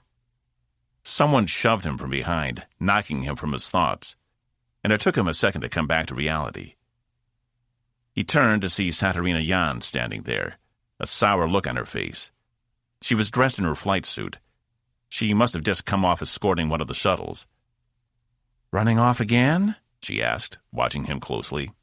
"What? No. Why would you think that?" he replied. She hadn't said one word to him since Griffin had died, and he couldn't blame her. Like Raffinkel, she'd been close to Griffin. Why would she ever want to talk to him? Not to mention she was a woman of few words in the best of circumstances. "Because last time you looked like this, you ended up stealing a shuttle, and we had to come after you." Her helmet dangled from her right hand, bouncing against her thigh ever so slightly. "I'm not stealing it." She stared at him. "Okay, I am stealing it. But just to prove what Evie, Commander Diazal saw out there was real. And then I'm coming right back." "What's the trick this time? How are you going to keep them from grabbing you?" "Not running into you would have been a good start." He smiled, but she didn't return it. "I just figured with all the activity, no one would notice." "They'll notice," she said, pointing up to the flight controllers, "just like last time. Except then they didn't think you'd be stupid enough to take one. Now they're on the lookout for you." "So what am I supposed to do, huh? I already failed Griffin and Blum. I'm not going to fail the only person on the ship who actually believes in me." He turned back toward the shuttle, taking a deep breath and steeling himself. "That's commendable," Jan said. "But you're going to need something more than a faked core breach if you want to get out there this time. Which—" She came around to the side of him and stared at the shuttle as well. "Griffin always thought it was a badass move. I don't know if she told you that." Cass shook his head. He wished he'd had more time to get to know her, to get to know all of them. "What are you suggesting?" "You'll need help. An escort if you're going out properly. Riot will want in." He turned to her. "Why would you want to help me? Especially after what happened?" She pulled back. "What? You think that because it happened on your watch, it's your fault? Shit like that happens every day. You didn't tell the creature to kill them." "No, but I—" "What? Authorize the mission?" "Yeah, because the ship was in danger, and we were all going to get eaten if we didn't do something about it. It doesn't mean it was the wrong call. You did what you thought was right. All I care about is you do right by her, by them." She stared at the ship, then turned to look out into space, where shuttles were still coming and going. "Evie says this thing is out there," Cass said. "And I don't know if I believe her or not, but she believes it, which means that's good enough for me. And she believes it is a key to figuring out what happened to the aliens. So that's what I need to do." "Well, you're going to need a pilot, because you can't fly worth shit," Jan said. "Ryan can be on our flank." He turned to her. "You're really willing to do this? To help me?" "Yes. This is the mission. We need to find out where they're hiding, and I have a feeling we need to do it sooner than later. If this arch has something to do with it, then let's find the thing. Do you know how to find it once we get there? Where do we look if it's supposed to be invisible?" "I don't know," Cass replied. "But I know someone who can help. Get the shuttle ready. I'll be right back." Zenfort turned to the sound of the opening doors to see Caspian enter the weapons lab. No matter how many times she saw them, she thought she'd never get used to the human's smaller size. They were like miniature Sill, without the benefit of face blades. That, and their colors ran the spectrum. She couldn't help but wonder what a differently colored Sill might look like. "I think I've got something," Cass said upon entering. She'd returned to her research, still trying to reconcile the two scans with each other. She'd already tried a spectral and radiation analysis. She'd even gone as far as performing an optical scan, thinking it was perhaps some simple illusion. But none had provided results so far. It was a maddening problem. If only there was an indication of a dimensional shift or an artificial wormhole. But no two three-dimensional images taken at exactly the same time revealed different results. Why could Starbase 5 still see them if they left the system? "Have you made any progress?" "No," she replied, frustrated he'd even asked. If she'd made progress, she would have said something already. The fact that she was still engaged with her equipment should tell him everything he needed to know. "What is your news?" "I spoke with Commander Diazal. She believes the archway she saw in space is real. I'm going out to look for it, to prove it exists. She thinks it's connected to the alien armada." Zenfort turned. "Does she have any evidence for that statement?" "No, which is why I'm going to find some. I'm going to prove she's right." She watched him carefully. A sheen of human perspiration decorated his brow, and his breathing seemed labored. Also, he was virtually radiating anxiety, though it was more subdued than it had been in his quarters. If he had a biosuit, all of those issues could be solved for him in a matter of seconds. But it seemed humans, and many other coalition species, lived with their physiological problems, no matter the situation. She hadn't liked making the adjustment. "You said you wanted to know what happened to her, right?" he asked. She nodded. "Then let's go. We're leaving now." She was curious, and it seemed the only way to discover the basis behind this mystery was to gather more information on site. "I hope you don't plan on flying us yourself," she said. "I've found someone who can help." She was keenly aware of how much getting back on a shuttle would affect him, possibly even more than he was. Caspian had a massive guilt complex, stronger than she'd seen in any other being. He would see getting back in the shuttle as possibly a betrayal to those he lost. The fact he was willing to do it told her he was resolute in his conviction to help Diazal, regardless of whether he believed her or not. Zenfort switched off her stations. "Then let's not waste any more time." 24. Laura Yamashita stood outside the main doors to sickbay, pacing back and forth, trying to get her nerves under control. Should she be here? Probably not, but that didn't matter now. She'd come down here for a reason, and she was going to see it through. That was, if she could gather the courage. She glanced at the doors to sickbay again, and a wave of nervousness coursed through her, causing her to turn and pace down the other end of the corridor. Why was the thought of walking through that door so difficult? She'd tried this once, and already had been shut out. Laura was tired of sitting on the sidelines, waiting for something to happen. She could be waiting forever, and she just wasn't willing to do it. Damn it, damn it, damn it. She balled her hands into fists and extended them again as she paced back and forth. She needed to burn some of this excess energy off. Otherwise, she'd end up going in there, shaking like a leaf. She'd done everything imaginable to get the commander's attention. Playful banter, a winning personality, suggestive words and looks, and either she wasn't getting it, or she wasn't interested. But Laura couldn't tell one way or the other. The woman kept things so close to the chest, it was impossible to read her half the time. Which was part of what attracted Laura to her. There was something deeper there, something Laura saw in herself. A person cut off from most of the world, closed off without a lot of friends or family to support her. In all the time Laura had been on Tempest, she hadn't heard Evelyn mention anyone close, except for when she went to see her father. But it hadn't been hard to tell something had gone wrong down there. Laura didn't want to butt in where she wasn't invited. but she could tell it had gone all wrong. The one exception to her summarization of Evelyn's social circle would be Caspian. It seemed they had become close. But when he'd regained his commission, something had happened to their friendship, and Evelyn had come to Laura for advice.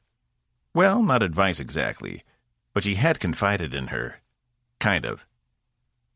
Whatever it had been, it made Laura feel all warm and tingly inside, confirming her own suspicions about herself.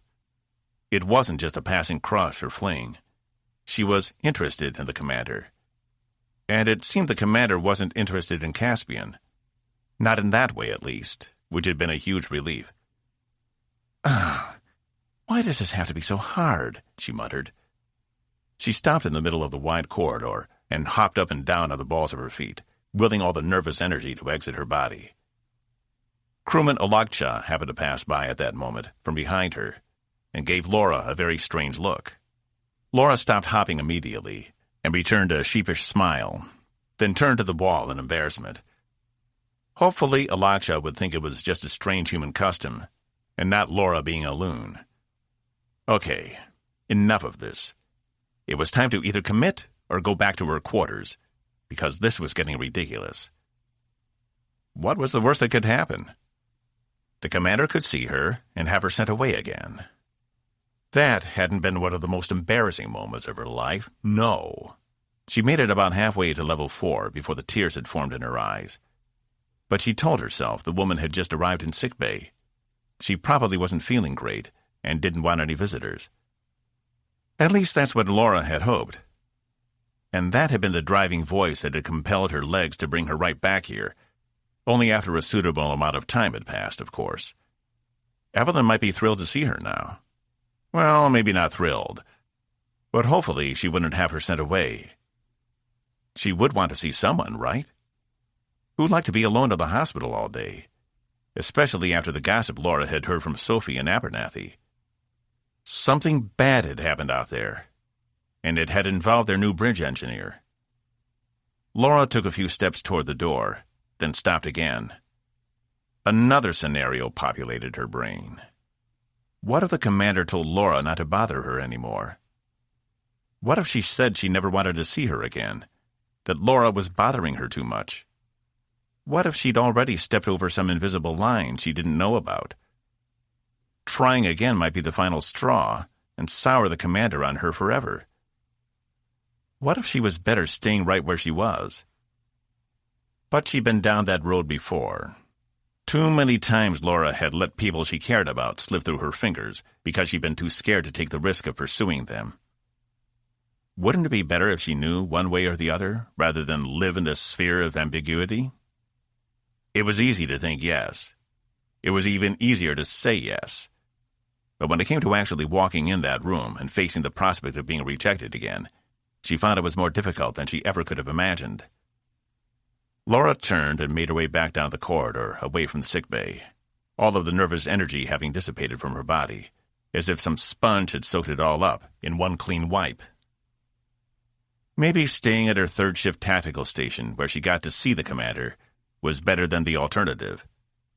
If she rejected Laura, she suspected there was a good chance she'd be taken off the bridge rotation entirely and moved somewhere less visible. Laura didn't know if that was true or not, but it felt like something that could happen. She made it 10 steps before she turned around and broke into long strides toward the sickbay doors, determined to get through them before she could talk herself out of it. If she just focused on not tripping over her feet, and nothing else, she could make it. The consequences were going to be what they were. She was sick of waiting. The door slid open, but unlike last time, where she stood at the door as if waiting to be invited into someone's home, Laura pushed forward into sickbay, making a beeline for Evelyn's bed, where she lay, staring up at the ceiling. Her eyes caught sight of Laura and widened, and she began to sit up. It looked to Laura like she was trying to get up off the bed and away from her. "Excuse me," a metallic voice said. Laura froze and saw the machine, the robot, approaching her, his yellow eyes blinking in strange patterns. "Can I help you, Lieutenant?" Shit. She'd forgotten there were other people in here. She hadn't even considered someone other than the commander might stop her. Her heart rate jumped up again, and she opened her mouth, but no words came out. "Lieutenant, you can't be in here. The commander is trying to rest," Box said. "I know. Laura stammered. Say something, you dolt." "I needed to see her."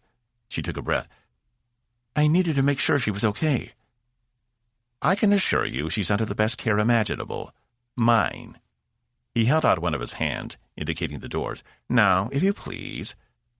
"Box, wait." Laura turned to see Evelyn had righted herself on the bed, though she was still sitting up. "She can stay." "But, Commander—" Box glanced from Laura to his patient, then back again. Something seemed to change in his posture, but Laura couldn't tell what. Oh my God, I need to monitor for my records. Human interpersonal relationships are my jam. Hang on a second." He turned to make a swift exit. "Box?" the commander said with authority. He stopped and looked at her. "What did we talk about?" He paused before answering. "You're not my experiment?" "I'm not your experiment. Right," she mimicked. "Could you give the lieutenant and me some privacy?" The robot's shoulders slumped. "Yes, I'll be over here if you need me." The commander leaned over as he walked away. "And no monitoring devices. This is a private conversation." A noise like a frustrated growl emanated from him as he entered the other part of the sick bay. She turned to Laura. "Just ignore him. He's overzealous about human relationships." I didn't realize," Laura began. "What? That I knew?" Evie's features dropped. "I knew. I just wasn't sure. I'm still not sure how to handle it. I mean, if you're not interested, I understand. But they didn't tell me anything when they brought you in, and I wanted to make sure there wasn't anything wrong." Laura stared at the floor, unable to meet her gaze. "No, it isn't that," Evelyn said hurriedly. "It isn't that I'm not interested. But these things are complex. Because you're my junior officer, and it doesn't help we're in the middle of a crisis." Laura's heart was practically beating out of her chest. She was sure Evelyn could hear it in the quiet of the room. She wasn't sure what to say. "So, are you okay then? Why are they keeping you in here?" She lay back on the bed, which had raised to accommodate her upright position, so she was still mostly sitting up. "They're not sure. I'm having a hard time sleeping.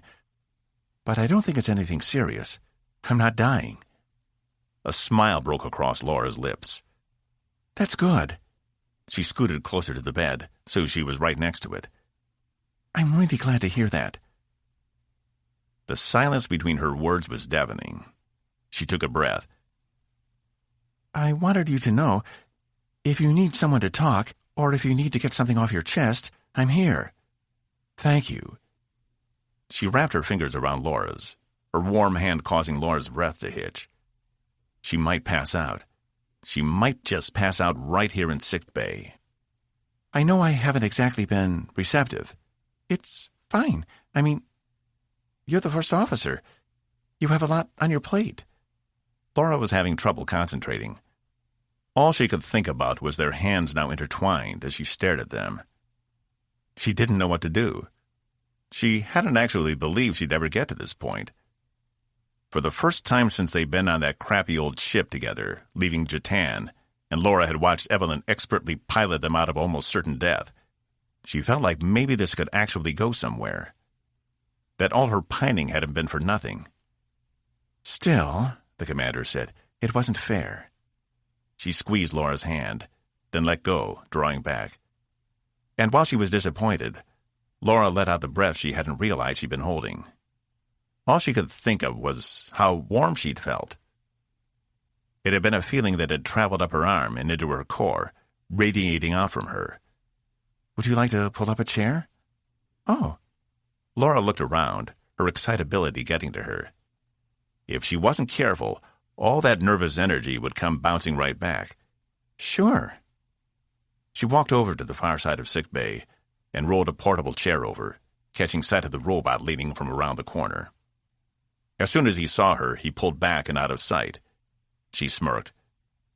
She was just as astounded as he was. Once she returned to the bedside, she took a seat, happy to be there, and really happy not to have suffered another rejection. "Thanks, Commander." Evie smiled in response. "I think you can call me Evie. As long as we're off duty, it's okay." She drew a deep breath. "So, tell me what's been going on since I've been in here." 25. Cass stood at the opening to the shuttle, taking deep breaths and trying not to think about anything other than the mission. Jan was already inside working on the startup procedures and fixing whatever Evie had broken in an attempt to keep the ship out there. He knew he should be inside helping, but he was having trouble moving his feet. The opening to the inside looked too much like the blackness that had consumed Susanna and Griffin. It was like staring right into the creature's maw. Cass felt a hand on his shoulder, and slowly, as if someone was turning down a burner, his anxiety melted away. He glanced up to see Zenfor, not looking at him, but with her eyes closed and face up to the ceiling. She released him, and he felt like he could breathe again. "Thank you," he said. "All these emotions," Zenfor replied, opening her eyes. "They are tearing you apart." She shook her head, then blinked a few times, as if she'd come out of a trance. "You can feel them?" "I can feel their energy. You have a lot of self-loathing." Cass scoffed. "Don't remind me." At least now he felt like he could get inside the ship. "Can you do that whenever you want? The shoulder thing?" "Only when it is impeding our mission. Get aboard," she ordered. He smirked and passed through the door. And even though he still felt some anxiety about re-entering a shuttle, it was as if the effect had been muted.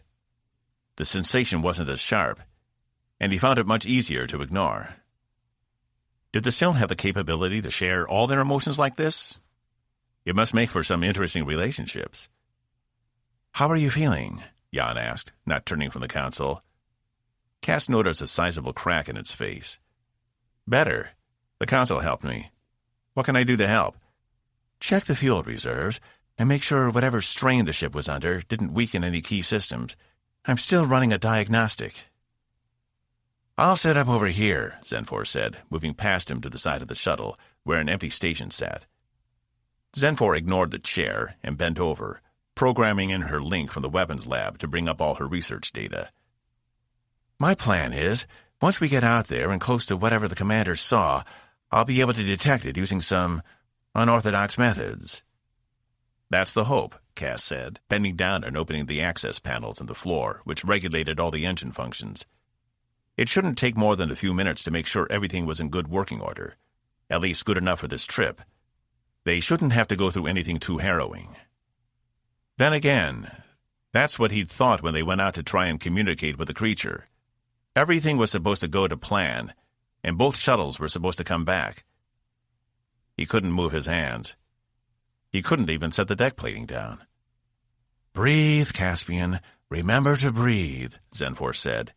He nodded and took a breath, then a longer one.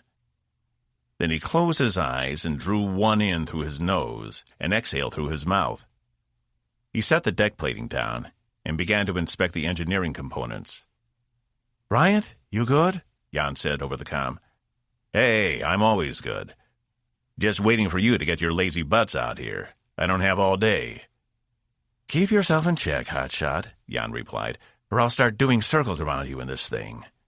Laughter came from the other side of the comm. "Everything looks good down here," Cass said. "We shouldn't have any problems."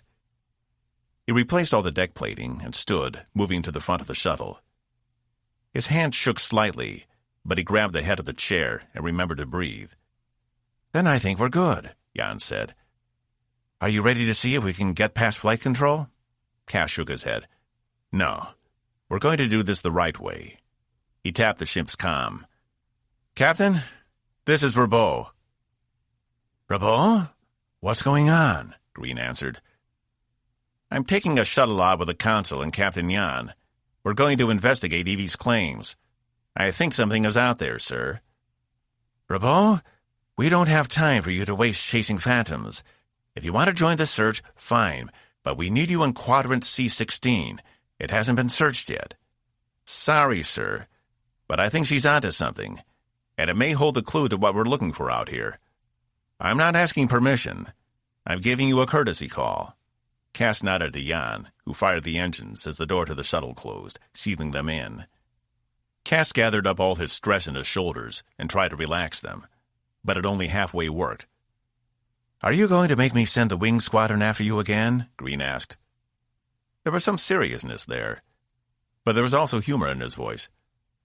I've already got 2 of them on my side, but I'll be sure to let you know what we find. Green laughed. This is akin to mutiny. Good thing you're not a soldier anymore. Good thing, Cass repeated. Good luck out there. Let's hope you find what you're looking for. Green out. Cass nodded. If there was one thing he'd learned about Green, it was that the man was fair, and he always took everyone into consideration. It was what made him such a good captain. He indicated to Jan, who maneuvered them down the busy deck and out into open space, where Ryan sat off to the side of the bay, his wing at standstill. About time, he called through the comm. How much heat can we expect?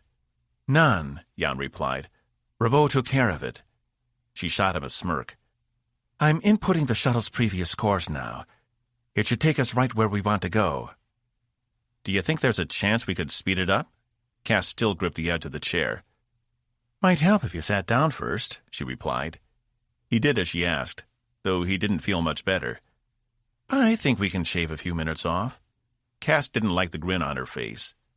Hey, Ryant, catch this. The shuttle shot forward, its engine strained to maximum, as Jan followed the original course Evie had set. But she did it with a style and flair Cass hadn't seen before, her hands gracefully moving over the controls, as if they were an extension of her own body. You're such a cheat, Ryan said. Cass caught the edge of the space wing through the side window. He wasn't having a lot of trouble keeping up. You only say that when I do it, Jan replied. Her focus zeroed in on their destination. Cass glanced back at Zenfor, who remained hunched over her terminal. Clearly, none of this affected her. He stood again and approached her terminal, while Jan and Ryan began flinging insults at each other. Do you think you'll be able to find it? Cass asked. I do. It's a matter of calibrating my sensors correctly. If no one else saw it, then it means something must be obscuring it intentionally. So then you believe her? Zenfor turned to him. Of course. Why wouldn't I? He shrugged. Just with everything she's been dealing with, and all the pressure, I thought maybe... You know what? You're right. It never should have been a question. A fresh wave of guilt passed through him. If Zenfor could find it within herself to take Evie at face value, why couldn't he? Because she'd had a traumatic event down on Sypaxia? That didn't matter. When else had she ever let her personal life get in the way of her professionalism? She was the most professional person he knew, and she didn't exaggerate. In fact, she often downplayed the significance of things until there was more evidence to go on. His eyes widened. In a way, she was more like Zenfor than anyone else on the crew. No wonder the Sill had taken her at her word, despite the lack of evidence. Evie had shown a pattern of behavior Zenfor found familiar. It all made sense now. What? Zenfor said. You have a funny look on your face. Nothing, Cass smirked. It's just sometimes you can think people are so different from one another, and it turns out they're almost exactly alike. Her eyes lingered on him a moment before turning back to her console. We're almost there, Jan said. I'm bringing us in slow. I don't want to move past the point where the shuttle last stopped, in case there is something out there. The last thing we need to do is crash into it. Cass returned to the front. Out in space hung 2 moons, both orbiting a larger planet, though all 3 looked like nothing other than barren rocks. Probably Class C or D, if he had to guess. Either way, neither would support any life. Not in the way they knew it. Beyond that, there was nothing remarkable about them. There was no archway anywhere he could see. The moons have moved slightly since the shuttle was last here, Jan said. But we're in the same relative position. They're both tidally locked. Cass turned to Zenfor. It's your show. See anything yet?" "As soon as I do, you'll know," she replied. She was grumpy, and probably for good reason. She'd confessed it wasn't often Syl were stumped, and this situation was probably something she never thought she'd have to deal with. "You guys good in there?" Ryan said over the comm. "Fine. We'll hold here," Jan said, "until there's a reason to move." Cass stared out the window, watching the moons for any sign of something irregular. But there was nothing, as far as he could see. Evie had been so sure, and yet... He tapped a few of his own controls, bringing up sensor filters. All of them were blank, telling them there was nothing out there. He sighed. There was a thump behind him. "Mashkalal," Zenfor said, frustrated. "If I were aboard a Syl ship, we would have long discovered the nature of this mystery. How am I supposed to work with this primitive equipment?" "I thought you'd modified it," Cass said. "Modifications only go so far," she replied. "I can't turn a river into a mountain. I can only turn it into a bigger, faster river." "It has to be here," Cass said. "Did she describe it?" Jan asked. "She said it spanned the 2 moons, whatever that means," Cass said. "It must be massive," Zenfor said, "and structurally sound. Even if the moons are locked in a tidal orbit, a structure between them will be subject to a lot of stress as the moons are pushed and pulled by the planet's gravity. Something like that shouldn't be able to hide, no matter how well it has been camouflaged." "I agree," Cass said, "but—" He turned back to Zenfor, working hard over the console. She was inputting parameters faster than he could see her hands move. "What? Do you have something?" "Maybe. I need to readjust your scanners to do something they shouldn't be able to do." Jan exchanged glances with Cass. He only shrugged. This was why she'd come along. Her blatant disregard for everything in the Coalition handbook was an asset, not a liability. "I'm overlaying it now," she said. The shuttle's window was covered by a light gray grid, indicating they were no longer seeing what was out there. The image flickered once. Then again. Cass squinted. He thought he could make something out, but he wasn't sure. The screen flickered a 3rd time, and he almost fell back out of his chair. The image was so jarring. There, in front of them, was a pillar 10 kilometers wide and 100 tall, coming up from the moon and extending in an arch to the other. Evie had been right. She'd been right all along. 26. Box internal log processes, time unit 2599.304.16.34.000033. Subject is resting, but awake. Internal scans reveal nothing out of the ordinary other than slightly elevated heart rate. Brainwave patterns show nothing unusual until patient attempts to sleep. Subject becomes restless and experiences what are referred to as nightmares. Personal note: Cass experienced nightmares after heavy bouts of drinking. End personal note. Further study is required. Desired result: sleep without interruption. Box interpersonal study log. Lieutenant Yamashita has come to stay by Commander Diazal's side. From what I can determine of their stilted body language and facial reactions, the lieutenant has initiated an interpersonal relationship, and the commander has either accepted or is very close to accepting. This is a most welcome development in my study of human relationship dynamics. If what I've witnessed on the net dramas plays out, they will be cheating on each other with other partners soon. I will need to monitor them closely to determine if the levels of pain and anguish I see on the net dramas bear out in real life. I am most excited, but must remember to keep my emotions at a minimum, as I do not wish to taint the project. Box personal note regarding matters above. Why don't more humans couple on board ships? If the net dramas are to be believed, mammals are horny most, if not all of the time. What do they do with all that excess energy, and where does it go? It will be most interesting to discover how a relationship either tempers or flares the relative horniness in each subject. I may need to take samples. To be continued. Box stepped around the partition of the sick bay, his subject still on her bed at the other end of the room.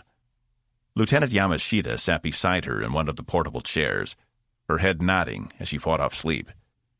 "Commander, I'd like you to take this," Box said, holding out a small yellow pill. The lieutenant snapped awake, blinking her eyes a few times at Box's voice. Commander Diazal's eyes were even more bloodshot than before, and she'd lost some more color in her skin. Box consulted his internal files. Neither was a good sign. "It's a sedative cocktail Zax and I crafted," he said. "We hope it will help you sleep better." The commander took the pill from him.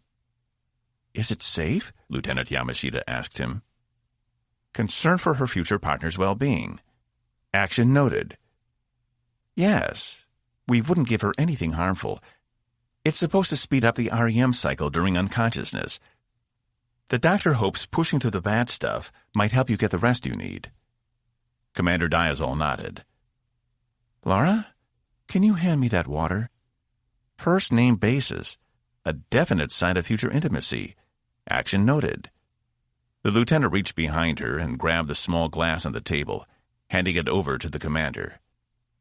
Diazal placed the pill on her tongue and ingested it with the water. "I'm surprised you didn't just inject me," she said. "A direct shot into your bloodstream might have knocked you out immediately," Box replied. "It is a strong dose. Zax thought it better you drift off."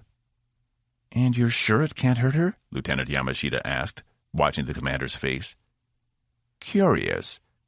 Subject 2 is expressing further concern, even after I have already addressed her question. Does she suspect I was lying to her? Or perhaps the question is more for her and not me. Perhaps it is to make her feel better about someone she cares about being in trouble. Eureka! I do believe I made a breakthrough. The lieutenant needs reassurance something isn't going to happen to her new partner. Their bond is already stronger than I initially suspected. Is this how fast human coupling can happen? I may need to adjust my time expectations. At this rate, they'll be dating other people within days, not weeks or seasons." "No, completely safe, Lieutenant. Your honey bunch is in no danger." The lieutenant's cheeks flushed, and the commander suppressed a smile, but turned away from him. Box personal note. Humans show embarrassment when confronted with the emotions they already have on display. It is odd. This never happened with Caspian and his former partners. More study is required. The commander handed the cup back to Yamashita and settled into the large pillow, leaning the bed back. "How long until it takes effect?" Box shrugged. "A few minutes, and then you'll be off to dreamland, free to enact whatever fantasies you're currently having about the lieutenant here." The commander looked like she might choke on something. "Which, by the way, I'll need you to share with me when you wake up, for your dream journal." He turned to Yamashita, whose face was now an entirely different shade of red.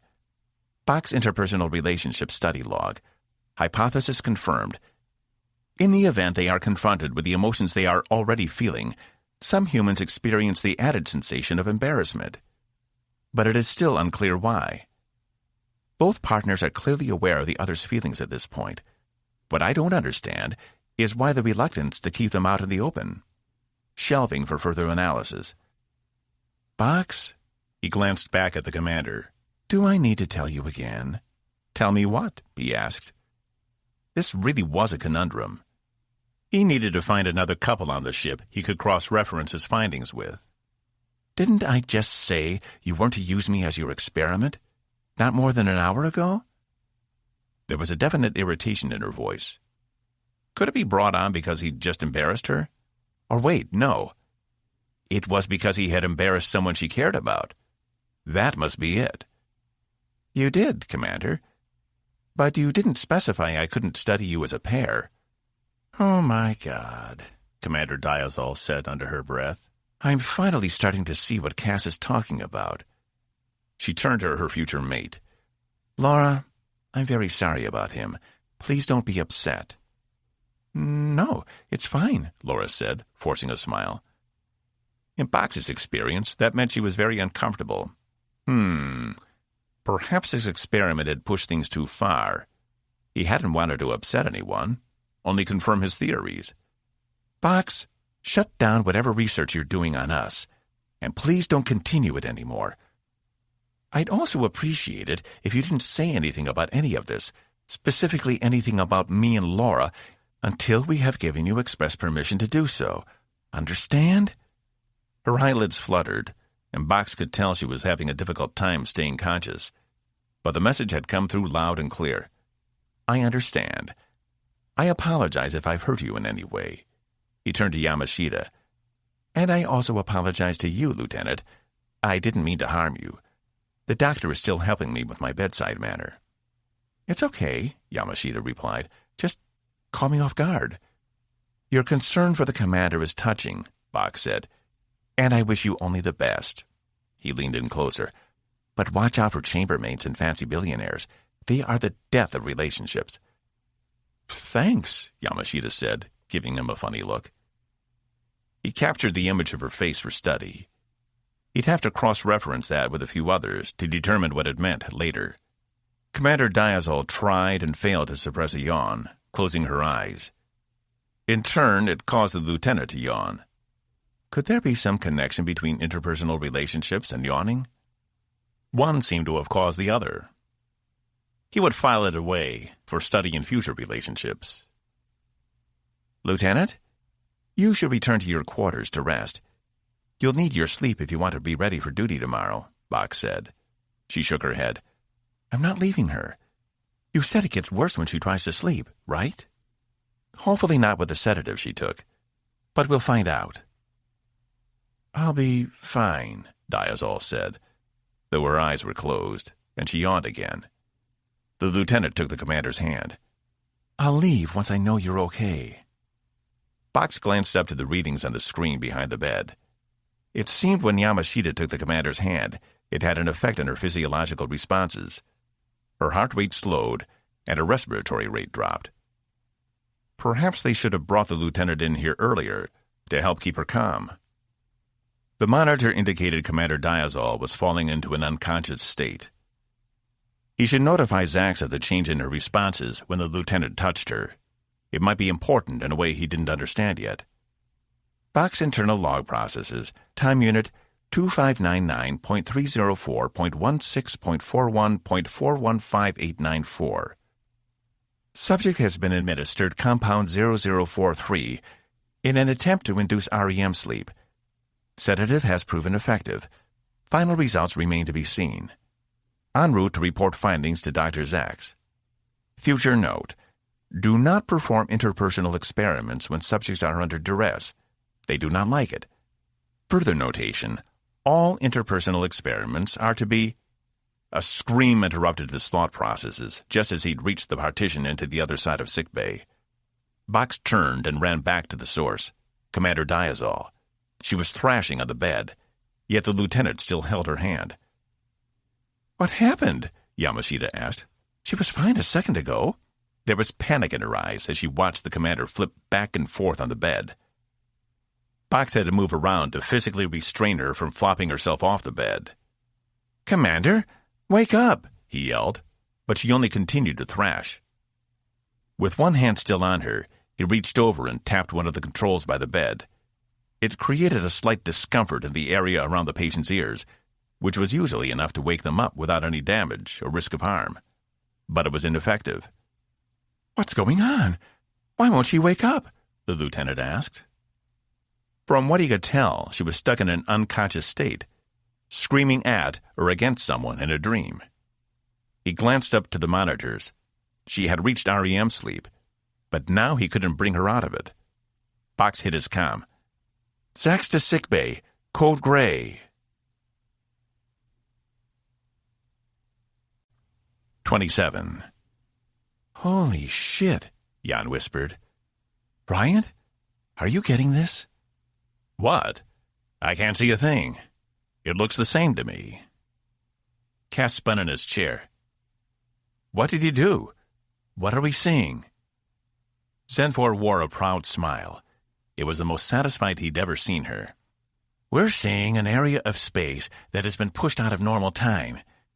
It exists exactly 0.03 seconds behind us. Cass turned back to the giant structure. The engineering skill required to build something like this was far beyond the capability of any coalition world.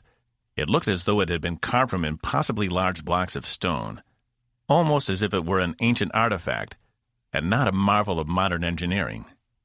Hell, maybe it was. Maybe it had been there since the dawn of time. Pushed out of normal time? He asked. The intense gravity of the two stars in this system are obscuring a time shift, or perhaps creating it. At first, I thought it was just a natural adjustment we needed to make to compensate for the gravitational forces at work in the system. But either by accident or design, there is a pocket of time beside the one we can see. But because it exists slightly out of our own time stream, we can't see or interact with it. We had better hope it's a natural phenomenon. Because if a civilization has the power to create something like this, by will alone, their technology must be more advanced than anything either of our societies has ever faced before. Well, that's reassuring, Jan said. It isn't meant to be, Zenfor replied. It's meant to prepare you for what's to come. Cass took a breath. At least now he could tell Evie she wasn't crazy. How can we interact with it? He asked. We can't, Zenfor replied. Not while we're in our own time stream. We'd have to shift 0.03 seconds into the past, and not even the Sill have the technology to do that. Well, we can at least take visual scans, now that we can see it. Let's swing around and see if we can't get a good look from all sides. Take back as much data as possible. He reached over and tapped the comm. Captain, we found the art Evie told us about. You found it? How? I'll explain when we get back. We're going to take detailed scans and then return for analysis. Any sign of the alien fleet? Green asked. Nothing yet, but we'll keep an eye out. He cut the comm, turning back to Zenfor. If you were an all-powerful alien civilization that had the technology to manipulate space-time and you wanted to hide, where would you do it? Zenfor stared at him. Inside a pocket just outside normal time, where no one would ever find me. Exactly, Cass replied. If they're still here, I'd bet anything they're hiding in that system, the one we can't reach. Which might explain why your Starbase 5 can see them, but we can't. There might be a gravitational lens effect going on, where the farther away something is, the more blurred the lines between the two time streams become. They are already so close together. From that distance, it may be impossible to disguise. Does that mean they've been traveling inside this pocket ever since we picked them up? Or is it just in the system? And how does that relate to the Arch? They didn't bring it with them. This thing is ancient. I can't answer those questions without more information, Zenfor said. I'm bringing us around, Jan said. Prepare to get all the scans you can. Riot, give us a little space. We can see this thing and are going to try and learn as much as possible. Acknowledged. Yell if you need me. Ryan's space wing backed away as Jan brought the shuttle around, swinging it so the front of the shuttle continued to face the pillar they were closest to, while the ship moved around it like a corkscrew. Data is coming in now, Zenfor said. Suddenly there was a flash, accompanied by a short burst of turbulence. All stop, Jan said, halting the shuttle in its tracks. What was that? Cass glanced at Zenfor. I have no idea. You? She shook her head. Wait, something isn't right here, Jan said. I'm not getting any readings from the rest of the shuttles anymore. Or Tempest. She tapped the comm. Bryant? What's going on out there? There was no response. What the hell? She said, peering out the window. Ryan's space wing hadn't moved. It was still hanging in space right where they left it. Bryant, come in. There was still no response. We need to check on him. Something's wrong. Wait, don't move, Zenfor said. I'm picking up something else. Cass went cold. Not more than a kilometer away was a massive black object that hadn't been there moments before. The front of it sloped down like a massive cleaving blade, and the sides swooped back to form the body of the ship. Near the rear, large assemblies on either side resembled wings in some manner, but they were unlike anything he'd seen before. And at the top of the ship, a protrusion stuck out and ended in a point. "Where the fuck did that come from?" he yelled. "I'm getting us out of here," Jan said, pointing the shuttle back the way they came. "No," Zenfor said, still hunched over her control station. "It hasn't moved or made any indication it's detected us. But it's a massive warship. I'm not going to wait around for it to decide it doesn't like what it sees." She activated the controls to send them back to Tempest. Zenfor made an aggravated noise in her throat. "This is exactly what we've been looking for. Proof of the alien fleet. We need to take detailed scans. For your people as well as mine." Jan glanced at Cass with a "what should we do" look painted across her face.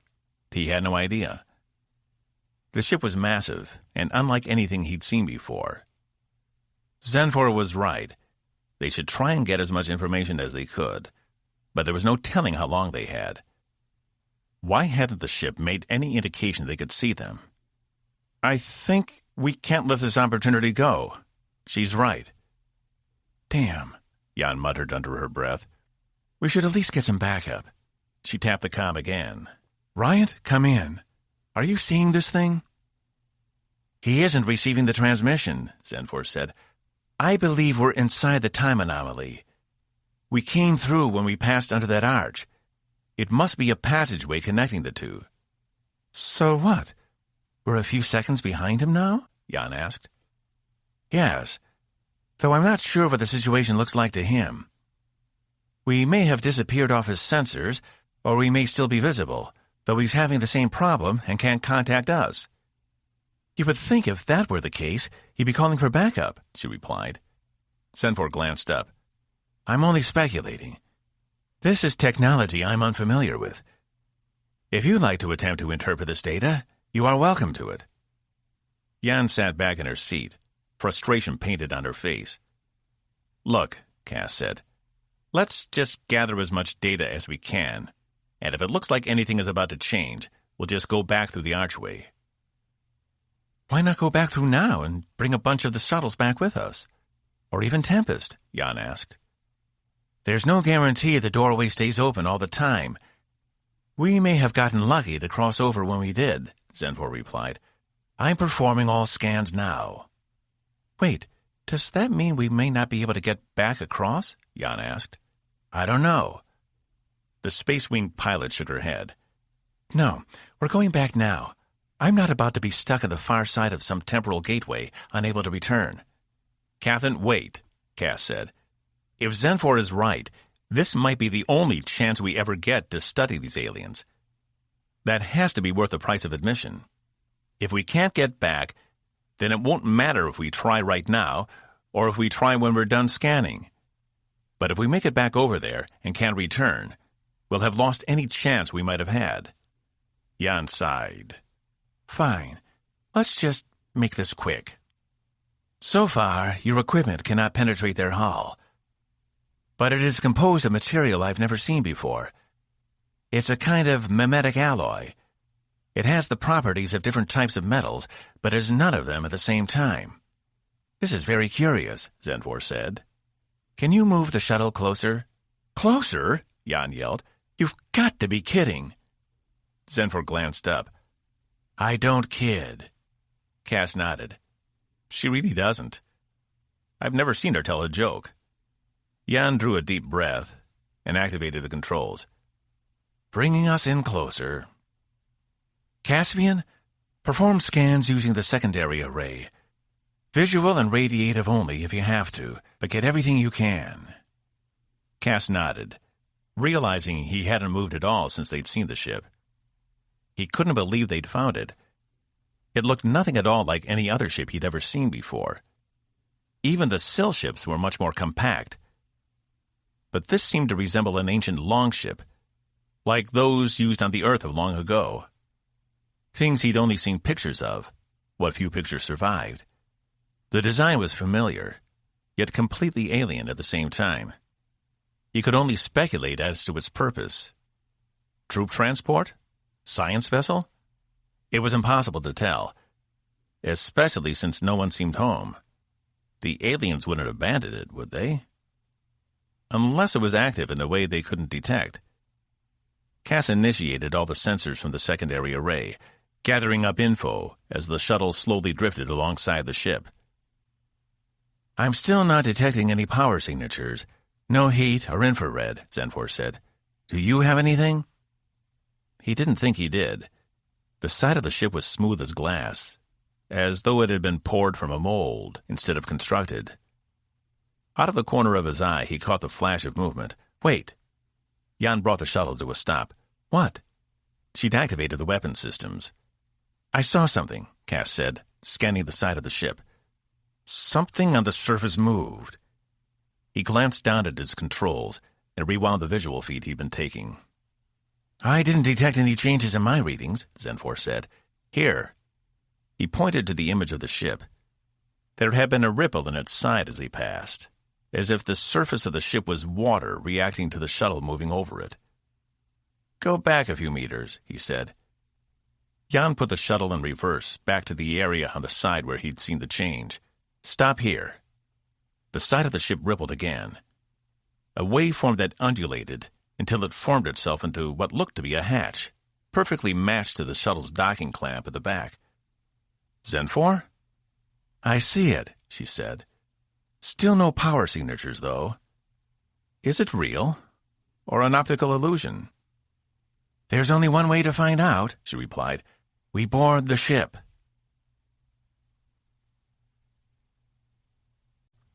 "28. Zax came running into sickbay, not more than a minute after Box had sent the call. Laura watched as Evie thrashed back and forth, even under the suspension field Box had erected over the bed.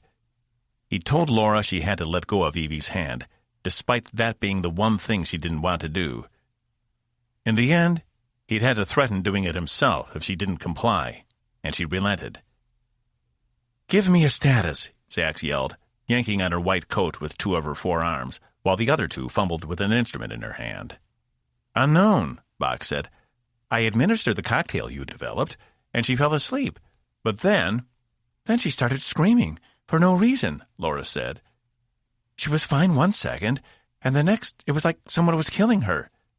She glanced down to her hand where Evie had squeezed it while she was under duress. It was red where her fingers had been. There'd been so much adrenaline surging through Laura, she hadn't even felt it.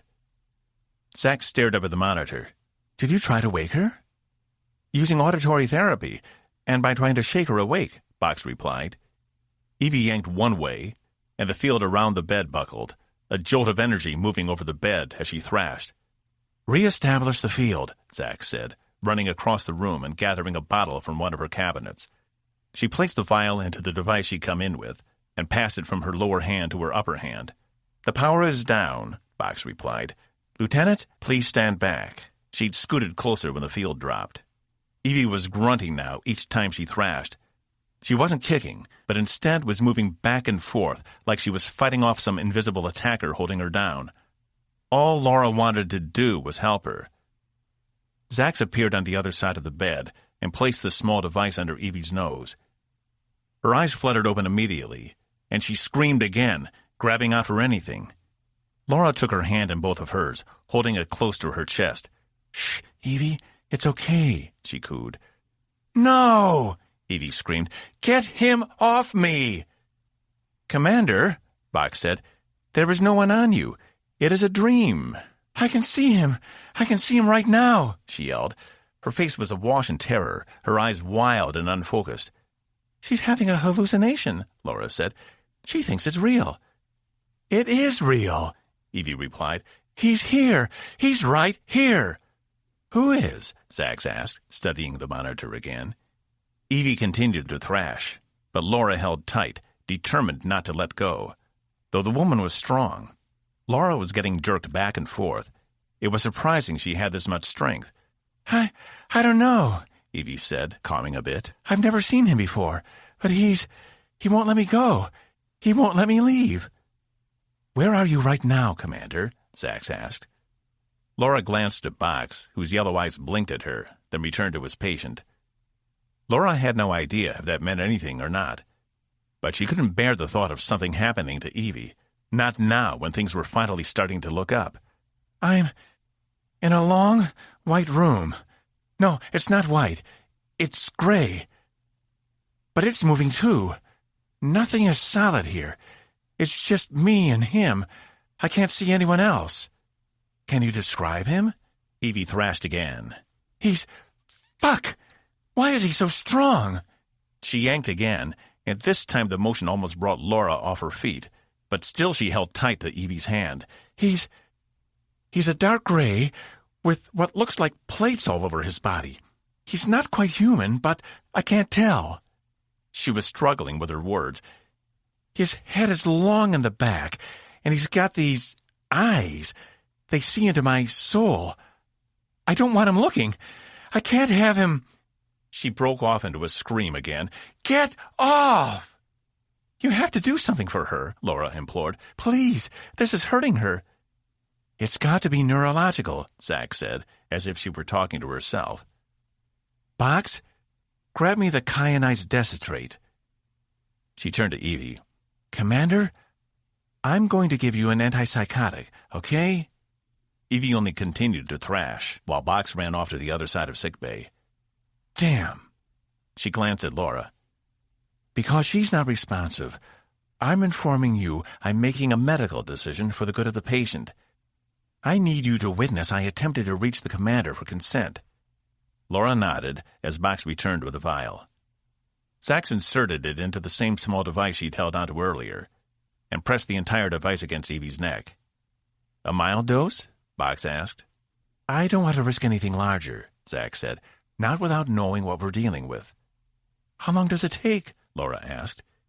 Evie had stilled some, but continued to fight off her invisible attacker. It shouldn't be long. It's a direct feed into her bloodstream. Her mind should start to react almost immediately. Sax turned to the feeds on the monitor. Come on. Evie grimaced and grunted, her eyes fully open, but not seeing any of them. It was like she was off somewhere else, like she could see a universe that didn't exist. Laura didn't care what it was. She just wanted it to stop. Damn, the doctor said. We're not getting any results. I'm at a loss. Whatever was affecting her sleep patterns seems to have migrated into her waking hours. It's a battle in her mind, and I don't have any way of getting inside there. It's a battle she's losing, Laura said. Look at her. I'm open to suggestions, Zach said, clearly flustered. Laura didn't think she'd ever seen the doctor upset before. In fact, she didn't think she'd ever even raised her voice. What about Commander Sester? Box said. He might have the capability to get inside her head. Maybe help her deal with whatever else is in there? Are you thinking it's more than psychological? Zax asked. I don't know, he replied, but Sester might. Zax considered it for a second, then tapped her comm. Nurse Crew 4 to sickbay. We need to prep a patient to be moved. 29. I'm not doing it.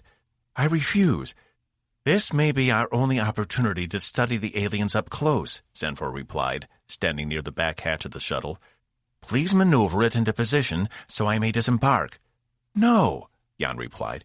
You got me to stay here, but if you think I'm docking with an alien ship just so we can find out what they're like, you're crazy. There could be an entire army waiting on the other side of that door for us, just hoping we'll be dumb enough to actually invite them in. She turned to Cass. Can you believe she actually wants to do this? He could. It made sense. The Consul wanted as much information about the threat as possible. What better way to get it than to board their ship and fight it for herself, especially if her equipment wasn't working the way she wanted it to.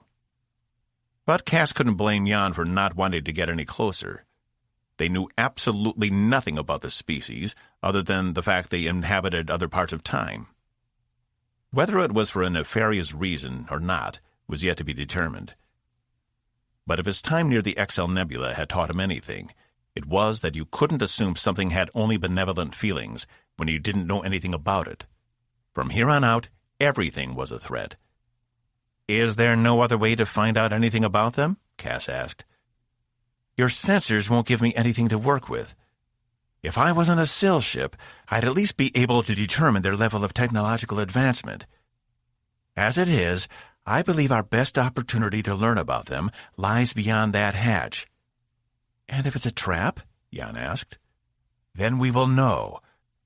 And when our shuttle doesn't return, Tempest will have no choice but to conclude they killed us. Either way, the threat will be established. Fine. If we're doing this, then I'm setting the self-destruct on the shuttle. If they somehow gain control, they won't have it for long. And maybe with the shuttle right up against theirs, it will cause enough damage for Tempest to be able to pick it up. They already know we found the arch. That's an excellent idea, Captain, Zenfor said. Now please, move us into position. I can't believe this, Jan muttered. Suicide mission. Cass leaned over. I know this isn't what you were expecting, but I'm glad you're here. You're just determined to kill all of us pilots, huh? She said. Cass winced and pulled back. That stung. He turned away from her, trying to concentrate on keeping the dam holding back his flood of emotions from crumbling. She was right. Here he was, putting them at risk again. They should just go back. Zenfor was strong enough to overpower them, but she probably didn't know how to fly the shuttle. She'd need Jan for that much at least. Shit, Jan said. I didn't mean that. It's just, when I'm not in my own ship, and when I find myself in another time stream, about to board an alien vessel, I get kind of worked up. She turned to him. I'm sorry. I know you're doing your best, like all of us. Cass gave her a small smile. Thanks. He stood and went to the back as she piloted the shuttle so it backed up to the alien ship. Even though she'd apologized, he still felt the underlying message. Probably one all the Space Wing pilots shared. With some, like Raffenkel, there was no question. Others, like Ryan out there, sitting on the other side of time, it might be buried deeper, but it was still there. Cass knew that, as sure as he knew anything. Opening the supply locker on the side, he retrieved 3 pistols and handed one to Zenfor, who only stared at it. He returned to the front and gave the second to Jan, while shoving the third into the back of his pants. She smiled, taking the weapon and placing it on her lap as she finished the sequence. We should get the envirosuits, too. I highly doubt there will be any oxygen over there. Not to mention, we can't make... There was a knocking sound, along with a thud. Jan stared back at the controls. What the hell? That sounded like we just made a hard lock, Cass said. She checked her instruments. We did. But I don't understand how. This shuttle doesn't have a universal dock. It's only registered for Coalition ships. It can't even dock with Sargantech. The best it can do is land in a base somewhere and hope it's pressurized. This shouldn't be possible. From what I could see, it looked as though the hatch appeared in response to the shuttle passing it. Perhaps it can configure itself to make a hard dock as well, Zenfor said, still holding her weapon awkwardly. What are you saying? They want us to come aboard? No, it may be automatic. It could be intentional, but we'll have no way of knowing until we go over there. Then we definitely want envirosuits, Jan said, standing. I've set the auto-destruct for 30 minutes. That should be more than enough time. She walked over to the locker past Cass and pulled 3 of the suits from inside.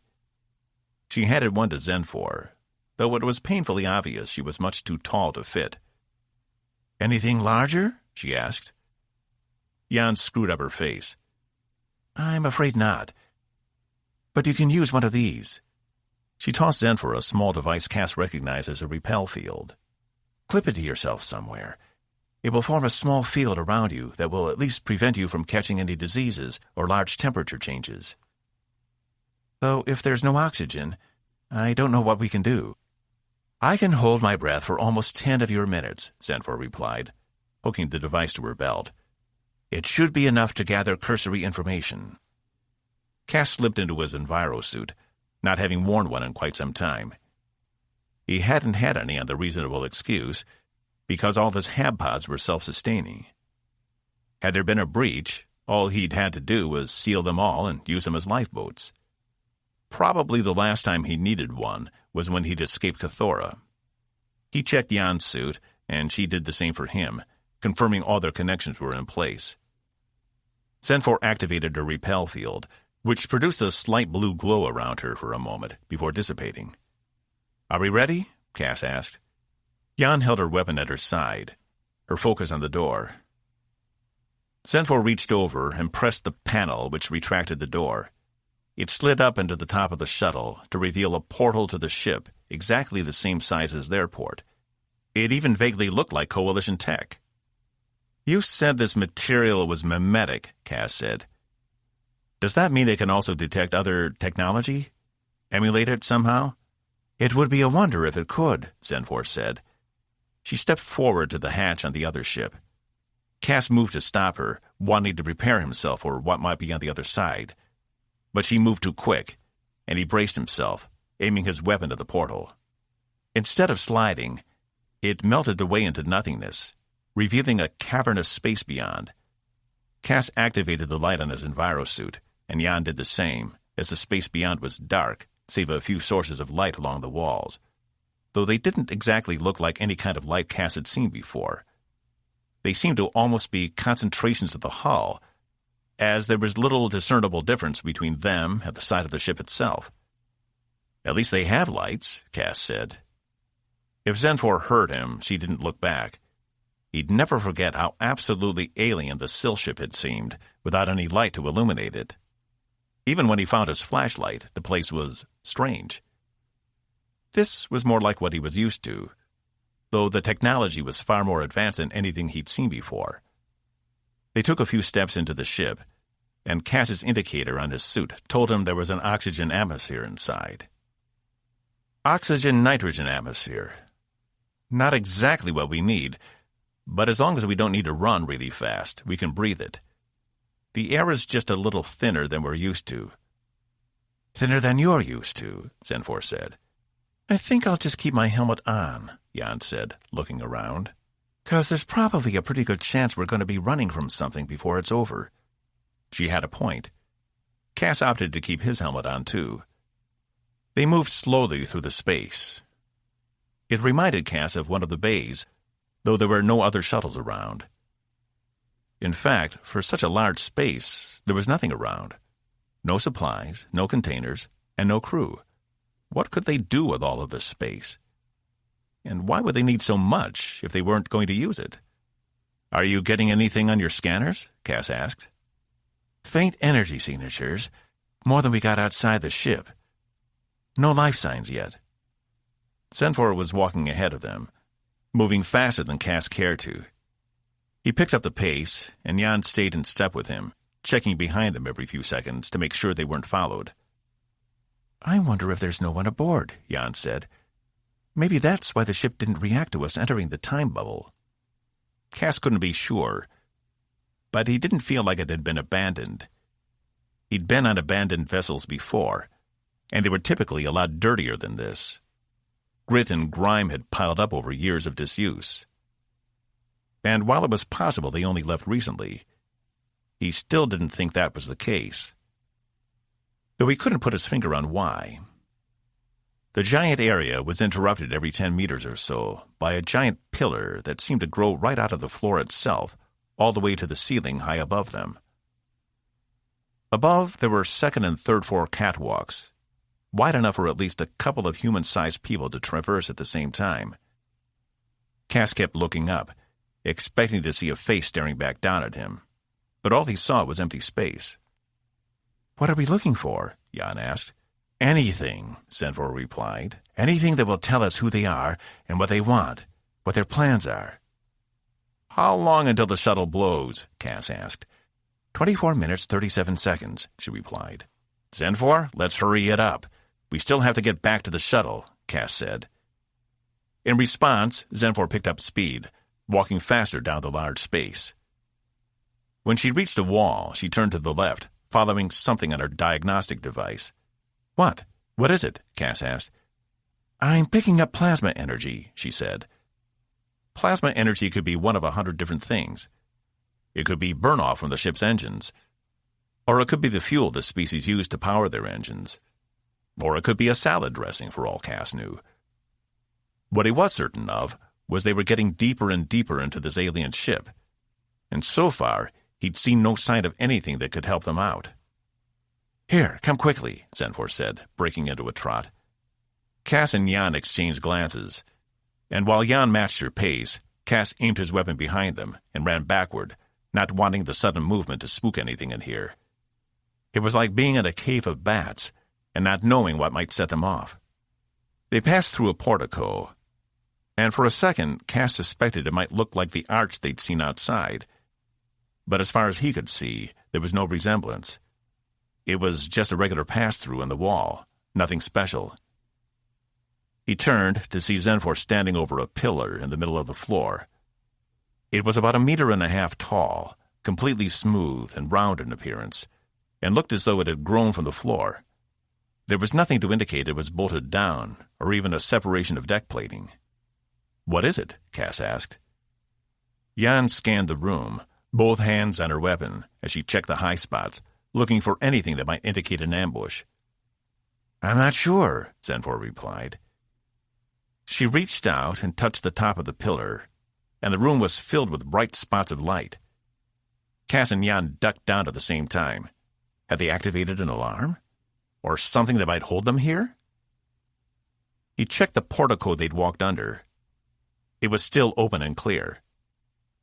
Once he forced himself to focus, Cass realized the room wasn't filled with spots, but what seemed to be holographic representations of the system they were in, with the red and blue giant stars at the center. He stood slowly and moved to the closest object in the room to him. "It's not a hologram," he said, running his gloved hand over the small surface of the star itself. "And it's warm. It's giving off its own heat." "It's a map of this system. But look," Zenfor said, who hadn't ducked down. She pointed to a part of the room where a bright red sphere indicated the location of the ship they were on. The three of them approached it, Cass cautious. It was very small in relation to the rest of the system, because as far as Cass could tell, everything was in scale. Zenfor reached out and touched the sphere, and it expanded in size, filling up a larger part of the room to where they could all see the ship they were on more clearly. "Is this?" Jan asked, pointing to the side of the ship. There, right where they docked, was a representation of their shuttle. "Is this a live image?" Everything was there. The arch they'd come through, Ryan's space wing on the other side, as well as Tempest, and all the other shuttles in the system performing their searches. However, everything on the other side of the arch seemed frozen, while the ship they were on drifted softly. "I believe it is," Zenfor said. She reached out and touched the representation of the ship they were on, her fingers running down the side. "This is phenomenal technology. To recreate in such detail in real time..." "It's fascinating, but how does it help us?" Cass asked. "We're on a schedule here." Zenfor shot him a look, but then approached the arch, tapping it with her hand. Behind her and all around the system, similar arches revealed themselves. "Holy! Are all those passageways into time bubbles?" Cass asked. There was at least a dozen of them, scattered through the system itself. "I would assume so," she replied. "But that isn't what is most interesting. Look." She pointed to an area inside the orbit of one of the planets. It was an artificial structure of some kind. But if everything was still in scale, it had to be massive. It was as if someone had taken pyramids and attached them to all 6 sides of a cube. "It's a tetrahexahedron," Jan said. Cass stared at her in surprise. "What? I like geometry. So what?" "Whatever you call it matches the construction of the arches. But not this ship," Zenfor said. "I think we are dealing with 2 different civilizations here." "2 civilizations? Not one that has evolved over a long period of time?" Cass asked. "I don't think so. But according to this map, I don't see any other ships, bases, or anything else like the ship we are currently on. There's no indication of an armada." "Does that mean it was a ruse? There never was a fleet of ships headed for the Coalition?" I don't know. But we need more information. And we should plan another expedition to that structure out there. She pointed to the pyramid cube. Jan said, standing off to the side close to the image of Tempest. What are these? Beside the ship were what looked like a small series of orbs. Though they were so dark, Cass hadn't seen them at first. There were 3 in a row. He estimated approximately a few kilometers off Tempest's starboard bow. The light from the stars in the middle of the room had caught them, giving their polished black surfaces a sheen that had revealed them. Cass approached and inspected them. I don't know, but they don't appear to be moving. Could they be sensor arrays? He looked around the rest of the room. I don't see any others. Here's one, Zenfor said. It was positioned behind one of Tempest's shuttles. And more. Jan pointed to another shuttle, this one with a Space Wing escort. That's Coley's ship. I recognize that stupid bird she painted on the side.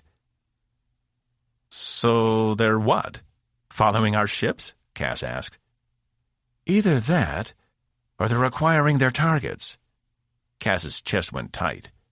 She was right. If it was some kind of trap, they probably had a beat on every one of the shuttles and Space Wings out there right now, as well as Tempest.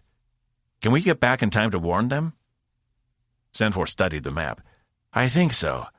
As soon as we return to normal time, everything should sync up again.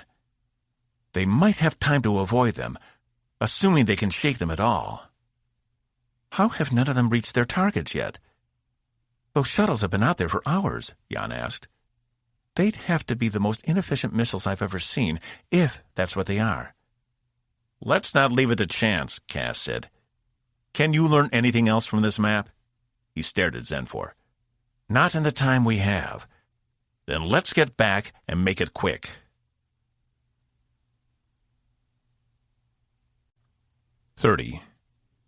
Laura jogged behind as Box, Zax, and 2 other nurses guided Evie on the hovering gurney down the hallway toward engineering. She thought her heart had never beat so hard. Not only was she scared to death of what might happen to her, but she was also physically exhausted. She hadn't slept ever since coming to sickbay to see Evie and had forgotten to eat anything. And now nothing but adrenaline and sheer force of will propelled her down the corridor. Evie continued to thrash on the gurney, screaming out every few moments that she couldn't get away, and each time she did, Laura's heart broke a little more for her. All she wanted was to give her the peace she needed. In her mind's eye, she willed them to run even faster. Zax had called ahead to let engineering know they were coming, and for Sester to prepare himself. Laura wasn't sure what the Klaxian could do. She'd heard they were psychic, but that was a long way from being able to help repair damage inside her mind somewhere. Whatever was causing the problem, Laura wasn't sure it could be fixed. She hoped it could.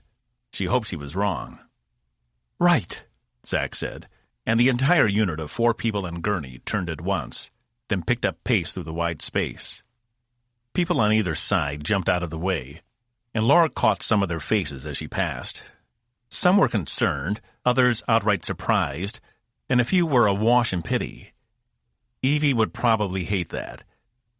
It was a good thing she wasn't lucid enough to know what was going on around her. Almost there. Clear the blast door, Zax announced. Ahead of them, the massive rolling door to engineering moved aside, revealing the large space beyond. The primary engineering team, led by Ensign Tyler, moved aside as Zax helped maneuver Evie into place. Laura hadn't spent much time in engineering. She was more comfortable up in the science labs, and more recently in the training arenas, where she could run her tactical simulations. But it was nonetheless impressive. Commander Sester raised himself out of his cradle and rolled toward them on all 5 of his appendages, like a wheel with spokes and no rim. He stopped and bent down to inspect Evie. Though since he had no eyes, Laura wasn't quite sure how. It's simple. I'm seeing inside her mind. Laura let out a small scream, then clamped her hand over her mouth, trying not to draw attention to herself, though Box looked back at her anyway. Had the commander just spoken to her? Inside her mind? I'm pleased you can understand me, Lieutenant, Not everyone can. Unfortunately, Commander Diazal is one of those whom I find it difficult to reach." "Do you think you can help?" Zax asked, staring up at the Klaxian. "He says he's not sure," Ensign Tyler said, stepping forward. Laura couldn't be sure, but she detected a hint of gray in Tyler's hair she hadn't noticed before. He wasn't much older than her, if any. Maybe the pressure of being in charge of engineering after Commander Blum died had prematurely aged him some. "If he can't do it, no one can," Zax said, holding her top two hands together while the bottom two continued to grasp the gurney where Evie still squirmed. "Lieutenant, I sense you know the commander well. Is there anything you think might be helpful?" Putting aside the fact there was an alien mind inside her own right now, Laura tried to focus on something Evie might have done or said that could be contributing to her problem. Had she been having issues before she went down to visit her father? Laura didn't think so, and she'd known the encounter hadn't gone well. Could that have something to do with it? "Thank you, Lieutenant. I will give that a try." "Oh, but I didn't—" Everyone turned to her at once, except for Sester. Clearly she was the only one receiving his thoughts. "What's that, Lieutenant?" Zax asked. "Nothing," Laura said. "Sorry, I was just thinking out loud." Zax sighed. "This would be better if there weren't a dozen people standing around gawking. Tyler, get your people back to work, and could you have any non-essential personnel wait outside?" Tyler nodded and began giving orders. Zax turned back to Laura. "That goes for you, too. I know you want to be close to her right now, but Sester needs 0 distractions." Sure, yeah," Laura said, her stomach dropping. She didn't want to leave. What if Sester needed some other crucial bit of information? "Don't worry. If I need anything, I will tell them to fetch you. This may take some time. I will do my best to take good care of her." "He's never done anything like this before, but he says he'll try his best," Tyler said. "He's having a hard time reaching her through her memories to hopefully gain access." Laura turned and followed the 4 other engineers out through the large entrance, which rolled closed behind them. "Bar?" one of them, a junior crewman with a shockingly handsome face, asked. 2 of the others shrugged and murmured agreements before following him. The 4th stood by the door, waiting at her post. She locked eyes with Laura a second before averting them again. "Friend of the commander?" she asked. "Something like that," Laura replied. "You hurt Sester in your head, didn't you?" Her eyes caught Laura's again. She nodded. "The first time I hurt him, I almost peed myself. You get used to it." "Thanks," Laura said. But she didn't feel like making small talk. All she wanted was to be in engineering, holding Evie's hand until Sester could find a way to help her, to fix whatever was wrong. That nervous energy was bubbling up inside her again, despite how tired she was. She checked to make sure her comm was active. "I think I'm going to go for a short walk." The engineer nodded. "She'll be okay." Laura only gave her a small smile in return as she turned in the other direction and made her way down the hallway. She remembered seeing a face in her vision. Then it was gone again, and the creature was back. Then she was being propelled somewhere, wind rushing over her skin. And yet the creature persisted in holding her down and gnashing at her face, as if it were a wild animal. And no matter how hard she tried, she couldn't get it off. But then she was somewhere else. It was a familiar place, but somewhere that didn't feel like home. She'd lost her mind. It had finally happened. Something in her had snapped, and she just finally lost it. Whatever her father had done to her had broken her in some way, and there was no coming back. Evie crouched down, her hands covering her face as she wept. "Commander?" Evie glanced up to see a man she didn't recognize. And yet she did. He was familiar in a strange way, though she couldn't put her finger on it. He had a kind face, though it was completely devoid of any hair, and his eyes were as white as the sun. Either he had no pupils, or they blended in so well she couldn't see them. But the smile on his face told her everything was okay. He reached out a strong hand to her, and she took it, allowing him to help her up. "Don't be afraid," he said. His voice. She'd heard it only once before, when she'd been in engineering. "Sister?" He glanced down at himself, seemingly almost as surprised as she was. "Is this how you see me?" he asked, holding out his arms to inspect himself. He had on well-fitting, but at the same time flowing clothes, a light beige in color, and sandals to match. "Where are we?" she asked. "We're in the fields of our minds. Call it a mind space. Your condition is deteriorating. Dr. Zaks asked if I could help." Evie jerked with a start, glancing all around her. The creature was nowhere to be seen. For that matter, she couldn't see much at all, except the distant horizon that barely separated the white of the sky from the light gray of the ground. "What's happening to me?" "You're having hallucinations," Sester said, "and they're becoming debilitating. I want to help you before it causes permanent damage."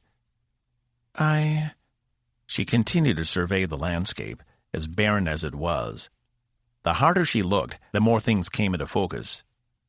The gray ground turned into beige dirt, covered with rocks and desert plants, while the sky morphed into a brilliant blue. In the distance, a range of mountains capped by snow stood, their sharp peaks a contrast to the flat landscape before them. "What is this place?" Sester asked. "I've never been somewhere like this." "It's Sisk," she said, without thinking, "where I grew up." Under her feet, the dirt transformed into a paved surface, leading in two directions. "And why are we on Sisk?" he asked.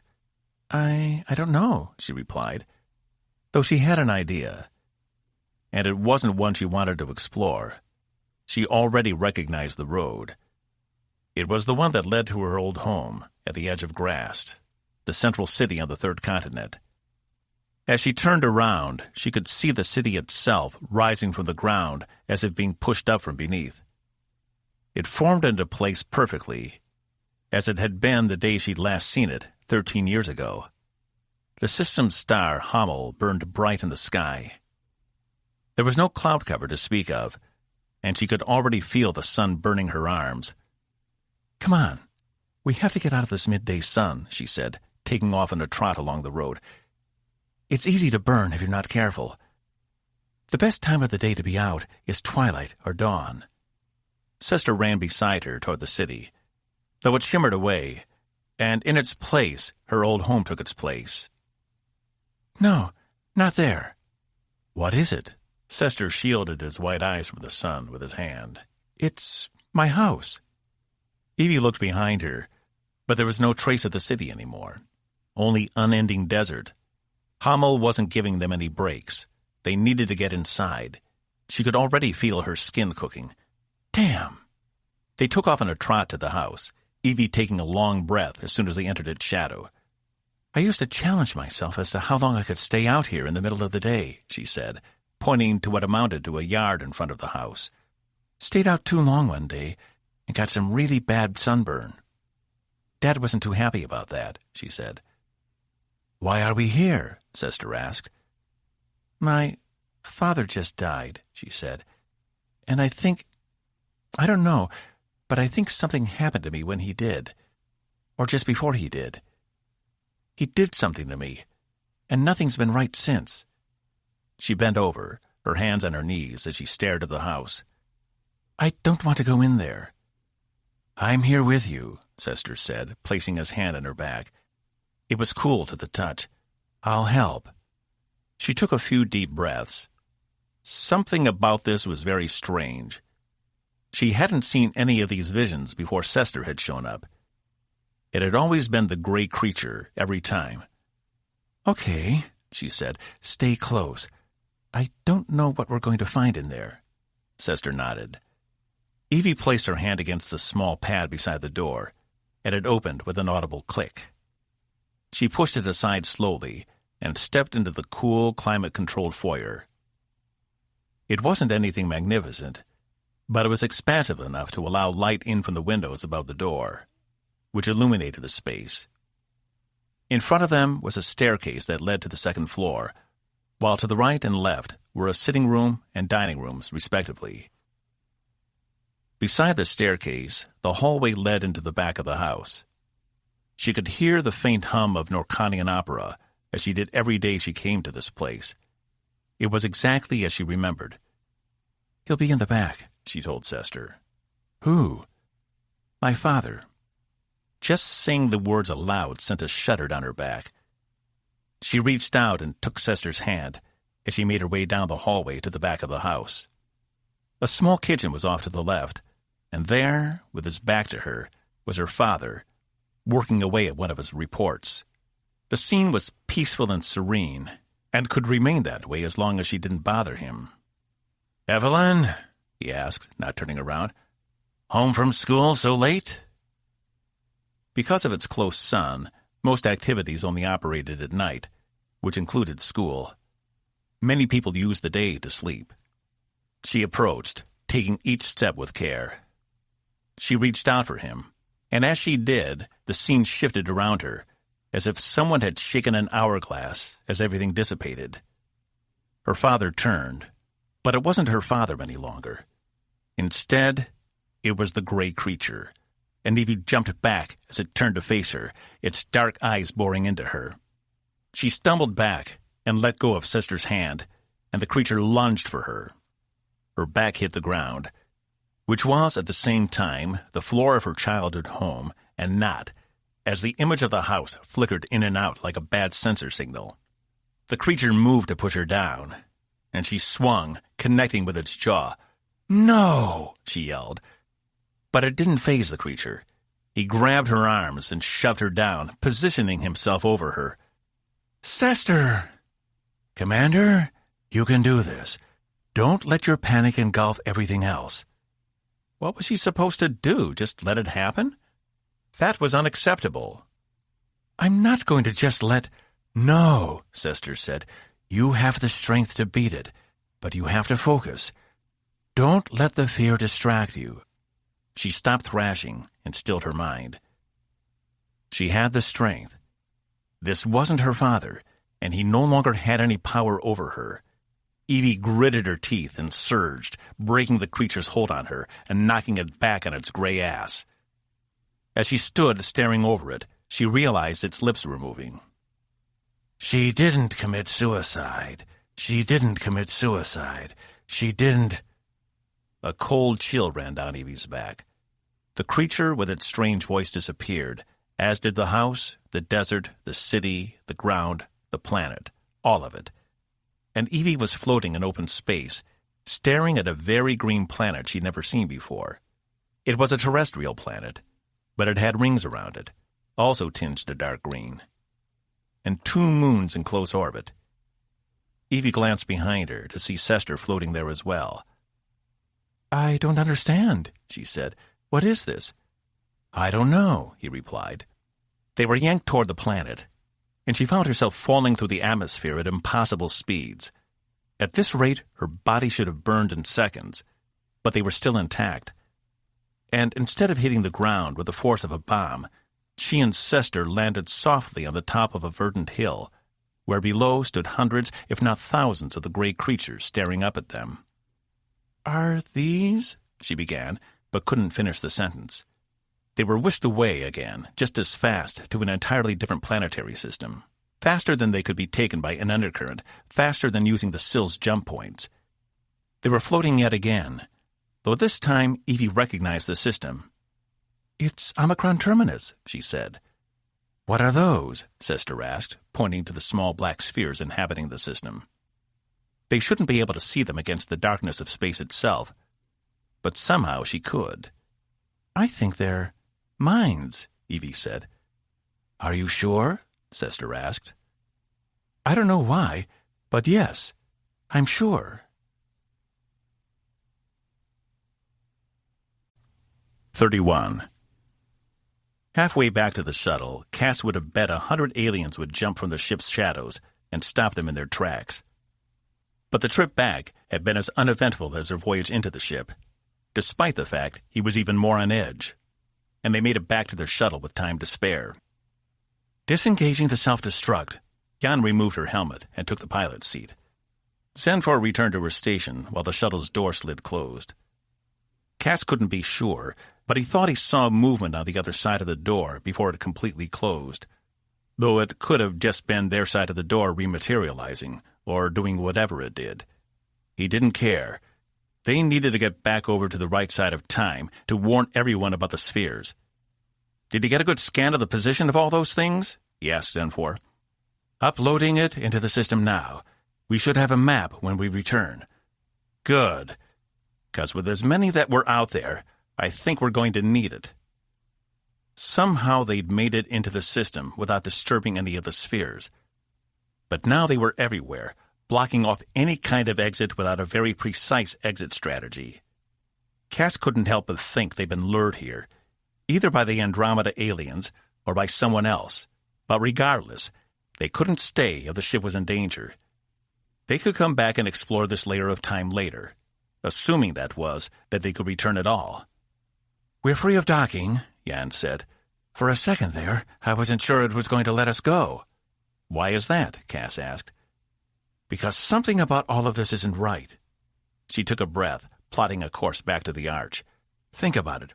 We get a signal from deep space that tells us an alien armada is en route to our home. Not just the Coalition, but Earth. We get out here only to find one seemingly abandoned ship, no armada, and then it just gave us the map to get out of here? How does any of that add up?" He had to admit he wasn't sure. There was more than one mystery here, but the important thing at the moment was to warn the other shuttles and Tempest before one of those spheres brushed up against someone's hull. Cass had a very bad feeling about those. Nearly invisible spheres weren't deployed into a system unless you wanted to slow or stop anyone from coming or going. "We'll be there in just a minute," Jan said. "Looks like Riot is still on the other side." Cass glanced up. It was true.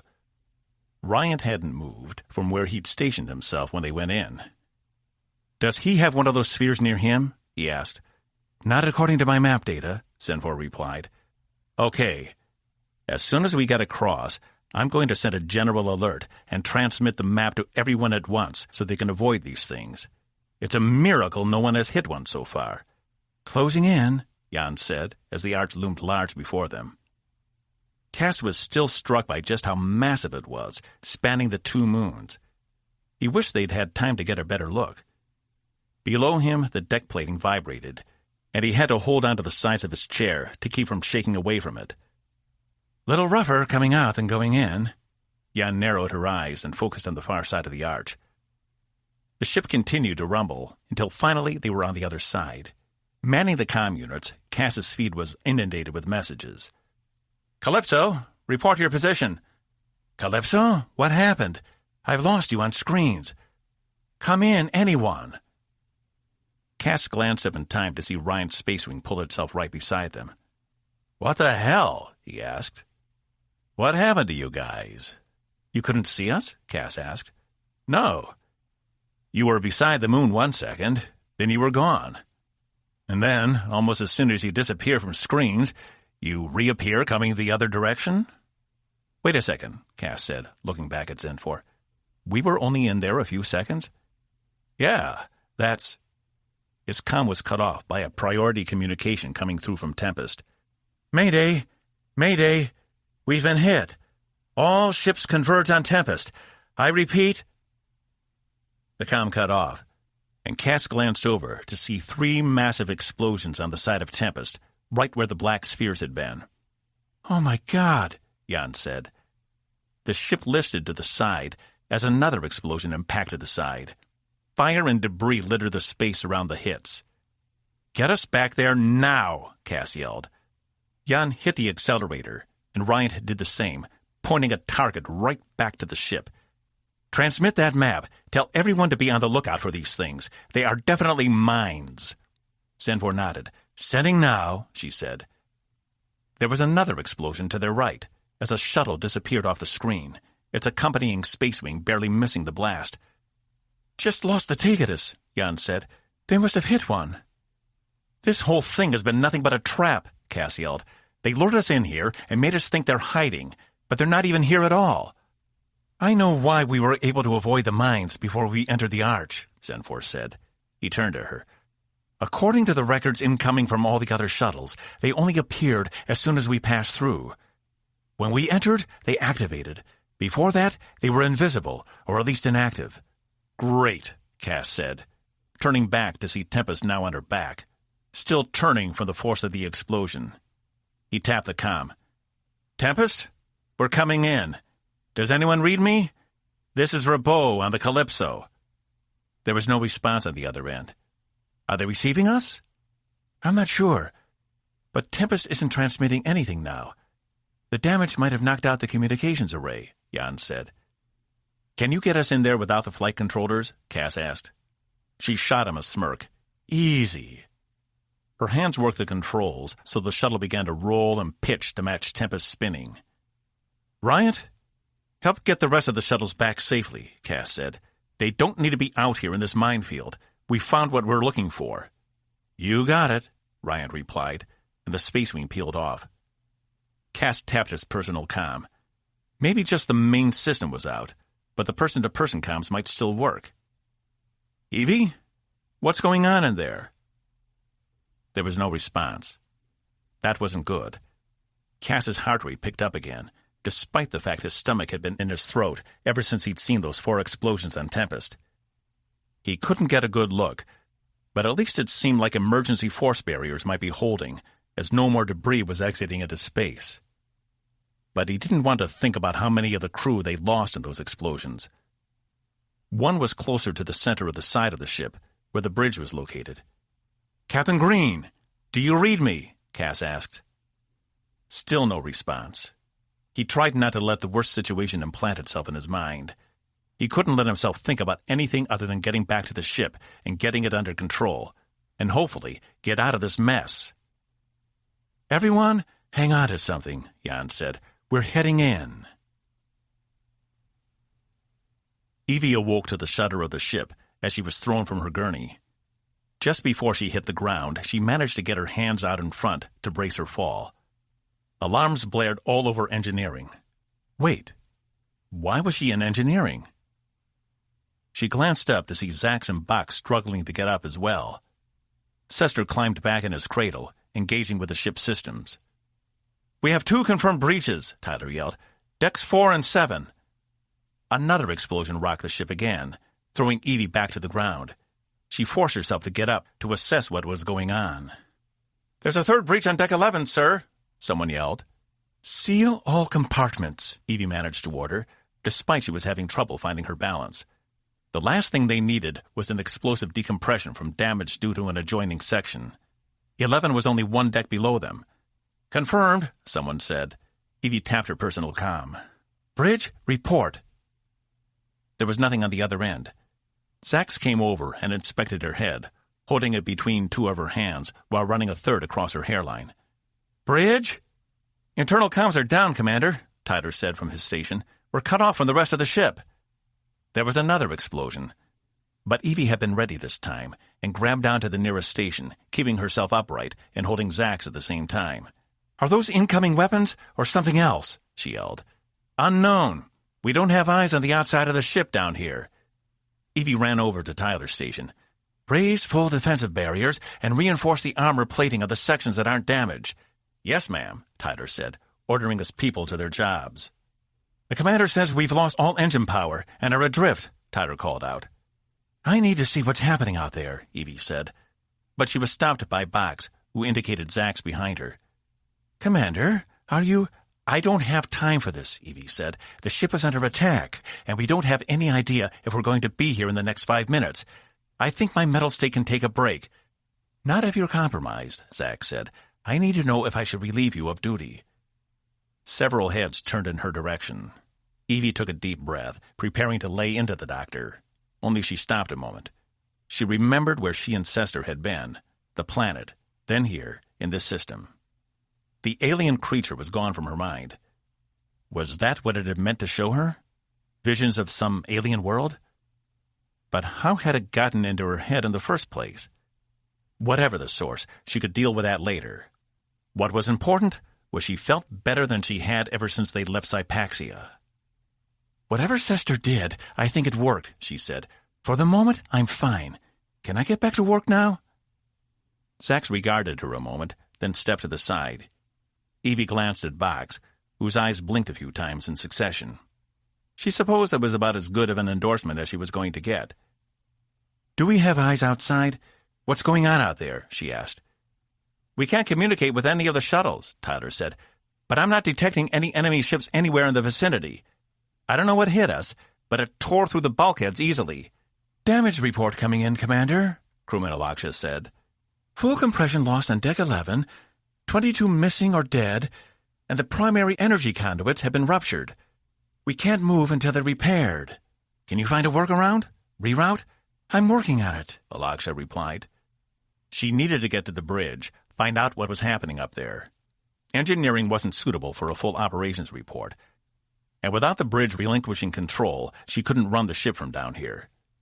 But without comms, the only way to find out what was happening up there was to physically take the trip. She stared at the giant rolling door that led to the rest of the ship. "What are the odds I can leave?" "We don't know the extent of the damage yet, ma'am," Tyler said. "I wouldn't go until we can be sure we won't lose the bulkheads between us and 11. If they rupture—" He didn't have to finish. Opening that hatch could put the entire engineering section at risk. And if they lost engineering, then the ship itself was a total loss. "Fuck," she said. 32. Zenfor braced herself as the pilot Jan matched the shuttle's rotation with that of Tempest and drove them straight into the bay. She had to admit it was an impressive bit of flying, worthy of a SIL counterfighter, though now they had much larger problems to worry about. Zenfor feared all of this could have been avoided had they never entered the archway, but something nagged at the back of her mind.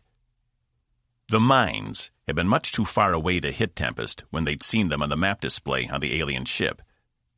So how had they struck the ship so soon after they'd returned through the arch? Something didn't make sense about it, and she was determined to find out what it was, once this crisis was over. Jan brought the shuttle down into one of the spots in the bay, opening the hatches to the yells of the bay crews on the other side. As soon as they were down, Jan and Caspian were out of their seats and through the exit, into the chaos of the bay itself. Zenfor followed close behind, making sure to grab the primitive diagnostic device that had taken a copy of the map from the alien ship. "Here! Over here!" Zenfor glanced over to see Chief Raffenkel waving for them. All three broke out in a trot to her. She was helping a human whose arm had been crushed by a falling container crate. "Get this thing off him!" Zenfor and the three humans all got under the crate, and with her additional strength, lifted it from him, only to find a bloody mess of an arm underneath. It had been completely crushed. "By Cor," Jan said, as they set the box down on the other side of him. "What happened?" Cass demanded. "I don't know. I just got back myself," Raffenkel said. "As soon as I jumped out of my wing, I saw this guy, everyone running around him. I can't reach anyone, and the flight control deck is empty." With her head, she motioned to the glass windows above the bays. She took off her flight jacket and wrapped it in a makeshift tourniquet around the man's bloody stump of an arm. "I think the comms are down." "Did you see the explosions?" Cass asked. "I was on the other side of the system. I only came back when Ryan gave me the rundown." Zenfor glanced behind them. More shuttles were arriving in the bays. It seemed the map was working, and they were avoiding many of the mines. "Come on," Cass said, tapping Zenfor. "We need to get to the bridge." He turned to Jan. "Good flying. Get him to sickbay, and make sure those force barriers don't come down." He pointed to the end of the bays where two more shuttles came in with their escorts and landed. "What else are we going to do? Leave him here to bleed to death?" Raffenkel said, snark in her voice as she grabbed the man under his shoulders. Caspian took off at the main exit, running at what she assumed was his full speed, though it didn't take much for her to keep up. With the internal comms down, they had no way of knowing what was happening anywhere else on the ship, which also meant they didn't know which sections were potentially damaged or open to space. Had this been a SIL ship, she would have known any and all damage immediately, as the ship would have transmitted the information neurologically to every member of the crew through their suits. This was very inefficient. "Come on," Caspian said. "We need to get to the bridge. See if we can regain control of the ship." "And make sure everyone's not dead," Zenfor said. "They're not." "How can you be so sure? Why else would the ship be adrift?" She was wrong. He hadn't been running at his full pace before because he managed to speed up. She kept up with him until they reached part of the corridor that had been blocked by debris from 2 floors above. "Up and over," he said, climbing. A few crew members were attempting to move the debris, and they yelled at Cass as he made his way over, making their job more difficult. "Wait," Zenfor said, and Cass climbed back down. She grasped one end of one of the main beams blocking their way and yanked it until it came loose, the crew looking on in wonder. This was why she was consul. She was the strongest and most agile of her crew, as well as the smartest. These people seemed willing to select anyone to lead them. She was grateful her own people weren't like that. "There," she said, tossing the piece of metal aside. It had made a dent in the debris, enough so part of it had collapsed, making traversing over it much easier. "Thanks," Cass waved back at her. "Come on." She could hear the crew murmuring, no doubt impressed with her strength. She was glad she could show them what a real captain was supposed to look like, though she couldn't help but think it was a title she wouldn't have much longer, not after Molest learned of her deeds. Caspian reached the hypervator first, but once he was inside, it wouldn't respond to his commands. "Damn. I think the route to the bridge must be blocked. Hang on." He studied the panel's interface, then began programming a complex set of variables into the control device. A little light beside it turned green. "Bridge," he said. The doors closed, sealing them in. "What did you do?" Zenfor asked. "I had to route along another hypervator path. They're all connected, so we just had to take the long way around. Otherwise, we would have had to take the access tubes. And sorry, but I don't think you'll fit through those. They're uncomfortable enough for someone of my size." "You no longer seem so anxiety-ridden," she said, "ever since the alien ship." "That's true," he replied. "I had that thought as well. I guess when there's a crisis, I don't have time to think about it." The hypervator shuddered, which was the first instance Zenfor had ever experienced of that happening. "Don't worry. That's just the car switching its tracks." A moment later, the doors opened on the bridge, which was in terrible shape. Smoke filled the room, but not so much she couldn't see. Zal, Uma, and Wolf all remained at their stations, though Wolf and Uma were covered in human perspiration, and Uma's lip was bleeding. Zal, while he remained at his station, he'd lost his heart-like projection, and the exoskeleton under his robe was clearly visible as it operated his controls. In the front, Lieutenant Rod was slumped over his station, though Zenfor couldn't tell if he was dead or not. Ensign River seemed to have taken over his job, as she was working hard at navigation. But there, in the middle of the room, was Green, his hand on his side, which was leaking a lot of blood, and his eyes in a sort of haze. Blood dripped from his head to the deck plating below. Zenfor didn't think he would make it much longer. "Status," Caspian ordered, as he motioned Zenfor over to Green. What was she supposed to do? She was no healer. "We've lost primary and secondary engine control. All comms are offline, and we have 4 hull breaches. Decks 4, 7, 11, and 16, Uma said. "The captain?" Green said through gritted teeth. "He was beside the specialist station when it exploded," Zal said, though the voice seemed to come from deep within him somewhere. "He's badly injured." "Zenfor? Grab him and get him back to sickbay," Cass said. "He needs treatment." "What? I can't." Cass ran over. "Yes, you can. It's up to you to save his life. You're faster and stronger than anyone else. Get him there. Get them to stop the bleeding." Zenfor glanced down at the man. He had a strong will. He was still trying to sit up, even in his condition. She didn't want to be the reason he expired. She reached and put her arms under him, to which he grunted and winced in pain. But he kept from screaming. "Listen to Caspian," Green said. His breath hitched. "He knows "Go!" Caspian yelled. And Zenfor returned to the hypervator, careful not to hit the captain on any of the door edges. She couldn't believe she was here, saving the human captain of a ship. What would her colleagues and family say if they could see her? The doors opened on level 14. It had been a smoother ride than it had up from the bay level. Zenfor sprinted as fast as she could through the corridor, the doors and alcoves she passed becoming a blur. She hadn't run at full speed since before leaving Sill space, and it felt good to stretch out her muscles. She'd forgotten, without the constant stimulation of the suits, she needed to continue to physically exercise. Another drawback. As soon as she was inside sickbay, it was easy to tell something was wrong. Neither the ship's doctor nor the robot were in the room, though 4 other nurses were attempting to see to the patients who'd been brought in so far.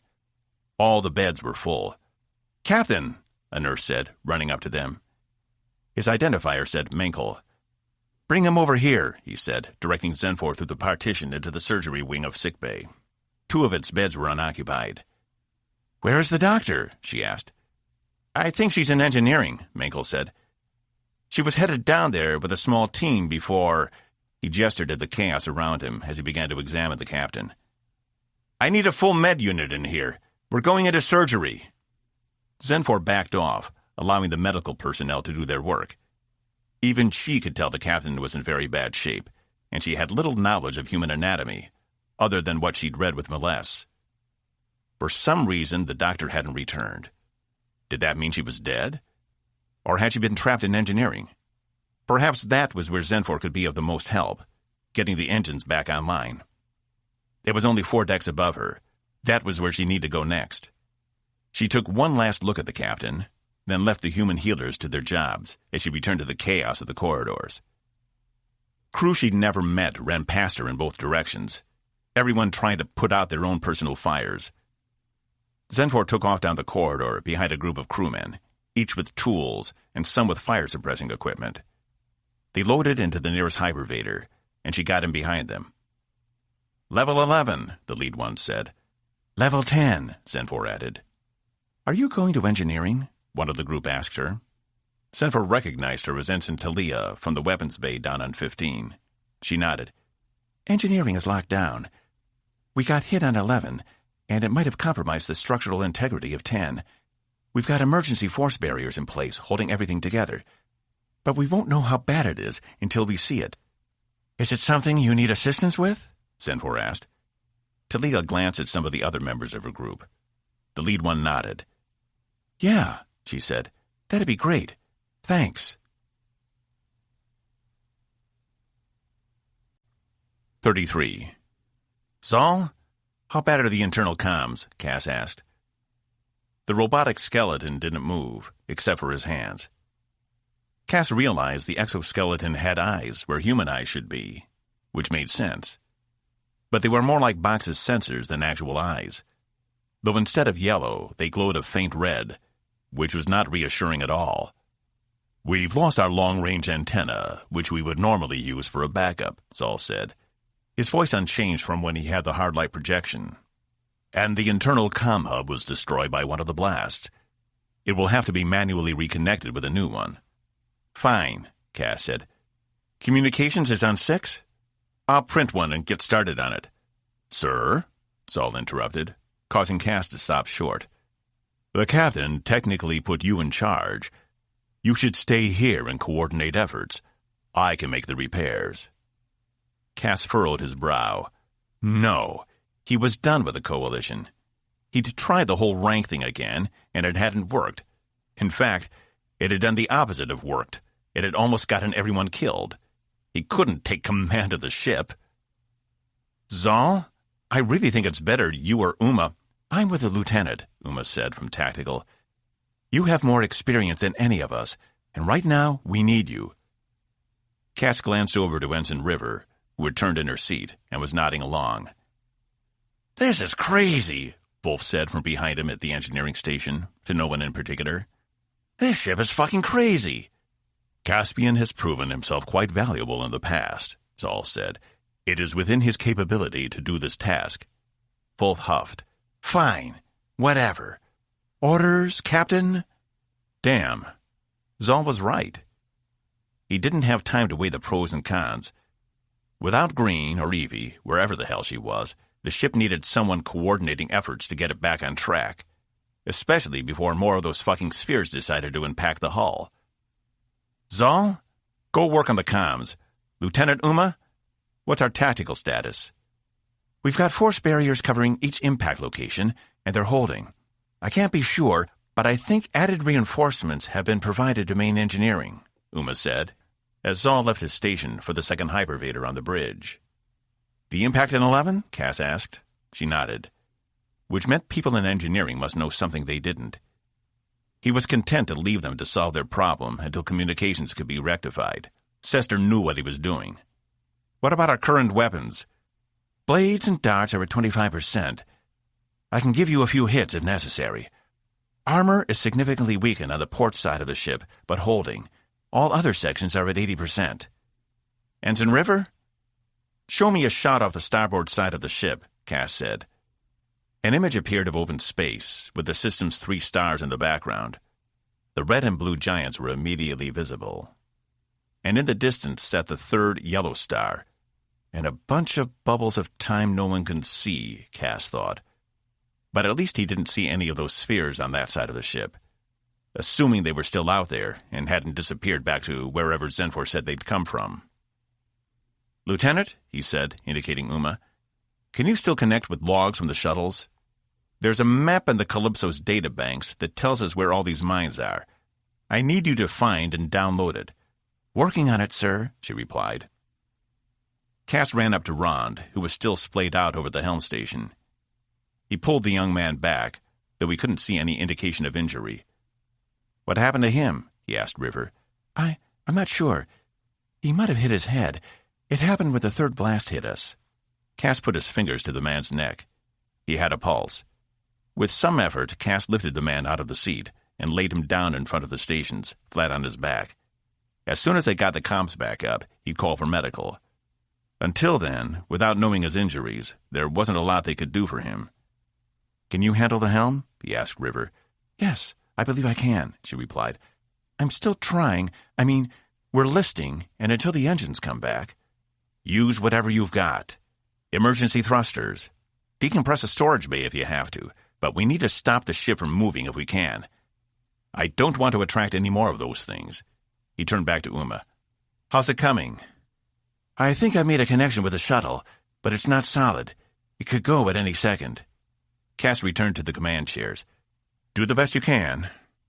He glanced over at Wolf. What's the story on the engines? As best I can tell, that blast on 11 knocked out the primary power conduits, which means engineering will need to reroute them before we can reignite the exodynes, to say nothing of using the undercurrent again. Wolf stared at her screens intently. I don't want to override what they might be doing down there. No, that's a good call. Let them handle the problems. We'll have to wait. Cass returned his attention to River. How's it going? I've managed to slow us, sir. Some of the emergency thrusters are still working. Only some? How bad is this? Not only were they in a potentially hostile system, but they had no backup, and the closest help would be 2 seasons away. The aliens had taken full advantage of Tempest being on her own and had lured them in. There was no other explanation for it. So what were they waiting for? I think I have the information from the Calypso, Uma said. I'm inputting the parameters now. On the main screen, a bright overlay in yellow showed the entire system, with faint outlines where the mine should be. But something was wrong. According to the map, there should be 2 just in front of us, but... They're not there anymore, Cass replied. I don't understand. Uma's face was distorted in confusion, and Cass couldn't blame her. He had difficulty grasping it himself. When we were in the shuttle, we found one of their ships, but it's sitting in a bubble of time seconds behind us. There's a bunch of them out there we can't see. I'm betting these mines have the ability to phase in and out of that time stream at will, which is probably why we haven't had any more hits. But as soon as we move, they'll reactivate and come back into our own time stream. A different time stream? Wolf asked. What does that even mean? Cass shook his head. It was Zenfor's theory. But I don't have any reason to doubt her.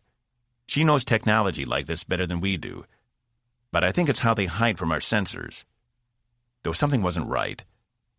Ryan had told them they'd only been gone for a few seconds, when Cass knew it had been over 20 minutes, if for no other proof than the self-destruct timer on the Calypso had made it down to 8 minutes by the time they got back. Did the shift explain time dilation? He couldn't be sure. It was far outside his realm of expertise. "So what do we do?" Wolf asked. "We wait for engineering." Zenfor stared at the open space beyond the sealed bulkhead. There was a small window that allowed them to see into the affected section, which had completely decompressed. "We're going to have to go back for the envirosuits," the lead crewman said to the group. "Obviously, we can't get anything done from here." "Wait," Zenfor said, glancing down at the repel field still affixed to her belt. "I can go. What needs to be done?" "Those don't provide air," the crewman said, his tone condescending. "I can hold my breath," Zenfor replied. It wouldn't be the most comfortable journey, but she could stand it for a short period of time at least. The lead crewman looked exasperated. "There's no gravity in there. You'll float off into space," he said. "We have to go back for the suits." "She can use this," Talia said, handing Zenfor a piece of equipment that was almost too small for her hand. It was nothing more than a handle affixed to a flat surface. "It's a magnet clamp. We use it to wrench things open when they don't want to move." "Tell me what you need me to do," Zenfor said, gripping the clamp. "We think the energy conduits have been disrupted," Talia said, before anyone else could speak. "Without them, the ship can't move. Yes, I'm familiar." Zenfor knew enough about the construction of a primitive ship such as this that she should be able to find a workaround without much problem. "I'll take care of it. Leave this section." The lead crewman hesitated for a minute, then indicated everyone else return to the previous section of the deck. Talia hesitated a moment. "Thanks for doing this," she said, and she placed her hand on Zenfor's shoulder, as far as it could reach anyway. Zenfor was momentarily reminded of Melesse and how much he missed her, though at this moment it didn't seem so bad. Talia smiled and followed the rest of her crewmates back to the previous section, where they closed the emergency bulkhead. Their interested faces showed through the long window near the middle of the barrier. Zenfor activated the clamp and affixed it to the ground, bending down to brace herself against the force about to hit her. She took 3 deep breaths, then held the last one, and touched the panel beside the bulkhead, separating her and the section open to space. A concussive force almost knocked her off her feet, as the air was sucked from her section in less than a second, and she found herself exposed to the frigid cold of space. But the repel field was doing a decent job of keeping her body heat in, though there was no telling how long it could last. She disengaged the clamp and walked to the edge of the section where the gravity plating stopped, attaching the clamp to the inside of the next section's wall. She then pushed off, and for a moment felt herself in full freefall until her grip tightened on the clamp and jerked her back. She scanned the half-destroyed room, looking for the primary power conduit control station. The back half of the room was open to space, and the floor was ripped away halfway down, exposing level 12 below her. But it seemed the force barriers were in place on 12 and had kept it from decompressing. If she could find additional power while she was in here, she'd try and get the force barriers up for 11 too. The ship wouldn't be able to make any faster-than-light travel without them anyway. Close to the middle of the room, and a tall tower that ran from what was left of the floor to the ceiling, was the control unit. The power conduits passed through there in order to be regulated. She'd need to bypass the entire unit if they had any chance of getting the engines running again. Zenfor reached out and grabbed a hunk of cabling along the wall and disengaged her clamp, using the cabling to move closer to the control unit. At least the section still had partial power. If it didn't, she'd have to reroute by hand, and she didn't think she could hold her breath for that long. Once she reached the top of the unit, she used the clamp on and off again to climb down it until she reached the controls. Many had been damaged, but she found a console that could still take commands. It took her a minute, but she managed to disengage the safety protocols and turn off the control unit, allowing the power to flow straight into engineering without interruption. But something wasn't right. The flow was still being blocked somehow. She glanced up at the ceiling itself and saw the explosion had caused some damage where the conduits must run. Using the clamp, she climbed her way back up, beginning to feel the effects of holding her breath for so long. It was odd how on a Sil vessel none of this would be necessary. Yet here she was, the only one able to get a coalition vessel repaired. Holding on tight with one hand, Zenford dug her fingers under one of the plates and ripped it away with sheer force, sending bolts and sharp edges of metal flying around in zero gravity with her. There was the problem. The conduit itself had been damaged. She wondered if she could shunt the energy through an adjoining system and then back into the conduits again, past the damaged section. It might blow out something else, but if they couldn't move, what good was the ship anyway? It would become nothing more than a floating coffin, just like those she'd seen at the funerals, drifting in space, alone forever. The thought sent a shudder down her back. So really, it wasn't a choice at all. She reached into the panel. 34. "Commander," Ensign Tyler said, jumping up from his station, "we've just regained main engine power. The conduits have been bypassed." Evie glanced up. "How?" "I guess one of the repair crews got someone in the damaged sections down on 11, he said, his voice full of elation. "Commander, we have another problem. When they rerouted the power, it blew out life support on 2 decks, Crewman Alaksha said, her mouth clicking. "And we have no way of notifying them," Evie putting words to what Alaksha hadn't said. "Which decks?" 10 and 11. Evie folded her head in her hands. By Garth, when were they going to catch a break? "We're going to have to open those doors," she said. "Otherwise, we're all going to suffocate. Everyone is to get to envirosuits as soon as they can, then return to your stations. That is, assuming the deck doesn't decompress when we drop the reinforcement fields." She surveyed their faces one by one. Everyone seemed determined and ready. But the problem was Sester. He had a hard enough time moving through the corridors as it was, and it wasn't like he could exactly fit inside an envirosuit. They'd have to get him off the deck. "Commander, station me near the door," Bach said, coming up to her. "If there's a structural failure, I won't be affected, and might be able to contain it." He was right. He was the strongest person in the room, and he didn't need to breathe. Evie glanced at Zax, who indicated it was her show. "Good idea. Notify me if you see any of the plates buckling near the door." Box nodded and trotted over to the giant rolling partition. "Tyler, drop the fields." Tyler hesitated for a moment, then did as he was told. There was a sound of metal creaking through the room, but it was holding so far. "Open the door," Evie said, bracing herself.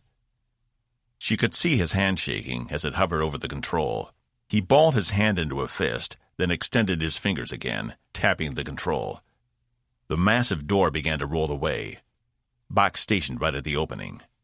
More creaking echoed through the room. "Nothing yet," Box said as the door disappeared into the wall. "Come on, everyone, get moving." "You heard him. Go. And notify everyone you pass, as well as every adjoining section, to evacuate," Evie said, praying everything held. It only had to be strong enough to get everyone out. Then it could do whatever it wanted. To his credit, Tyler began ushering out all the junior officers before him, making sure everyone was on their way before he even stood from his station. Evie indicated Zax to go. She'd be needed in sickbay, if she wasn't already. And Zax nodded in wordless understanding, joining the ranks of engineers leaving through the door. "He says he's willing to stay," Tyler said, looking up at Sester. "The hell he is," Evie replied. She walked over and stood right in front of the Klaxian in his cradle. "Let's go, Commander. You're not getting sucked into the deep reaches of space on my watch." "He's afraid his size will cause the bulkheads to collapse," Tyler said. "They won't," Evie replied, stubborn. After everything he'd done for her, she wasn't leaving Sester here. She turned to Tyler. "You go on. Get into a suit so you can get back here. I'll deal with the commander here." Tyler glanced between them, then took off for the door, passing Box on his way out. She returned her attention to Sester. Look, if you stay here, you're going to die. You may not need eyes, but you still need to breathe. And in a few minutes, this entire deck is going to be uninhabitable without assistance.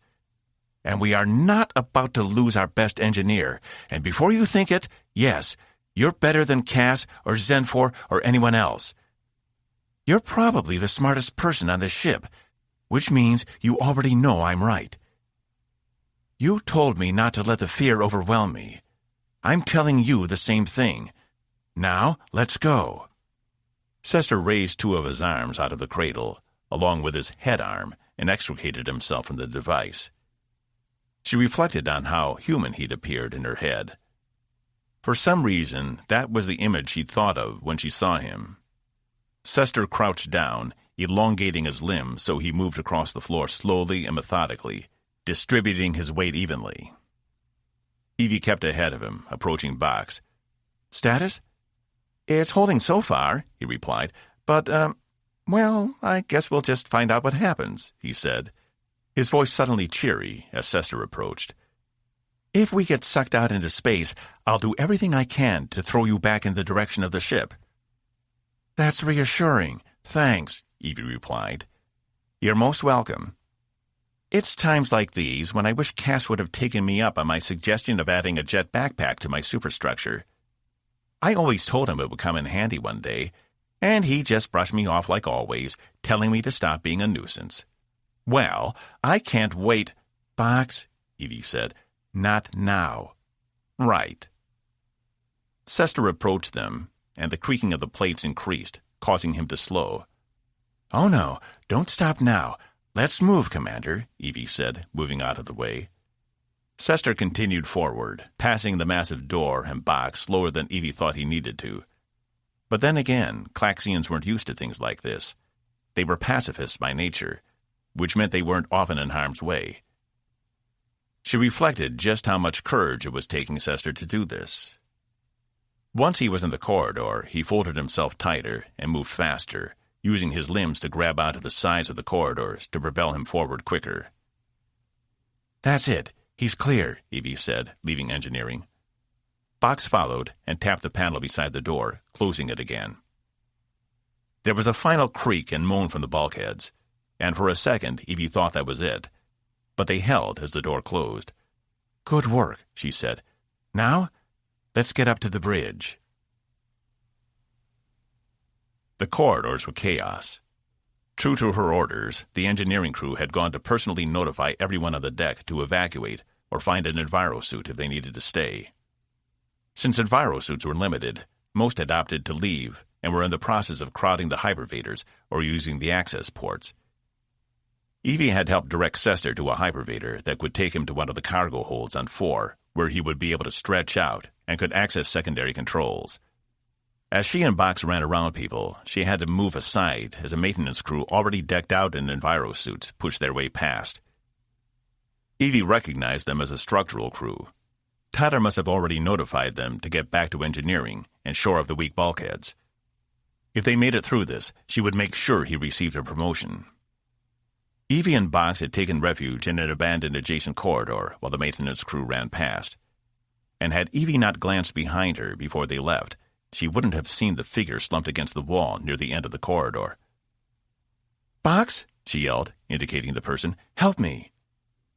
She jogged up to the figure, but stopped short when she saw the cropped black haircut and immediately recognized her. Who? Oh, Box said, moving around her, gingerly lifting Laura up. Lieutenant, can you hear me? He tapped the sides of her cheeks. Is she dead? Evie asked, the bottom dropping out of her stomach like she'd been kicked. No. She has a pulse, but it's weak. I believe she sustained a head injury, Box said, inspecting Laura's scalp. I don't know what the damage is, though. I'll need to get her to sickbay. Evie bent down and cupped Laura's face with her hand. She hadn't told her, but her presence in sickbay when Evie was having her visions was nothing short of miraculous. From the moment she'd come in, Evie had felt more at ease, more like herself than she had in a long time. Just having her there by her side was comforting. and she'd never had the opportunity to tell Laura. "I'm so sorry," Evie said as she leaned in and placed a light kiss on Laura's cheek. "Box will take good care of you." She looked up at him. "Can you move her?" "Are you kidding? Humans are light. You've seen me carry more than one at a time," Box said. "Gently, I mean, so it won't aggravate her injury." "Oh, of course." Box placed his arms underneath Laura, supporting her back and legs, and lifted her up, making sure her head didn't fall back as he did. "I know I'm not supposed to be studying you," he said, "but I think your odds of sustaining a relationship are better than I'd first anticipated." "Just get her there safely, okay?" Evie said, concerned coloring her words. Laura had always been there, and now that she might not be, it filled Evie with dread, and regret she had taken her for granted all this time. That stopped today. "You can count on me, Commander," Box said. "I'll make sure she's well taken care of." He took off back down the corridor. Evie could tell he'd engaged his own personal dampening system, as Laura didn't bounce or move at all as he ran.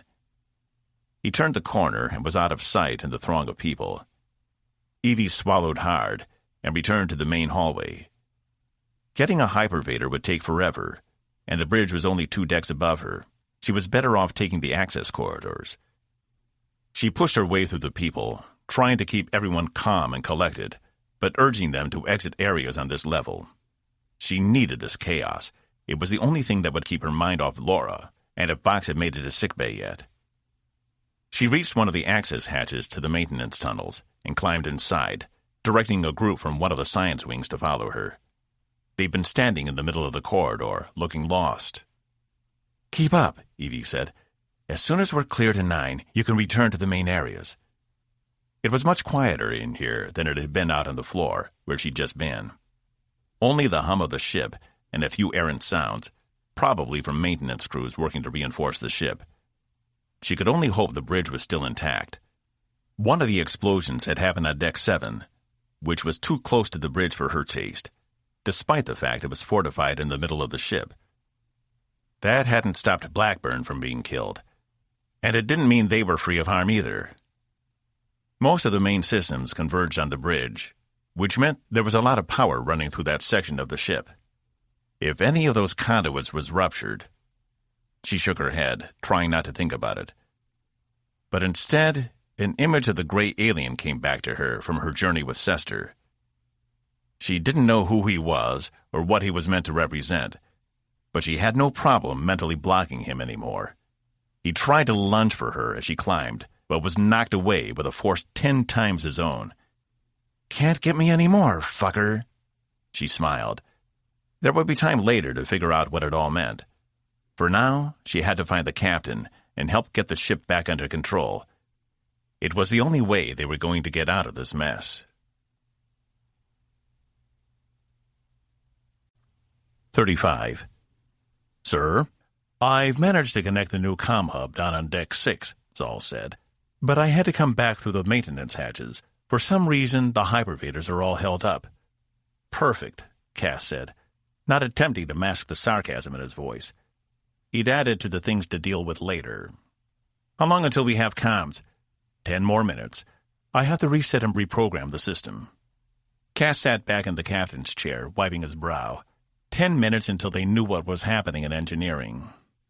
"Wait," Wolf said. "We've got partial power. Whatever they're doing down there, it's working. We've got enough for the primary engines and to open an undercurrent." Cass turned to Uma. "What's the status of the hull breaches?" They wouldn't be going anywhere if any part of the ship was open to space. Not unless he wanted the gravity shear created by the undercurrent to rip the ship in two. "Emergency force barriers are holding on, all except for 11. It's opened back up to space." "Any change in the status of the mines?" She shook her head. He had an idea. Maybe these mines weren't automated after all. Maybe someone was controlling them and just waiting for signs of life from Tempest before launching any more. "Focus your attention on the area where the Calypso was patrolling.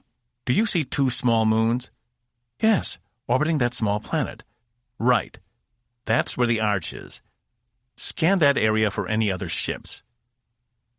Would the ship they boarded show itself? Or was he wrong, and it was abandoned? "Not picking up anything, sir," she said. "Okay. Try—" Cass turned to see the maintenance hatch Zal had come from open, and Evie crawl out, her hair a mess and covered in dust. "Report," she said, standing and dusting herself off. "Evie?" Cass asked. "Are you—" She glanced at him with fire in her eyes. This was not the same woman they'd taken away on a gurney. This was a woman determined, and with a fight back in her. Whatever she'd been through was clearly no longer affecting her. Cass caught Evie glance at Wolf, then surveyed the bridge. "I'm fine," she replied. "What's our status? Where's the captain?" If she was surprised to see him in command, she didn't show it. "The captain was critically injured in the attack. Zal almost has the comms back up, and we have partial power to the engines. Currently, there aren't any more mines out there, but I believe they're hidden and will activate if we try to move the ship." "So it was mines," Evie said, though it was more to herself than anyone else. "Where's the captain now?" "Senfor took him to sickbay after we got back. Evie, we found the Arch. You were right. It held a bubble of time out of sync with our own, and there was a ship."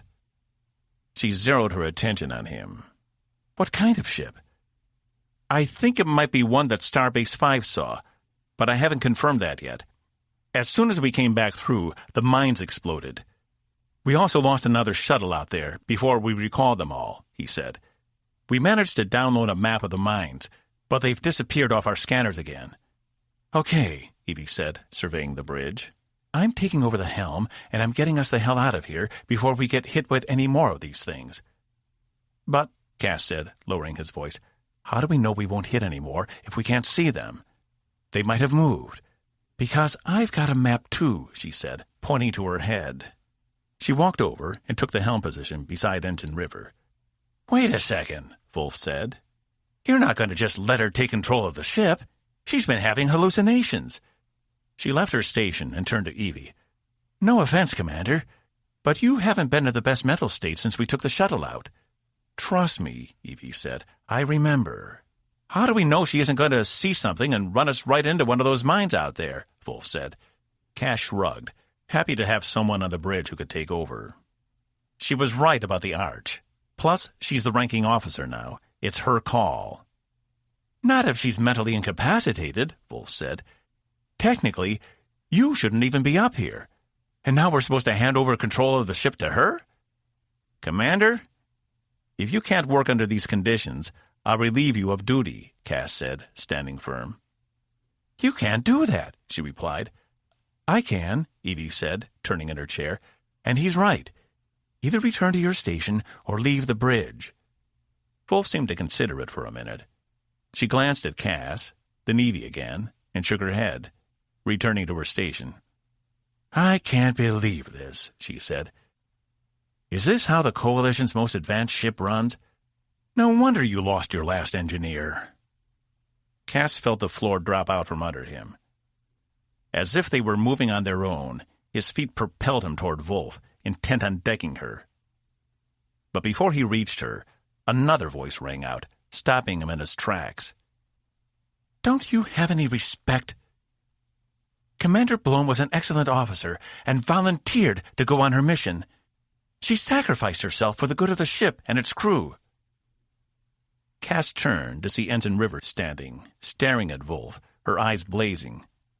Both Zal and Uma were looking at the bridge engineer as well. In any other situation, calling out a superior officer like that could lead to some serious consequences, especially while on duty. Wolf's face stiffened. I'm sorry. I meant no disrespect. I'm just frustrated.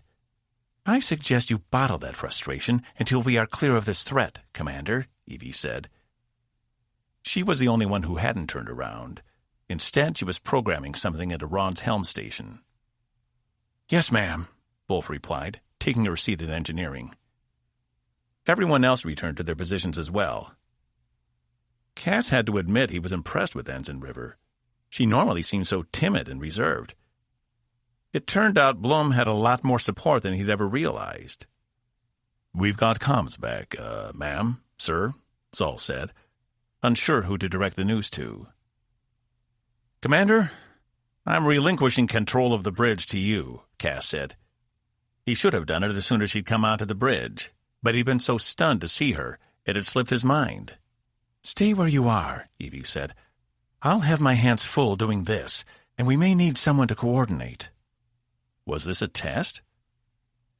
The last time he'd been in a position of authority, it hadn't gone too well between them. "Are you sure?" She turned in her chair again. "Cass, don't argue. I promise I'll relieve you once all this is over, but I can't do it by myself, okay?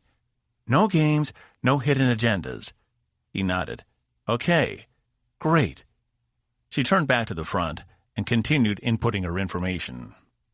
Cass hit the comm button on the side of the command chair. "Engineering? This is the bridge. Report status." "Tyler here, sir.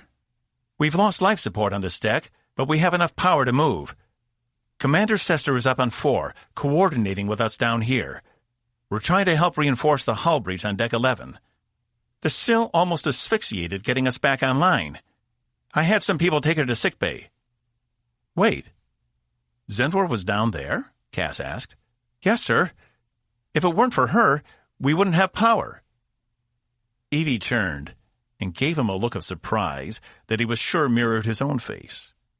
"Get 11 sealed up as soon as you can. We may need to use the undercurrent drive if things get hairy up here." "Acknowledged. Working on it now. Tyler out." Cass tapped the comm again. "Robeaux to sickbay. Status report." "This is Menkel," one of the nurses answered. "Dr. Zax is currently in surgery with the captain. His injuries were severe, and she isn't sure of his prognosis. We have 47 injured, but only 6 critically, and we're tending to them as fast as we can." "Is Consul Zenvor down there?" Cass asked. "She's being treated. It seems she might have strained her oxygen capacity," Menkel said, "but we expect her to be okay." "What about Lieutenant Yamashita?" Evie asked. Cass perked up, glancing over to her. "Box is caring for her now, Commander. We expect her to make a full recovery as well." Cass saw Evie visibly exhale and returned her attention to her station. "Thanks, Menkel. Keep us updated on the captain's condition." Cass cut the comm. He turned to Uma. "Using our map, I need you to keep a target on where those mines were last. If we need to blow one before we get to it, we will, but we don't want to cause a cascade reaction. There are thousands of those things out there." Uma nodded. Cass couldn't believe how natural all this felt. It really was like slipping on an old pair of shoes. So why had it been so hard last time? Was it because he'd put so much pressure on himself to perform? To be the perfect officer? Or was it everyone else's expectations? Whatever the reason, he was here now, and the crew needed his help to get them out of the snare. And he was going to do everything in his power to make it happen.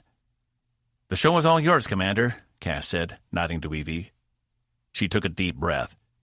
"Here we go."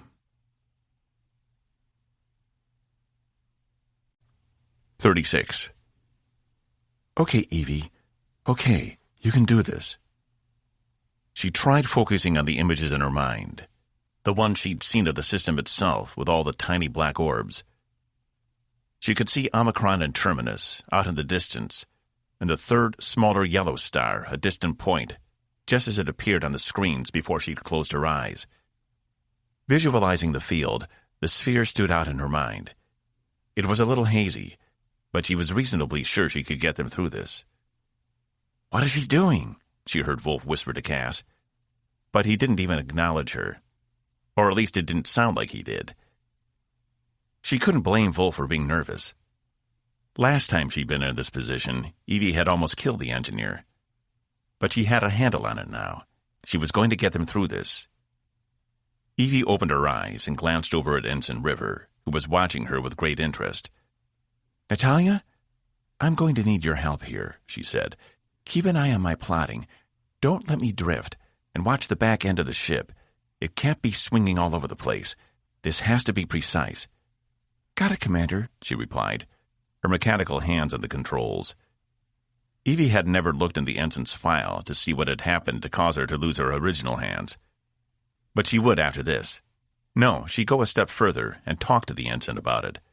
The time for keeping herself cut off from everyone around her was over. She would make more of an effort to get to know the people she worked with. She wasn't going to remain distant anymore. "Wolf, you ready?" she asked. 60% power and holding, the lieutenant commander replied. "Once we're free, we should be able to make an undercurrent." "Assuming Deck 11 is sealed by then," Cass said. "Tyler reports they're close," Zal added. "All decks have reported in and are ready, Commander. The bays have also reported all shuttles and space wings have returned to the hangars." Evie closed her eyes one more time, confirming she saw what she thought she saw, and opened them again. "Uma, give me the overlay of the map you have." The yellow overlay displayed on the screen in front of them, fuzzy yellow dots representing where the spheres were supposed to be. But it didn't quite match what Evie was seeing in her head. No matter. She'd use both and avoid the areas entirely, even if they weren't exactly lined up. She only hoped her memory was as solid as she thought it was. She engaged the main Exodyne engines, and the ship crept forward. "All sections are holding," Zal said. She'd feared the ship might wrench itself apart just by moving, but thankfully the gravitational forces were minor in this part of the system. They were too far from any of the stars for shearing to be a real concern. "Adjusting heading. Natalia, watch the drift," she said. Out of the corner of her eye, River nodded, and Evie plotted the ship around the first location of mines. "That's one," she said. "Commander, I'm getting some strange readings," Uma said. Evie glanced behind her to see Cass join Uma at her station. "The ship! God damn it! I knew it wasn't abandoned," Cass said. "What's happening?" Evie asked, trying to keep her attention on the task ahead of her. She needed to maneuver around two more. "That ship is coming through the arch," Cass said. "Into our time." Suddenly, one of the orbs appeared right before them. "Whoa," Evie said, adjusting their heading as fast as she could. "This is going to be close." "Commander," she heard Uma say. "Prepare to fire all weapons," Cass replied. "Lock on that ship, but don't take the shot yet." "Aye, sir," she replied. Evie held her controls down, even though she knew it would do no good. The image on the screen in front of them tilted at an angle as the orb disappeared below the screen. She could only hope they had enough clearance to miss it. That one hadn't been on the map, nor had it been in her mind. It seemed her memory wasn't as reliable as she'd hoped. "This might be a rougher ride than I thought," she said. "It missed the hull by 7 meters, Zal said. "At least we know they're not magnetic," Cass replied, relief in his voice. He was right. If they were, this would be a lot harder, and they'd be much less likely to get out of it alive. "Commander," Zal said, though there was a tinge of stress in his voice she'd never heard before. "The mine is following us.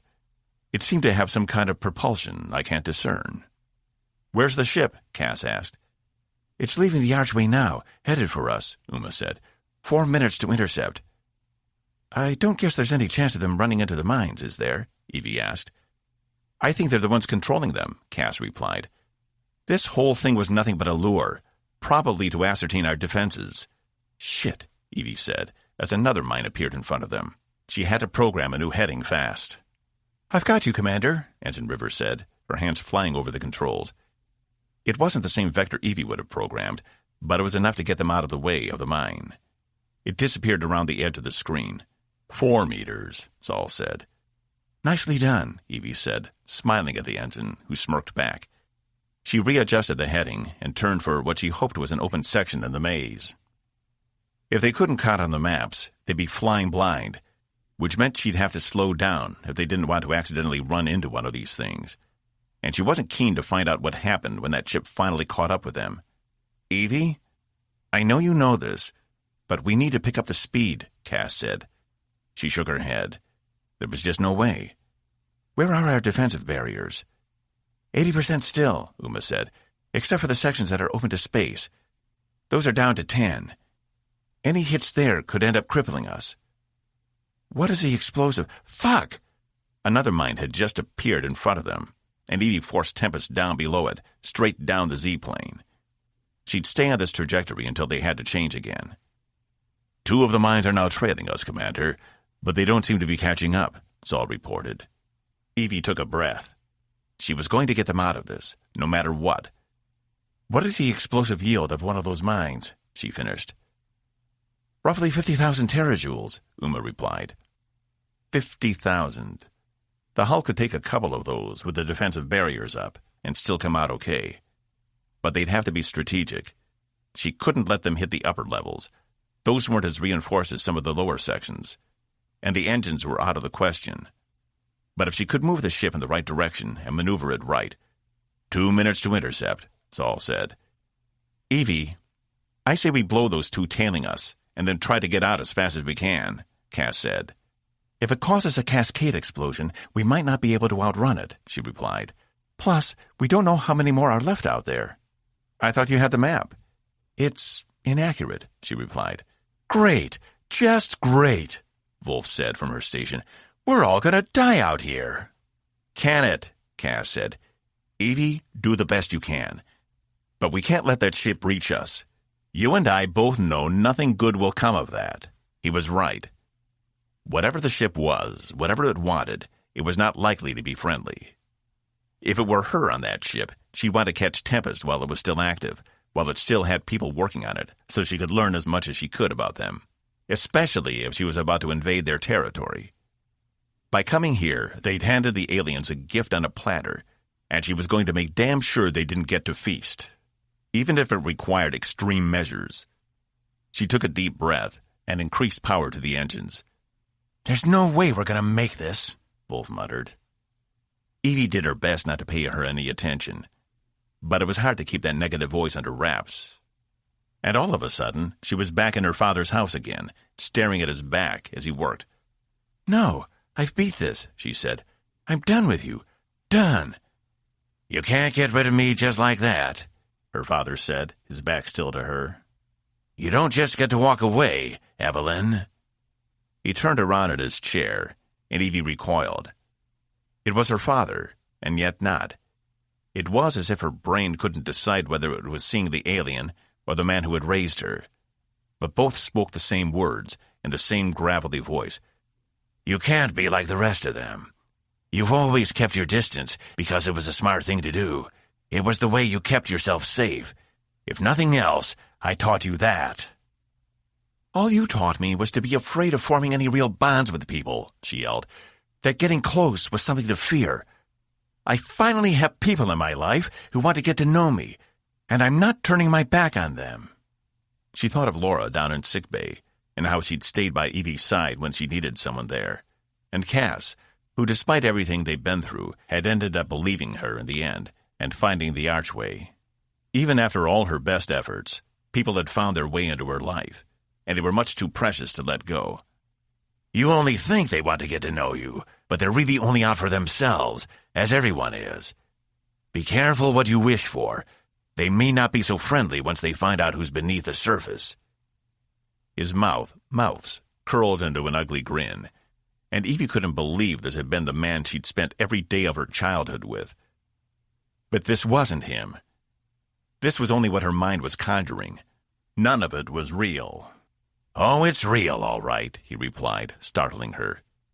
He held out one hand, which was simultaneously human and not.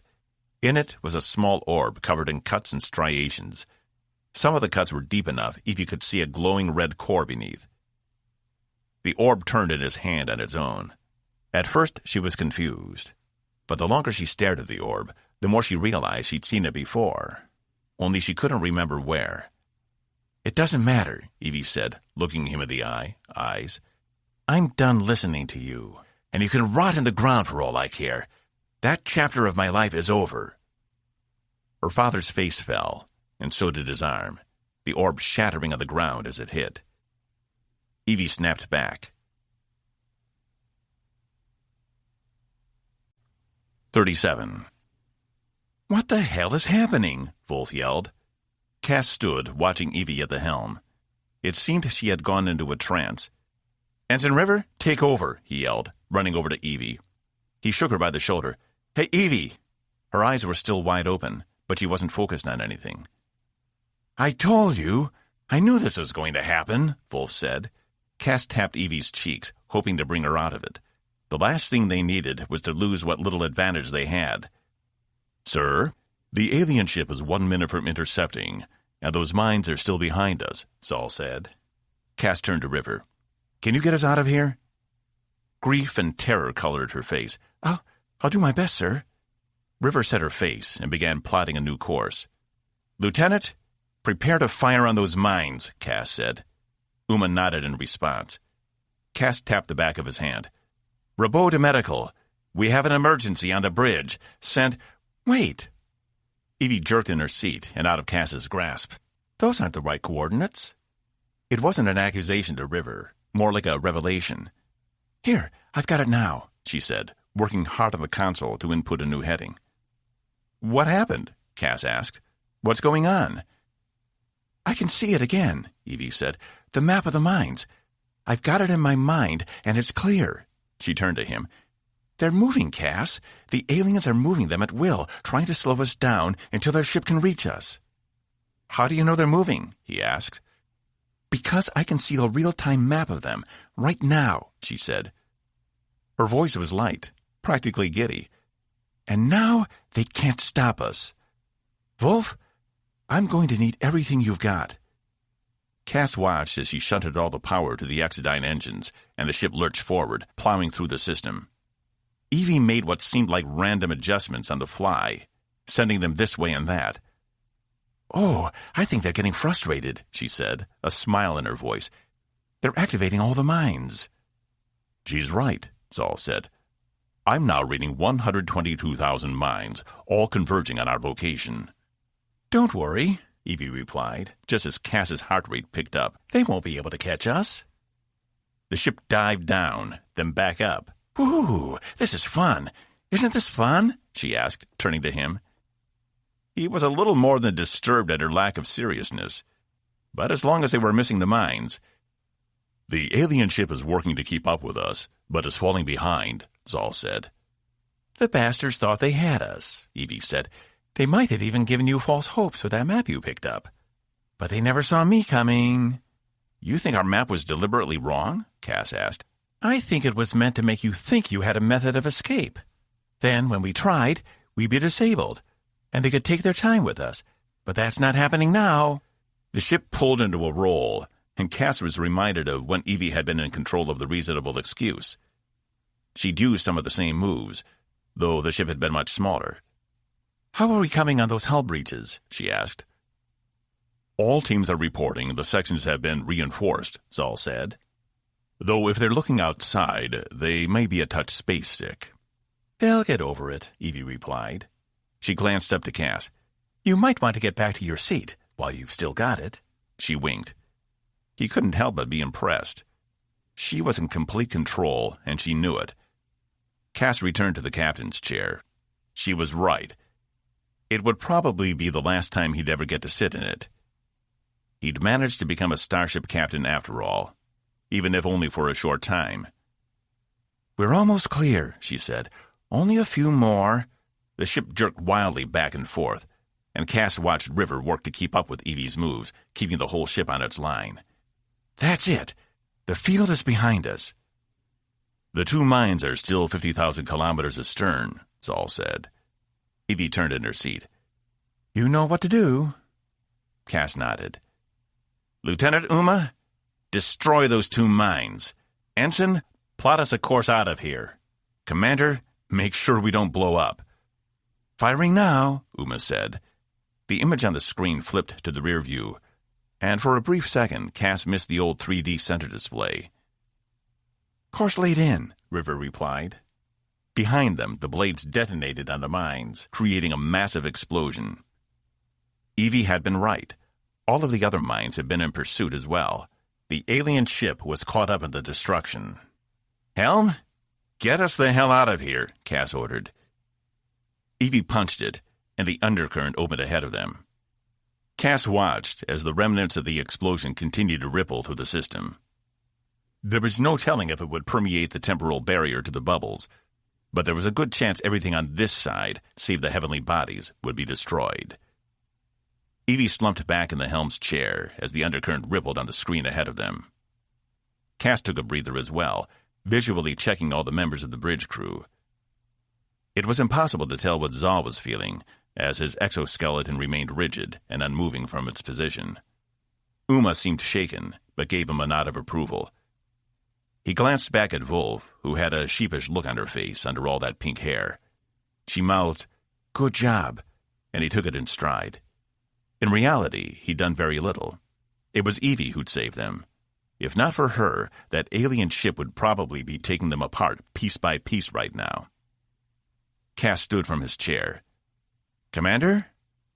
Evie turned, her eyes full of... What was that? Joy? He indicated the chair beside him. She stood as well, approaching him. "Mr. Robeaux, I formally relieve you." He stepped aside. "I stand relieved." He put out his hand, and she shook it, giving it a firm shake. Cass stepped back, allowing her to take the captain's chair. "Ensign, keep us on this heading until we return to Coalition space. We're going to have a lot to tell the people back home." Commander?" Wolf said. Cass and Evie turned to her in unison. "I hate to be the bearer of bad news, but I don't think we're making it back to Coalition space." "Why not?" Evie asked.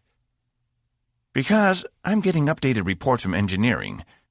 Tyler says the SIL improvements to the engines are offline.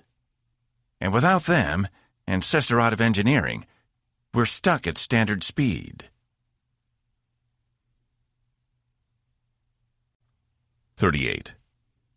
"So, here are our options, none of which are ideal," Evie said, pointing to the holoscreen on the desk in the command room.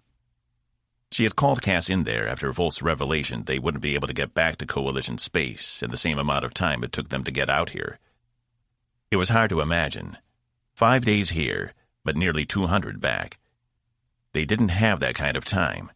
They'd have to find a place where they could catch their breaths, make some repairs, find some resources. The only problem was much of the space out here wasn't charted. All they had was astrometric data from sensor telescopes and what limited scans they've been able to make so far. They were stuck out here, alone, and without any system of support. She could only hope the aliens had been destroyed in the explosion, and more weren't on their trail. "This is it?" Cass asked, staring at the options before them. "There's nothing else?"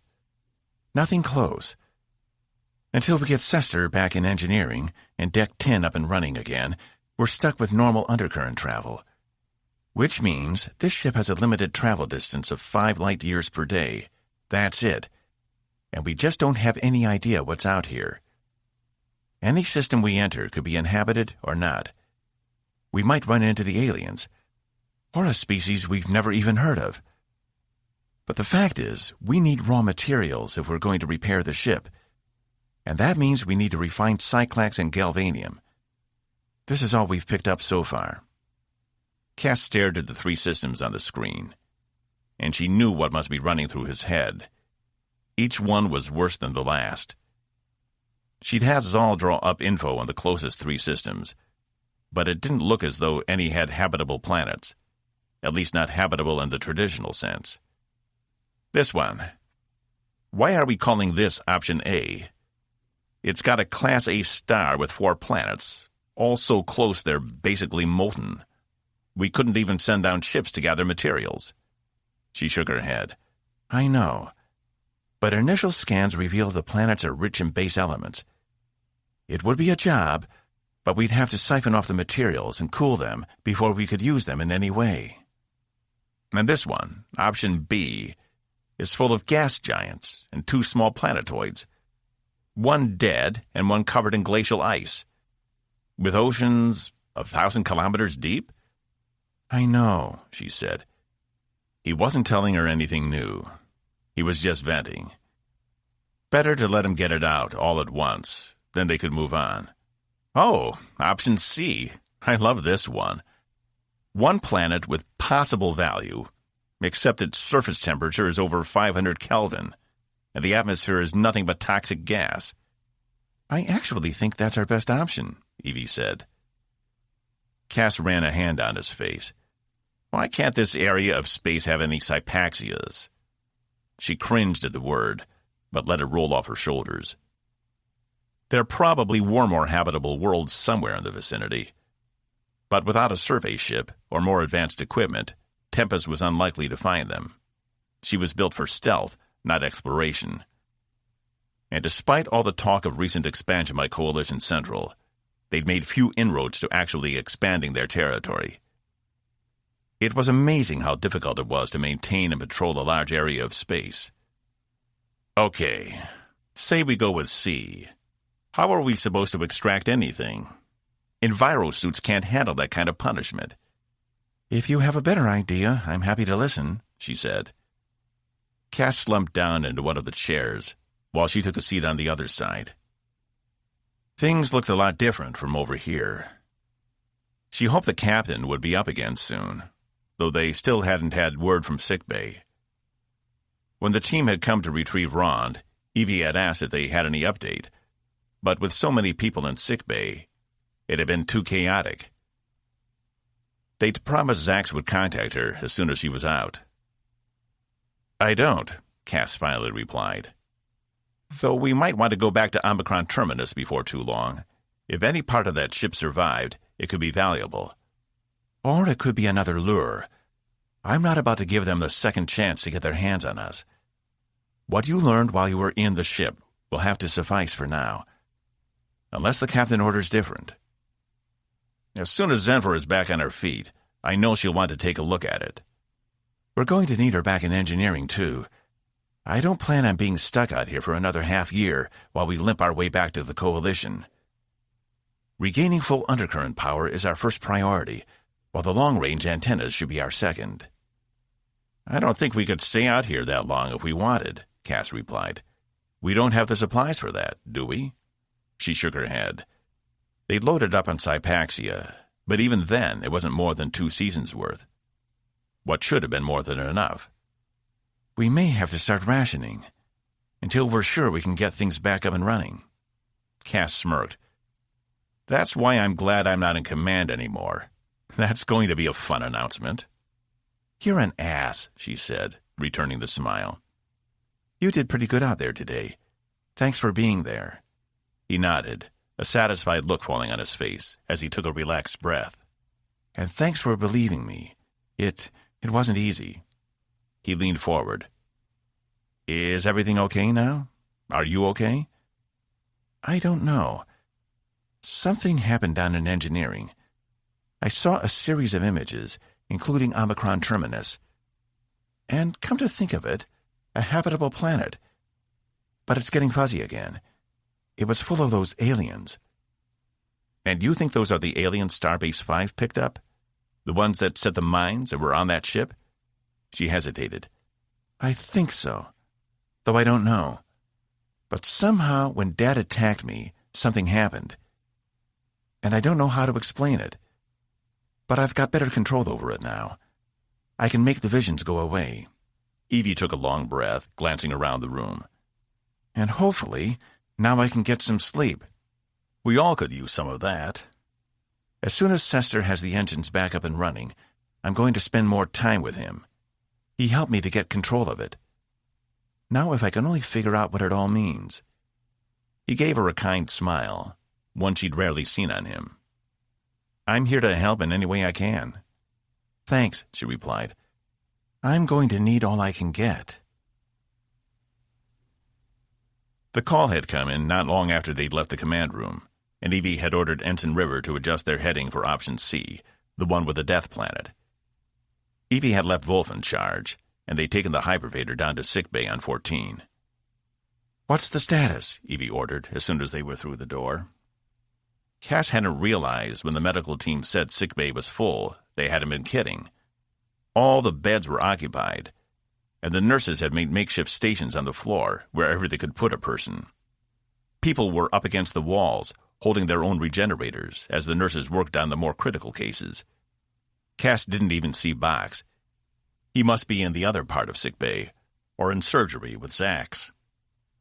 They just came out, Nurse Menkel said, coming up to them. In the back. Evie pushed through the crew as best she could, checking on each of them as she did. Cass had to admit something had changed in her. Whether it held or not was yet to be seen, but he'd never seen her as open about her concerns for the crew as she was making her way through sickbay. A blur moved through the crowd, straight for her, catching them both off guard before it plowed into Evie, grabbing hold of her. Cass stepped back as he realized it was Lieutenant Yamashita who had wrapped Evie in a hug. A tingling sensation crept up the back of his neck and across his face, knowing he was watching something private. Both of them were trembling slightly as they held each other. He glanced around and caught sight of Zenfor off to the side, standing as stoic as always. The only difference was she was hooked up to what looked like a portable oxygen machine, with a small tube running down to a larger machine beside the wall. He silently excused himself, hoping to give them a modicum of privacy, and went over to check on Zenfor. "Everything okay?" he asked. She nodded, saying something, though her voice was muffled. "What?" She lifted the mask from her face. "I'm fine, but the doctor insists I wear this for the next 10 hours to make sure there isn't permanent damage. She doesn't believe me when I tell her SIL lungs are resilient." The mask came back down. Cass grinned, seeing in his peripheral Evie and the lieutenant had separated, yet still held each other's hands. He returned his attention to Zenfor. "They tell me you're responsible for getting the engines back online and saving the ship." Zenfor only shrugged. "As soon as 10 is repressurized, they're going to need you down there. Your engine modifications are offline." Her brows formed into a V, prompting concern from Cass. She nodded, though the look didn't leave her face. "What? Is something wrong?" he asked. She lifted the mask again. "No. I'll check the system as soon as I can." She hesitated in bringing the mask back down. "The aliens were testing us, you understand." He'd come to the same conclusion himself. Fortunately, we made it out, thanks to Evie's. He didn't want to say ability. It wasn't his to reveal to the crew, if that was what she wanted to do. Insight. Next time we might not be so lucky. Which is why we need those engines back, so we're not at their mercy. "Cass?" Evie called from across the room, indicating he follow her into the back. Yamashita had either left or retreated to some part of sickbay he could no longer see. "I'll catch up with you later. Evie wants us to study all the data we brought back from the alien ship." Zenfor nodded, a smirk playing on her lips under the transparent mask. "What?" She shook her head and indicated he follow Evie. Whatever she found humorous, he'd have to ask her later. But he couldn't help wondering if it had to do with the fact he'd been ready to leave the ship not so long ago, and now nothing could be further from his mind. Cass made his way through the rest of the patients, reaching the back, which was partitioned off. Green lay on one of the beds near the back, while 2 others of the crew were being prepped for surgery. Zax and Box stood beside Evie. Zax looking grim and sullen, while Box watched with impassivity. "What's going on?" Cass asked. "The captain is out of surgery. We were able to save his life, but he may have irreparable brain damage," Zax said, her face solemn. "He's in an artificial coma right now, and I'm not confident we should wake him. It could do further damage." "What does that mean?" "What are you going to do?" Cass asked. "Keep him under," Box said, his tone fully serious, "until we get back to a starbase." "I was just explaining to them our situation," Evie said, "and how we may be here a while." Zax turned to her. "We can keep him under as long as we need to. I can even put him in stasis if it comes to that. But, Commander, it's your ship now. I know the captain would have full confidence in your ability to lead this crew." Evie took a deep breath and ran her hand down her messed-up ponytail, flipping it over her shoulder. "Right." She glanced at Cass. "Does Zenfor think she can fix the drive?" "She seemed to think so, yeah," Cass replied. Evie nodded. "Good. Anything else to report?"